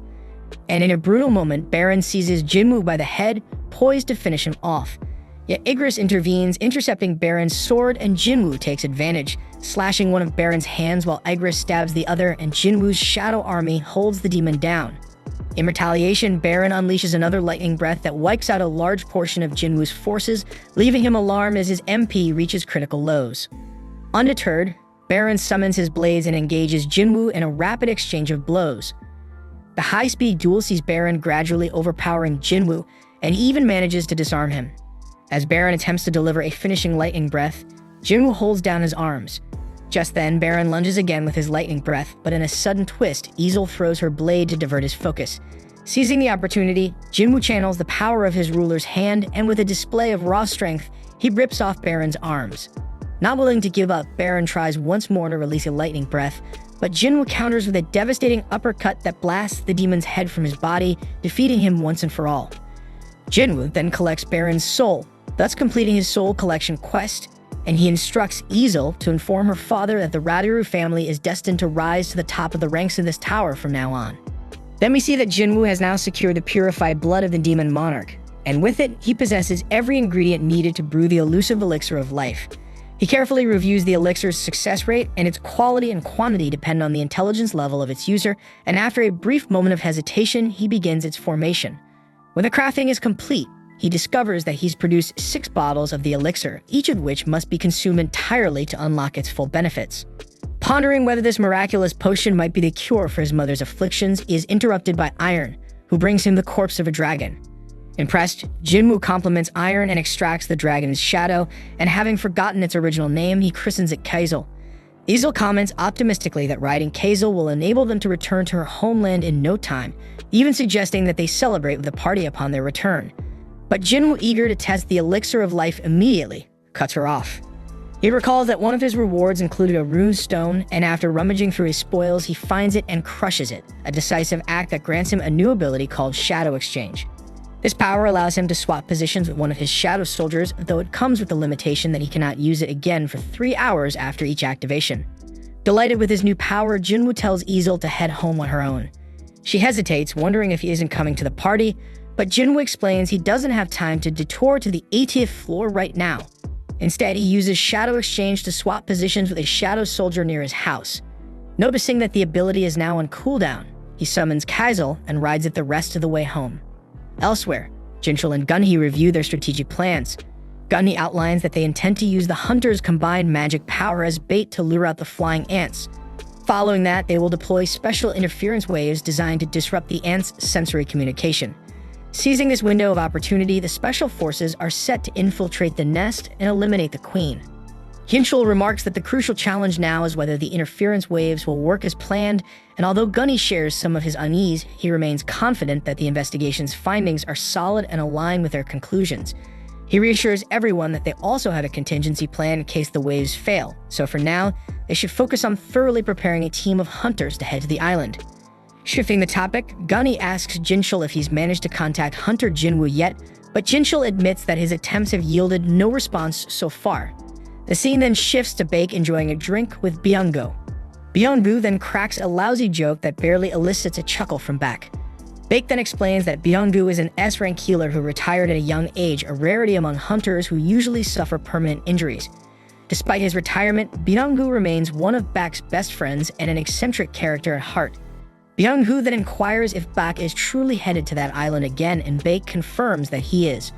Byung-hu reminds him of the tragic fate of Eun-suk, and Baek says that is why he is going, because if those ants are allowed to run rampant, they will eventually turn the entire country into their nest. Byung-gu is surprised to hear Baek speak with such patriotic fervor. Undeterred, Baek insists he's going regardless. Byung-hu teases him, remarking that he sounds just like Eun-suk did. He adds that he'll never return to that hellish place and pleads with Baek to leave if he is here to invite him to go back to that damn place. Baek, however, is only there to say goodbye because he might not survive this mission. Byung-hu understands the gravity of the situation, and then he reveals that he's planning to take the civil services exam instead, determined to leave the bloodshed of the battlefield behind. He admits that the exam will be tough, as he's only ever excelled at history thanks to watching countless historical dramas. He declares his intention to lead a normal life away from the chaos of battle, which Baek approves of, noting that it's the hunters who are anything but normal. Baek muses that some hunters even enjoyed fighting magic beasts and wonders if that very condition might be the spark needed for awakening. The scene then shifts to Jinwoo sitting quietly by his mother's bedside, where he notices a lingering burn mark on her neck, a scar that haunts him with memories of a childhood accident when he accidentally spilled boiling water on her, though she had barely reacted back then. Overcome with remorse, he retrieves the elixir of life, uncertain whether its legendary powers will work, but choosing to trust a system that has never failed him before. With trembling hands, he carefully lifts his mother, and after a moment's hesitation, he forces the elixir down her throat. Once she finishes the potion, he gently lays her back down. Slowly, the elixir begins its work, mending the burn on her neck and rejuvenating her frail body. With bated breath, Jinwoo watches over her, hoping that she will awaken soon, for this moment represents the culmination of all of his relentless efforts. Meanwhile, Juna, unable to focus on her studies, leaves her room to take a reflective walk. Later that night, as the soft glow of the moon bathes the hospital room, Jinwoo is startled to see his mother stir. With a warm smile, she asks if he is indeed her son, and he confirms. Curiously, she inquires how long she had been asleep, and with a heavy heart, Jinwoo reveals that she had been in an unbroken slumber for 4 long years. Concerned, she asks about Gina, and he reassures her that his sister is fine. Grateful for his care, she thanks him for keeping his promise and notices the wounds that mar his body, a testament to the hardships he has borne. Overwhelmed by emotion, Jinwoo breaks down in tears, insisting that he is all right despite the scars of his journey. The next day, a doctor informs the head physician that one of the patients suffering from the so-called eternal sleep disease has finally awakened, and her body shows no signs of abnormality. With her family eagerly requesting her discharge, Jana is later seen in the hospital room, sobbing uncontrollably as she embraces her newly awakened mother and apologizes for all the worry she has caused. Watching this poignant reunion, Jinwoo feels a deep sense of fulfillment, convinced that all his arduous efforts have finally borne fruit. Elsewhere, Gunny is hosting a press conference. He thanks everyone for coming and addresses the nationwide disasters caused by the winged ants from Jeju Island. He announces that in response, the Hunter Association will launch the 4th raid on Jeju Island, a massive operation that will deploy 10 S-rank hunters from Japan in addition to their domestic S-rank team. Meanwhile, hunters of rank A and below will focus on maritime surveillance and homeland defense to support the assault. He declares that they are determined to succeed this time, while Byung-gu watches the proceedings with quiet intensity. Recalling an earlier time before the 3rd raid on Jeju Island, we flash back to when Baek, Eun-suk, and Byung-gu had gathered. Back then, Baek had been passed out drunk, while Eun-suk and Byung-gu were visibly terrified. Eun-suk, recognizing that those who lack fighting ability would be even more paralyzed by fear, resolved to put an end to it. After all, it was up to them to overcome their terror. He stressed that they needed to keep a close eye on Baek during the raid, since his impulsiveness could jeopardize the mission, and reminded his companions that only the 2 of them were capable of managing him. The scene then shifts to Jinwoo and his family returning to their apartment. Their mother is shocked to see the place in disarray. Jinwoo asks his sister what she has done in his absence, but their mother dismisses his concerns and suggests that they all clean together. As they begin tidying up, Jinwoo reflects that this simple act of domestic life is what he had been working for all along, yet his heart is heavy with unease. He wonders if in his role as a hunter, he has crossed a line he should never have, a thought that lingers in his mind. Their mother then casually asks if their father has been in touch during the past 4 years. The siblings exchange silence before she shifts the subject, revealing that she recently heard the news that Jinwoo has become a hunter. She reminisces that their father was once a firefighter, someone she married because he looked so heroic while saving lives, and proudly states that Jinwoo has inherited his trait. Juna adds that she aspires to become a doctor to save people, and their mother insists that she too has inherited their father's noble qualities. At that moment, Jinwoo's phone rings. The scene then shifts to the Hunter Association, where Gunny has just wrapped up his press conference. He remarks that he didn't expect anyone to approach them so soon afterward, and it turns out they're talking about Thomas Andra, the renowned American S-rank authority hunter. Jinchul confesses that he had half expected Thomas to show up, given the timing of recent events, but Gunny is skeptical. He muses that someone with power equivalent to a nation's military would rarely meddle in another country's affairs. Jinchul agrees, wondering why Thomas would interfere here, while Gunny speculates that he might simply be passing by, or perhaps he's here to intimidate them about Hunter Dongsu or to verify something. Gunny also wonders if Jinwoo is still out of reach, but Jinchul reassures him that they've already been in contact with him and that he should be arriving soon. Shortly thereafter, Jinwoo appears at the association and learns that the raid on Jeju Island is set to depart in 4 days. Gunny inquires whether Jinwoo plans to lend his strength to the mission, and Jinwoo admits that it might be a good chance for him to level up since Jeju Island is practically an EXP farm, although he feels he has already achieved his major goals and sees little reason to keep fighting indefinitely. Just as he's about to voice his reservations, he suddenly senses an immense surge of magical energy. Gunny is astonished that he can detect it from so far away and reveals that some of the S-rank hunters are currently warming up in the gymnasium, inviting Jinwoo to take a look if he wishes. Meanwhile, in the training hall, Baek is seen sparring with an opponent who manages to swiftly take him down, advising him to focus on building up his lower body. Refusing to give up, Baek fights on, though Jinwoo is surprised to witness that Baek is struggling under the pressure. Mr. Choi soon appears and explains that if Baek were to go all out, Hunter Mei would be no match for him. But he then introduces Baek's opponent as Med Dongwook from the famed guild. Curious as to why Baek isn't unleashing his full strength against such a capable foe, Mr. Choi reveals that Baek prefers to hold back in front of a crowd. When he fights at full power, he transforms into something monstrous. Jinwoo can't help but think that the rumors about Baek being a transformation-type hunter might actually be true, and just then, hunters from Japan arrive on the scene. Their guild master Goto then spots Jinwoo in the stands and inquires about his identity. Hanako quickly identifies him as Jinwoo, a recently promoted S-rank hunter. Initially, Goto is under the impression that Jinwoo might be a skilled assassin, but Hanako clarifies that he is in fact a mage. Meanwhile, Chahae and Lim notice Jinwoo's presence, while Baek and Mei continue their heated bout. Watching the ongoing fights, Hanako grows increasingly disappointed with the level of strength displayed by the local hunters, remarking that they don't even resemble true S-rank fighters, perhaps a consequence of her constant exposure to Goto's battles. Not long after, Mr. Park Jong-soo, the guild master of the Knights Guild, overhears their comments. Although he struggles to understand the Japanese banter, he catches enough to feel insulted by their disparaging remarks. Hanako casually mentions she's never even heard of Mr. Park, to which they suggest that might be because he's only an A-rank hunter rather than an S-rank. Still, they remind everyone that his guild remains among the top 5. Chahae and Lim step in to prevent further squabbling, and Mr. Park is unwilling to let their comments go unchallenged. Seizing the moment, Goto proposes a friendly sparring match to test the prowess of Korean hunters, insisting that only S-rank fighters should participate, with the rules to be decided collectively. Gunny approves of the idea and emphasizes that mages should sit this one out, as their strength is notoriously difficult to gauge in combat. He also insists that only combat-oriented hunters join, dismissing the less battle-hardened ones. Baek then lays out the rules. Any participant who gets grabbed at the wrist, touched on the back, or forced to the ground will be deemed defeated. And rather than a one-on-one duel, the match is designed as a battle royale to mirror the chaos expected on the island. With the terms set, Goto nods in agreement, and the event is set to proceed. It is soon revealed that from the Korean side, the competitors will be Chahae, Lim, Ma, and Baek, while from Japan, the fighters are Tawada, Kumamoto, Hoshino, and Tanaka. Then we see Jinwoo watching their rivals assembled in the ring, noting with interest that Goto isn't fighting at all. This unexpected situation gives him the chance to witness an all-out clash between S-rank hunters. Mei immediately leaps into action using an ability that enlarges him threefold, as if signaling that the real competition has just begun.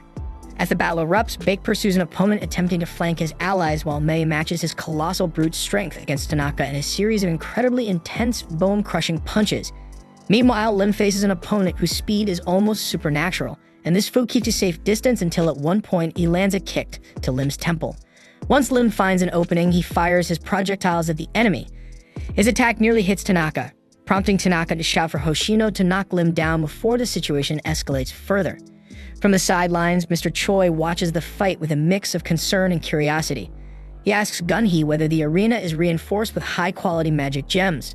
Gunny confirms that it is, though he adds that the current standards might need an upgrade, as these fighters are literally breaking everything. As Bak chases his rival, he reflects bitterly that these hunters are truly the cream of the crop among the Japanese S ranks. If the association ever hopes to win, it will take some heavy lifting. Adopting his monstrous form, Bake attacks fiercely, yet his opponent always manages to slip away. In a moment of frustration, Bake concludes that Kumamoto in particular is not built for direct combat. Kumamoto, aware that he narrowly escaped, silently admits that this kind of brawl isn't his forte. Bake glances over at Goto and imagines that the purpose here is to test his subordinate's readiness for the upcoming battle against the ants. Seizing this moment, Bake transforms into an even more advanced form, feeling honored to provide the answer Goto seeks. As Kumamoto struggles and attempts to flee from Bak's relentless pursuit, Bak's speed proves too overwhelming, although his claws never quite manage to land a decisive blow. From the audience, Mr. Park scrutinizes the intensity of the skirmish, concluding that as an A-rank hunter, he stands no chance in such a high-level ring, even though his sycophantic subordinate insists otherwise. Amid the chaos, Tanaka has already finished off Ma, and while Hoshino subdues Lim and ends their duel, Beck clearly dominates his own fight. Yet, Kumamoto persistently dodges every attempt by Beck to strike him. Finally, the two victors from the duels step forward to support their struggling comrade, positioning themselves in front of Bak in a show of solidarity. Meanwhile, Cheke keeps her opponent under control with a flurry of rapid attacks. After landing a solid hit on the Japanese woman Tawada, she realizes she must dash off to aid Bek. But as she sprints away, Kumamoto suddenly appears behind her. With astonishing reflexes, Chaha reacts immediately, drawing blood from Kumamoto, whose eyes flare up an intense, monstrous red. Outside the ring, Kumamoto's acquaintances murmur that no one knows what might happen when he reaches this stage. Hanako suggests that perhaps they should pull Kumamoto out of the ring for his own safety, but Goto objects, fearing it would upset some of the other hunters.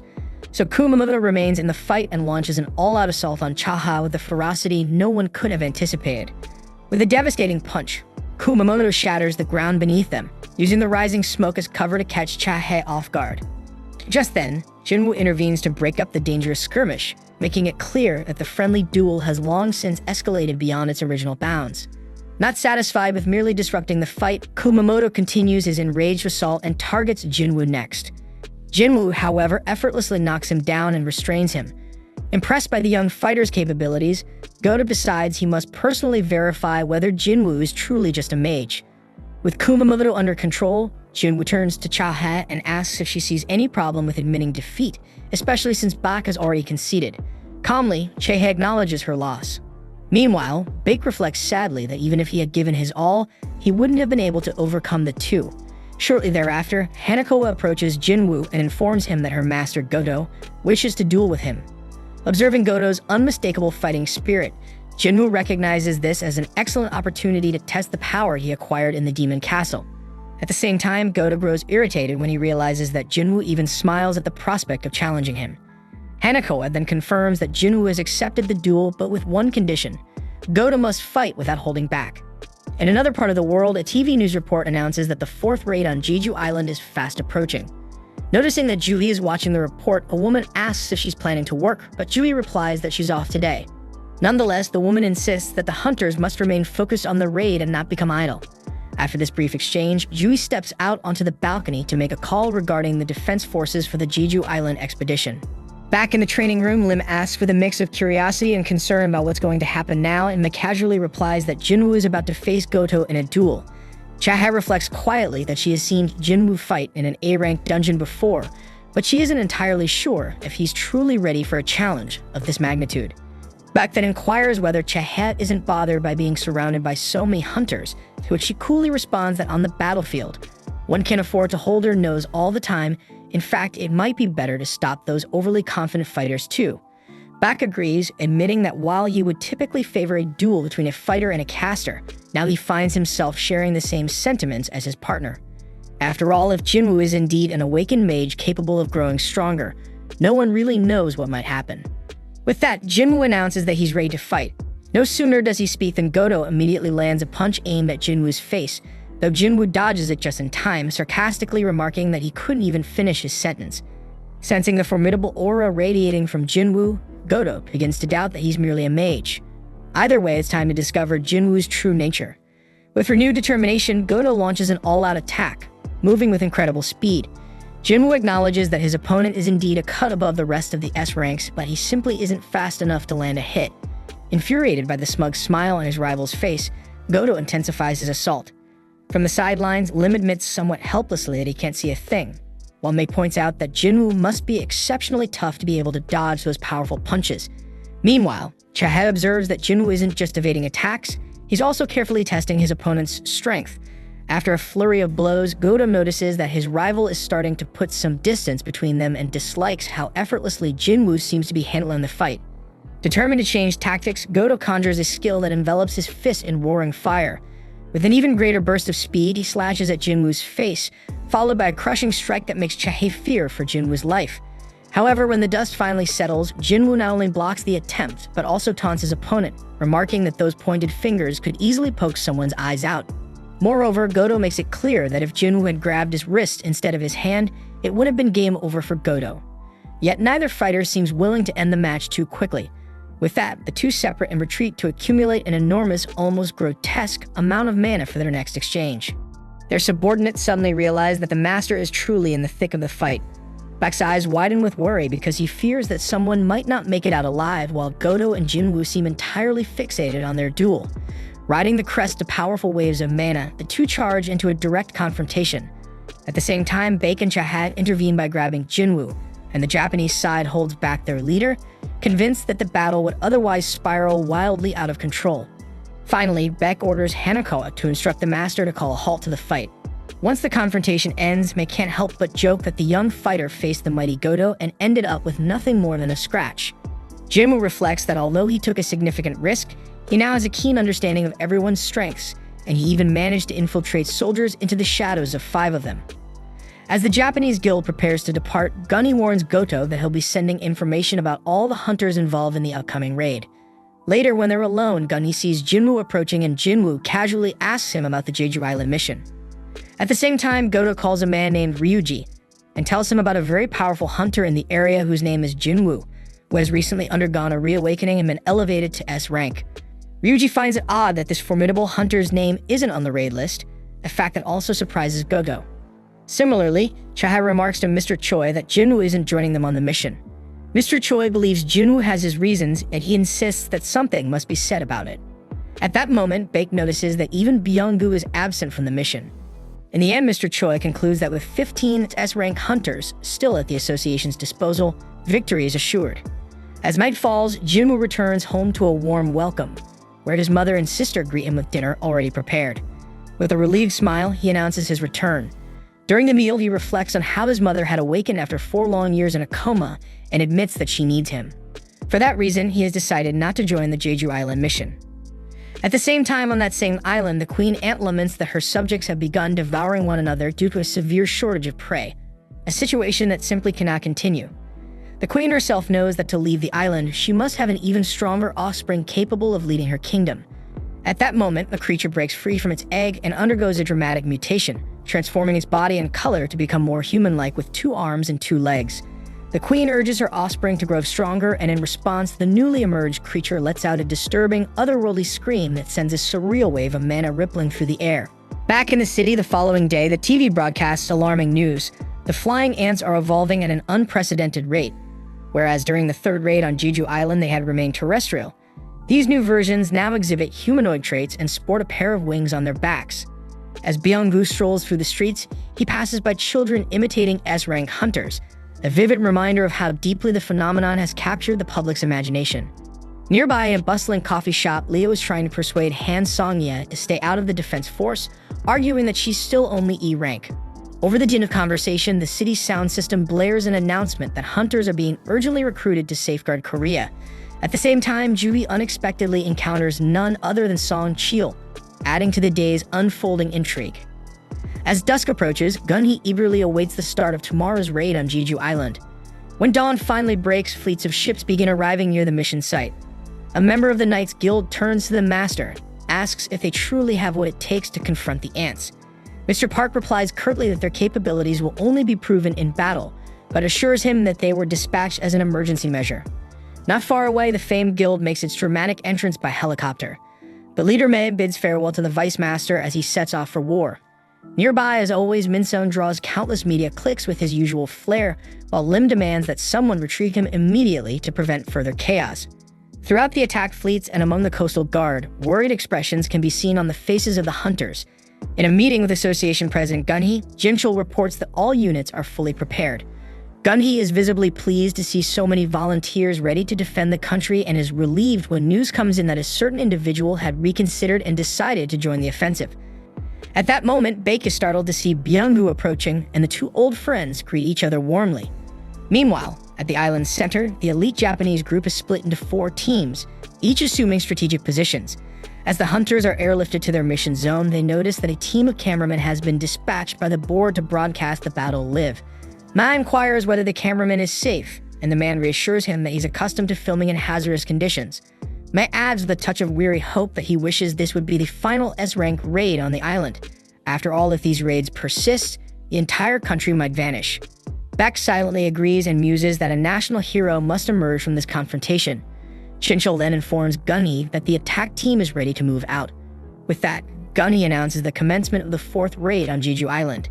In a parallel development, Goda orders his 4 diversionary forces to operate at full strength, unleashing an astonishing surge of mana that leaves Baek, high above in the helicopter, visibly impressed.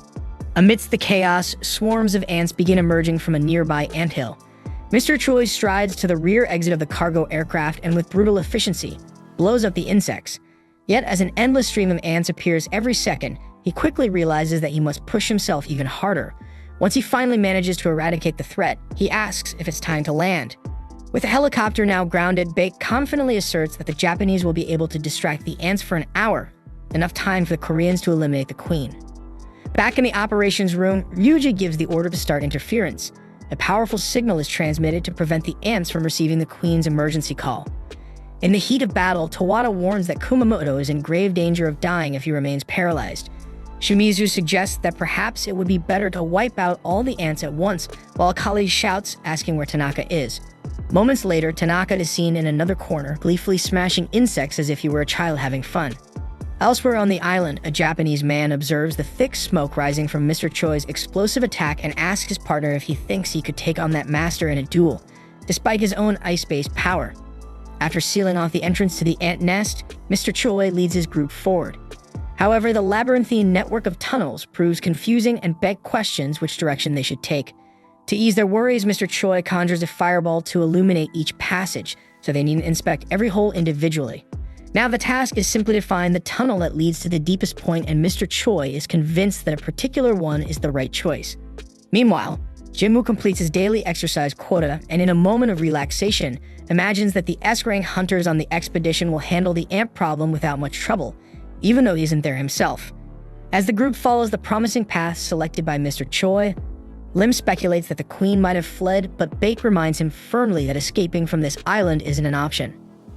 At that precise moment, Mr. Choi gathers his comrades to inspect an egg chamber, which leads them to believe that the queen is nearby. Moments later, they spot a giant egg, and the sight fills the team with dread as a creature does seem to have emerged from it. Elsewhere, we see that Tanaka has injured his shoulder and asks for healing from the group's healer Shimizu. But instead of immediately tending to him, she teases him, demanding something in return. However, before anyone can react further, the Ant King suddenly appears and in a brutal twist rips Shimizu's head off and acts so shocking that it plunges the team into terror. And that shit seems like that Dan Hunter x Hunter Ant arc all over again. Tanaka and his fellow hunter quickly sense a formidable presence nearby and immediately raise their guard to prepare for combat. However, before they can react further, the monster strikes with lethal precision, decapitating Tanaka and doing the same to the other hunter on their team as if they are nothing. The scene then shifts to the ant nest, where the hunters are battling white ants that seem to possess strength on par with S-rank hunters. Despite their formidable power, the ants move in a monotonous, predictable fashion, making them easy targets for hunters employing diverse tactics. One by one, the white ants are taken down. Chai points out that the exoskeletons of these ants are extremely tough, yet Magdam-wook is relieved there aren't too many of them. Byung-woo reassures everyone that even if there are many, there's no need to worry because he will support the team from the rear. Baek is taken aback by Byung-woo's calm assurance, especially coming from someone who usually shies away from combat. In response, Byung-woo tells him to quit the sarcasm, reminding him that these ants can keep living even if their heads are chopped off, so the key is to cripple them instead. Bake takes his advice to heart and cripples one of the ants he just slayed by his foot. Dong-wook then observes that the enemies seem to grow stronger the deeper they venture into the cave, though they still haven't encountered any ants that walk on two legs. Mr. Choi speculates that these Baekdul ants must be guarding the queen. Lim chimes in, expressing concern that they have a long way to go and questioning whether they're on the right path. Mr. Choi reassures him that they likely are, and Chae concurs, remarking that she can even detect a strong scent of powerful magical beasts emanating from deep within the cave. Surprised that Chae can sense such a presence from so far away, Mr. Choi suggests that perhaps Baek might be able to pinpoint them using his abilities. He tests this idea and successfully locates the queen. After a thorough search through the cave, he informs the group that the queen ant resides in the deepest part ahead, heavily guarded by numerous S-rank defenders. He warns that the decoy forces outside have their limits and urges them to move quickly. Although he acknowledges that the battle ahead will be challenging due to the unknown strength of the queen ant, he remains confident that with their current lineup, they are poised for victory. Back outside, we see that another team of Japanese hunters arrives on the scene, searching desperately for any sign of Tanaka and his missing comrades, as their comms have fallen silent. One of them spots what appears to be Fujishima's glasses, but before he can investigate further, his companion suddenly vomits and grimly remarks that he smells something utterly terrifying approaching. He channels his ice magic toward the source of the stench, only to have his efforts rendered futile when the Ant King shatters the ice with him inside. Meanwhile, Kumamoto and Tawada, unable to locate Tanaka's team, decide to focus on the battle unfolding before them. Back at the ant nest, the hunters have advanced into the queen ant's chamber and are heartened by the sight of a formidable force awaiting them. Byung-hoo then steps up and uses his skills to bolster the entire group, infusing them with extra power as the fight erupts in earnest. Then Mr. Choi unleashes a torrent of fire magic to incinerate the advancing ants, admitting that he normally avoids using such potent spells, but he's making an exception given the dire circumstances. Not to be outdone, Baek transforms completely into a mighty white tiger and pounces on the ants, tearing them apart with his bare claws. Chae, witnessing Baek's fearsome beast form, is visibly awestruck. Amid the chaos, a news reporter with the team receives word that the viewership for the raid has skyrocketed, surpassing 380%. Eager for dramatic footage, the reporter attempts to get closer, only to be firmly held back by Byung-gu, who reminds him that this is an S-rank raid, and that safety must come first. The battle is broadcast live, and nationwide the people watch with high expectations. As the fight rages on, Lim methodically takes out countless ants with his precise arrows, while Mr. Choi continues to fry the adversaries with his relentless fire magic. Buck in his white tiger form rips them apart, and Chae slices through wave after wave of the insect horde. Then eventually, after a lot of fighting, the hunters dispatch the last of the ant guards, setting the stage for the final confrontation with the queen ant herself. The queen ant then launches an attack on Dong-wook, but he manages to block her onslaught with his shield while Lim fires a volley of arrows at her. Baek joins the fray, remarking that a queen stripped of her guards is nothing more than a vulnerable target. In retaliation, the queen unleashes a cloud of poisonous breath toward Dong-wook and Baek, but Byung-gu intervenes, healing them instantly. He vows that as long as he's present, he will help them rise again no matter how many times they fall. The queen then turns her attention to the healer, but Dong-wook again blocks her assault while Mr. Choi pummels her with relentless fire magic. Despite their combined efforts, the queen remains standing and emits a blood-curdling scream that echoes across the island. Desperate, the queen attempts to flee, but the hunters refuse to let her escape. Mr. Choi renews his attack while Bak and Dong-wook hold her down. Seizing the moment, Chae slashes at the queen with her sword, severing her legs and forcing her to collapse. With one final decisive blow using her special decapitation skill, she beheads the queen, putting an end to her reign of terror. The nation erupts in cheers as news of their victory spreads, and Gunny beams with pride that the raid mission has finally been a success.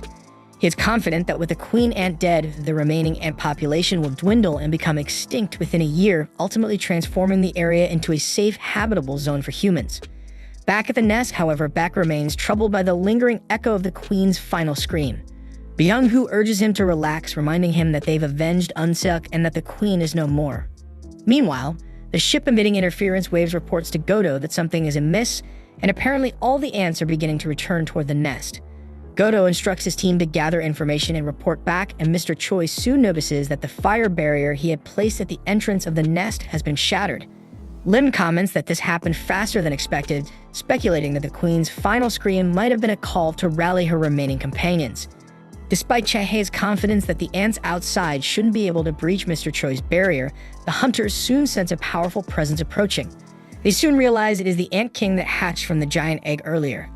As the Ant King unleashes its formidable aura, Chaeha is overcome by its putrid smell, and it becomes evident that this is no ordinary magical beast.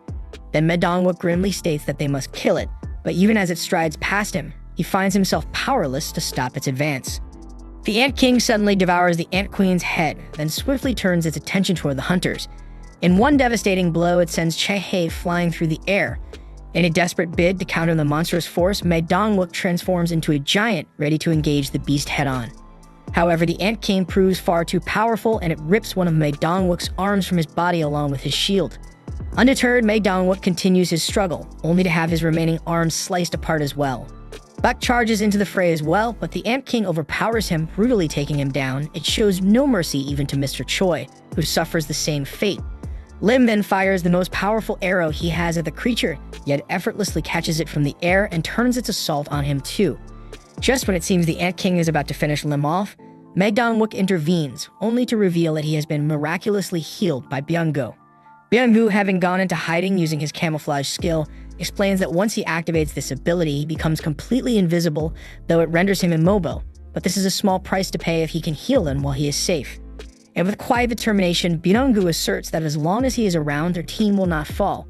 But the Ant King focuses on Medongwook once more, battering him relentlessly and treating him like a mere plaything. Suddenly, it senses Byung-gu despite his invisibility and viciously stabs him in the chest before he can even react. In his final moments, Byung-gu uses his last breath to urge Bak to run away. Then the Ant King, in a gruesome display, bites his head off. Bak tries to counterattack, but the creature grabs him by the neck, forcing him to revert back to his human form.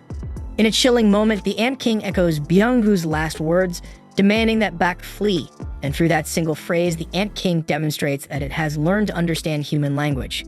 It coldly declares that the hunters are too weak, reminding them that his queen is dead, and that merely killing soldiers will not mend that loss. It then inquires about the whereabouts of their king, but then it senses someone formidable nearby, so it abruptly leaves the nest. Bak wonders if the Ant King was referring to Godo, but there is no time for speculation because they must depart quickly. Soon he notices that the other ants have also returned. Outside, Godo's team discovers that 2 of their units are unreachable. Godo initially considers the possibility of poor reception, but dismisses it since communication signals are strong. He then contacts Tawada's team, asking if they can reach the missing teams. Tawada replies that they cannot and asks Godo if he wants them to go over and check. But Godo states that there is no need because they are already en route to investigate, and he instructs them to wait for him at the designated rendezvous point once they are finished. Godo and his team finally reach the location where the missing squads were expected, but all they find are the dead bodies of the unreachable teams. Just then, a call comes in from back home with someone demanding to know why they didn't report at the scheduled time. Godo explains that they've suffered casualties, and the caller asks if Godo hadn't ordered them to focus solely on eliminating mutated beasts to minimize risk. And Godo admits that they were simply too weak, and the caller had expected him to say something like that. The caller then says that losing a few won't be an issue given their overwhelming strength, and then he inquires whether the Korean team is still engaged with the Queen Ant. Godo confirms they are, though he reports that the interference wave isn't working as planned, and that all the ants outside have returned to the nest. The caller asks about their service chance, and Godo estimates that their survival chance is 0% given their current strength. So the caller orders them to retreat temporarily to continue their plan with a second assault team from the sea. He then reveals that their plan is leading the Korean hunters to their death and pretending that they did their best to help them out but failed, and with the Korean power gradually eroded, Japan will be perfectly positioned to seize control of the Korean S-rank gates. Goto then informs his team that Chairman Matsumoto has ordered a retreat and regroup. But no sooner does he finish speaking than the Ant King launches an attack, taking out the girls in the group. Goto then immediately commands Hoshino to retreat and join up with the second team along with Kumamoto's unit. Though Hoshino hesitates, Goto warns that him being here will only get in his way, so Hoshino reluctantly departs. Then the Ant King reveals itself, radiating a formidable aura. It even speaks, asking if Goto is the king, and Goto, taken aback, says that he is indeed the king. The creature then surrounds him with its power, and Goto can't help but notice that its aura mirrors the same intensity he has seen in Jinwoo. Meanwhile, back at the ant nest, the hunters are locked in a desperate struggle against the onslaught of ants. They're barely holding on, each sustaining fatal injuries, and they fear that this may be the end as the relentless ants charge for one final overwhelming attack. Just when all hope seems lost, Jinwoo's soldiers emerge from the shadows, halting the ant onslaught. Baek is left in shock at the sight of these black soldiers, and in a sudden tactical maneuver, Jinwoo exchanges positions with one of them. Then we see that part of the swarm of flying insects suddenly launches an attack, but the shadows hold their ground thanks to their elite warriors Iron, Fang, and Igris, who unleash their exceptional abilities to prevent any enemy from slipping past. Amid the fray, Beak, who had felt utterly defeated before, now watches in amazement as Jinwoo advances right up to the Shadow Soldiers' front line. Like Beak, every member of the association is left wondering just how Jinwoo managed to make such an impressive breakthrough. At the same time, Jui finds herself without a signal next to Song Cheol, leaving them both puzzled about the unfolding chaos at the heart of the Jeju Island storm. Back at headquarters, Jinchul explains to Gunny that making contact with the field is nearly impossible amid the turmoil, yet Gunny insists that they must gather any information on the hunters' situation by all possible means. Over at the broadcasting station, the director is inundated with demands to resume the transmission of the battle. Though he would have done so if he could, technical issues leave the signal dead. His superior further questions what will become of the country if all the S-rank hunters are defeated. The director desperately attempts to reach the field agent, but the employee's equipment is completely non-functional. Amid the pandemonium, Jinwoo shouts out Iron's name, prompting Iron to activate his taunt ability to force the enemy's focus onto him. Then Jinwoo sends Igris forward to sweep across the battlefield and decimate as many of the insects as he can, while Iron and Fang join the counterattack, together exemplifying the very essence of devastation within the mutant creature's nest. At this point, the hunters are utterly baffled, struggling to understand what these shadows truly represent or how Jinwoo managed to infiltrate so deeply. For a fleeting moment, as Jinwoo finds time to regroup with the hunters, Beak seizes the opportunity to ask him the burning question, but Jinwoo postpones the discussion, knowing that their immediate priority must be tending to the wounded. Clutching a healing potion, he instructs Dongwook to drink it, but then he suddenly remembers that the item cannot be transferred. Dongwook then wonders if the substance is some kind of healing medicine or perhaps summoning magic, until Jinwoo tells him to drink it. Once he does, Dongwook is instantly enveloped by a vibrant green energy that mends his severe injuries. One by one, nearly everyone takes the potion and is fully healed. However, when it comes to Cha-hae, the healing item fails to work because her health is so critically low, much like that time when Jinwoo himself suffered from the same ailment. To make matters worse, Cha-hae's aura continues to wane, leaving the only option to clear an escape route for her as quickly as possible. But on the other side of the trench, escape doesn't come easily because the passageways are clogged with throngs of insects, steadily reducing any chance of a safe retreat. At the same time, Gunny joins a meeting with his associates to get an update on the attack team's situation. However, all communications from the island have been abruptly cut off, leaving everyone in the dark about the unfolding events. Frustrated, Gunny demands that the signal be restored by any means necessary and orders that medical and rescue teams be put on standby immediately. Seated in his chair, Gunny seethes with anger over how much he has aged because he feels useless, wishing desperately that he could be out there fighting alongside his comrades instead of just watching helplessly. But all he can do now is hope that everyone else remains safe. Back at Jinwoo's home, we see Gina giving a swift whack to the TV in a valiant effort to get the broadcast working again. Unfortunately, not only does the signal drop, but the television itself ends up breaking. Still undeterred, she refuses to give up on finding a way to watch the raid, so she goes to her room to watch it on her phone. Over in a Japanese camp, Ryuji informs the president of Japan that Goto's vital signs have completely vanished. Based on the last transmission before the signal was cut, it appears that a formidable enemy attacked Goto, and he was most likely killed. Confronted with this tragic news, President Matsumoto demands an update on the remaining guild members, warning that any further losses could jeopardize the next stage of their plan. Then after ending the call, an enraged Matsumoto slams his fist on the table, bitterly labeling Goto as useless for having fallen. At the insect nest, Iron smashes hundreds of foes with his overwhelming strength, his blows reverberating through the chaotic battlefield. Jinwoo watches with a mix of pride and concern as his elite units perform brilliantly, yet he can't help but notice that the regular Shadow soldiers are struggling to hold their own. He then wishes that he could bolster his forces further, but there are too many eyes on him, so instead he quickly calls the hunters together, instructing them to remain behind Fang and secure the rear in case any stray ant manages to slip past. Above all, he urges everyone to keep what they're about to witness a secret. Mr. Choi almost prophetically hints that something truly extraordinary is about to occur. But just as Jinwoo's eyes begin to emanate a strange, eerie glow, the insects suddenly clear a path. And we see that far behind in the cave, a towering, evolved insect emerges, its shadow pulsing with a sinister red energy as if announcing that Godo was slain by its hands. Outraged, the creature unleashes an obscene surge of mana and laments bitterly that there was no king outside. Jinwoo deduces that this monstrous insect is the reason he no longer senses the familiar shadow he had sent with Godo. Resolute, he steps forward and positions himself prominently, making the beast question if Jinwoo is truly the king of humans. With heavy irony in his tone, Jinwoo remarks that he's conversing with a talking insect, an observation that seems to shake the monster as it begins to recognize the powerful aura emanating from its opponent. With a surreal, piercing scream, the creature terrifies every hunter around it, except for Jinwoo, who with steely resolve, treats the opponent as nothing more than another insect to be vanquished. In the midst of this tense standoff, the broadcast man finally manages to regain the signal, and he immediately alerts the team at headquarters.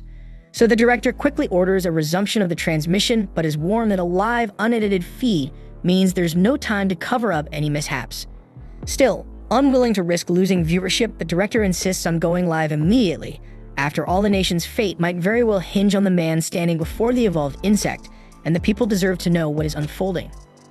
When the live feed is restored, Jui, Chil, the Knights Guild, support teams, and the entire population converge to witness the chaos unfolding inside the mutant insect nest on Jeju Island. Jinna remembers that Jinwoo has promised to return shortly, but she now knows why he seems to have taken longer than expected. Meanwhile, Gunny exults at Jinwoo's timely arrival at this critical juncture, and as all eyes in Korea turn to him, the duel begins on a shaky note. Jinwoo is caught off guard as a powerful punch lands on his face and even lifts the ground around him. Meek and Mr. Choi mutter that Jinwoo must have underestimated his opponent by getting too close for a mage, and the mutant insect in turn appears to doubt Jinwoo's claim to leadership. Yet miraculously, Jinwoo recovers without serious injuries and retaliates by cloaking his fist in a bluish aura and delivering a devastating counterpunch. Dongwook questions whether this young man is truly a mage, and by then even Beak and Mr. Choi are left speechless. However, the creature's exoskeleton proves astonishingly resilient because it withstood Jinwoo's punch with ease, leaving him to wonder if its natural armor is the source of its incredible resistance. The battle then escalates into a terrifying contest, with Jinwoo relentlessly pursuing the fight while the mutant insect matches his pace blow for blow. The intensity of the magical power flowing through the duel is so overwhelming that even the broadcaster, who is an A-rank hunter, struggles to remain conscious. Then as the fight rages on, the superior insect that was once confident in its untouchable prowess now begins to sense that the balance of power is shifting. With every calculated movement of Jinwoo, this natural aberration trembles before his extraordinary abilities. In a brutal moment, after the insect takes a savage punch squarely on his face, it extends its long pointed tongue, which slashes across Jinwoo's face. An immediate infection sets in, spreading rapidly and forcing Jinwoo to drop to his knees in the midst of the fight. Confused and in pain, Jinwoo demands an explanation, and the monster arrogantly reveals that the wound is caused by a potent toxin, a mix of chemicals from local marine creatures amplified by magical power. Now immobilized by the infection, Jinwoo is unable to move, and the monster seizes the opportunity to deliver the final decisive blow. Meanwhile, President Matsumoto laughs nervously upon hearing that 7 of the 10 Japanese sent to Jeju Island have been killed. Overcome with anger, he shouts about the disgrace of losing more than half of their contingent. To worsen the situation, Ryuju reports that something immensely powerful was detected near the island's caldera, and likely the very monster that killed Goto, though it remains unclear whether the creature is returning to its nest because it was injured or for some other reason. Matsumoto then surmises that if any Koreans survive, they must eventually face this enemy deep within the nest, and he believes there's still a strategic advantage to be exploited because the fierce battle will wear everyone down. He also calculates that if the Japanese manage to eliminate the strongest opponents during this chaos, the remaining forces will be utterly helpless. With this in mind, he orders that the survivors be rescued by helicopter and transferred to the second attack team at sea. Upon receiving the orders, Tawada informs her companions that they have been switched to Plan 9. However, Hoshino, who witnessed Goto's horrible death, warns that nothing might work against that monstrous aberration. Tawada then grabs Hoshino by the collar and forces him to pull himself together, though he remains in a state of panic. Regardless, she reminds him that they have no other option, and soon the rescue helicopter appears to extract the group. Back at the insect nest, Jinwoo surprises everyone by reacting just in time, landing a powerful punch into the insect's stomach and pinning it against the cave wall. Despite having been poisoned earlier, Mr. Choi asks in amazement how Jinwoo managed to move, to which Beak replies that now nothing ever surprises him coming from that dude. Jinwoo deduces that the insect had been holding back due to its secret weapon, while his body is being sustained by his detoxification ability. And then his sharp perception allows him to sense his foe's nervousness. Then as he glances at Cha-ha, he realizes that her condition is getting worse, so he also becomes nervous because he needs to get to her as soon as possible. He then charges at the enemy with a kick, but the creature easily slips away. Discovering that his venom had no effect, the mutant insect resorted to another trick. In a burst of self-induced energy, it mysteriously enhanced its own power. Unfazed by this sudden boost, Jinwoo drew his pair of demonic monarch daggers, and the duel erupted with a brutality that surpassed anything seen before. The intensity of the battle tripled, each side wagering more than ever in their desperate need to prevail. Jinwoo's primary goal was clear. He had to save Cha-ha fast, while the insect, in its twisted pride, sought to prove itself against the so-called king of humans. In a move that defies expectation, the creature summons ice spears from the ground and launches them at Jinwoo like deadly projectiles. Though he managed to evade them, the impact of the ice against the ceiling caused a portion of the structure to collapse, escalating the danger of the combat. The insect soon realized that Jinwoo's speed matched its own, and even more disturbingly, Jinwoo appeared to be growing faster with every passing moment. In the midst of the clashing blue and red auras, the dazzling display of opposing energies provoked a frenzied reaction in Beak's eyes, who admitted that in all of his long years as an S-rank hunter, he had never witnessed such an insane dispute. Seconds blurred into one another as the movements became a chaotic, unintentional choreography. Fueled by rage, Jinwoo screamed as he landed a ferocious strike against his enemy. The insect, however, recovered with a counterattack as agile and absurd as his previous onslaught. Then, in a critical moment, Jinwoo saw the monster's claws racing toward his eyes like a quartet of knives. At that instant, his skill Fatal Strike spontaneously evolved through this relentless force training, upgrading to a level he later called Mutilation. This unexpected surge granted Jinwoo the power to retaliate decisively. Wielding his infernal daggers, he counterattacked with ruthless efficiency, slicing chunks from the mutant ant's arm and drawing forth its viscous green blood. Seizing the opportunity, Jinwoo continued his onslaught of mutilations, tearing away fresh pieces of his opponent, determined to subdue it once and for all. The creature then responds by rapidly regenerating its torn flesh and erecting an imposing ice wall between itself and the furious onslaught.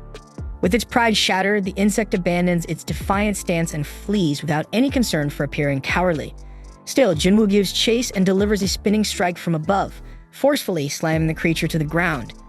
He repeats his mutilation techniques relentlessly, ensuring that the enemy is reduced to nothing more than tiny fragments of its former self. True to his promise, the monster is reduced to a pile of severed limbs, all the while sputtering in disbelief who on earth this damn human is. In a last-ditch effort to survive, the creature awakens a chaotic burst of energy, reigniting the red eyes that mark the nest's insects. Undeterred by the grim spectacle, Jinwoo simply smirks and dispatches his elite army to engage the rest of the ant horde head-on. And alongside them is Tank, the imposing leader of the Ice Bears, and Kazel, the formidable wyvern of Baron. Then Fang, with his hymns now imbued with hellfire, slices effortlessly through the nest's walls as if it were mere nothing. The superior insect, once convinced of its invincibility, now finds itself utterly humbled before Jinwoo. Standing before its foe, all it can think of is to flee as fast as it can. Although it regenerates once more and takes to the air, Jinwoo's bluish aura coldly knocks it down, leaving it even more vulnerable. Stubborn like a cockroach, the creature scampers on using its legs, but Jinwoo seizes the opportunity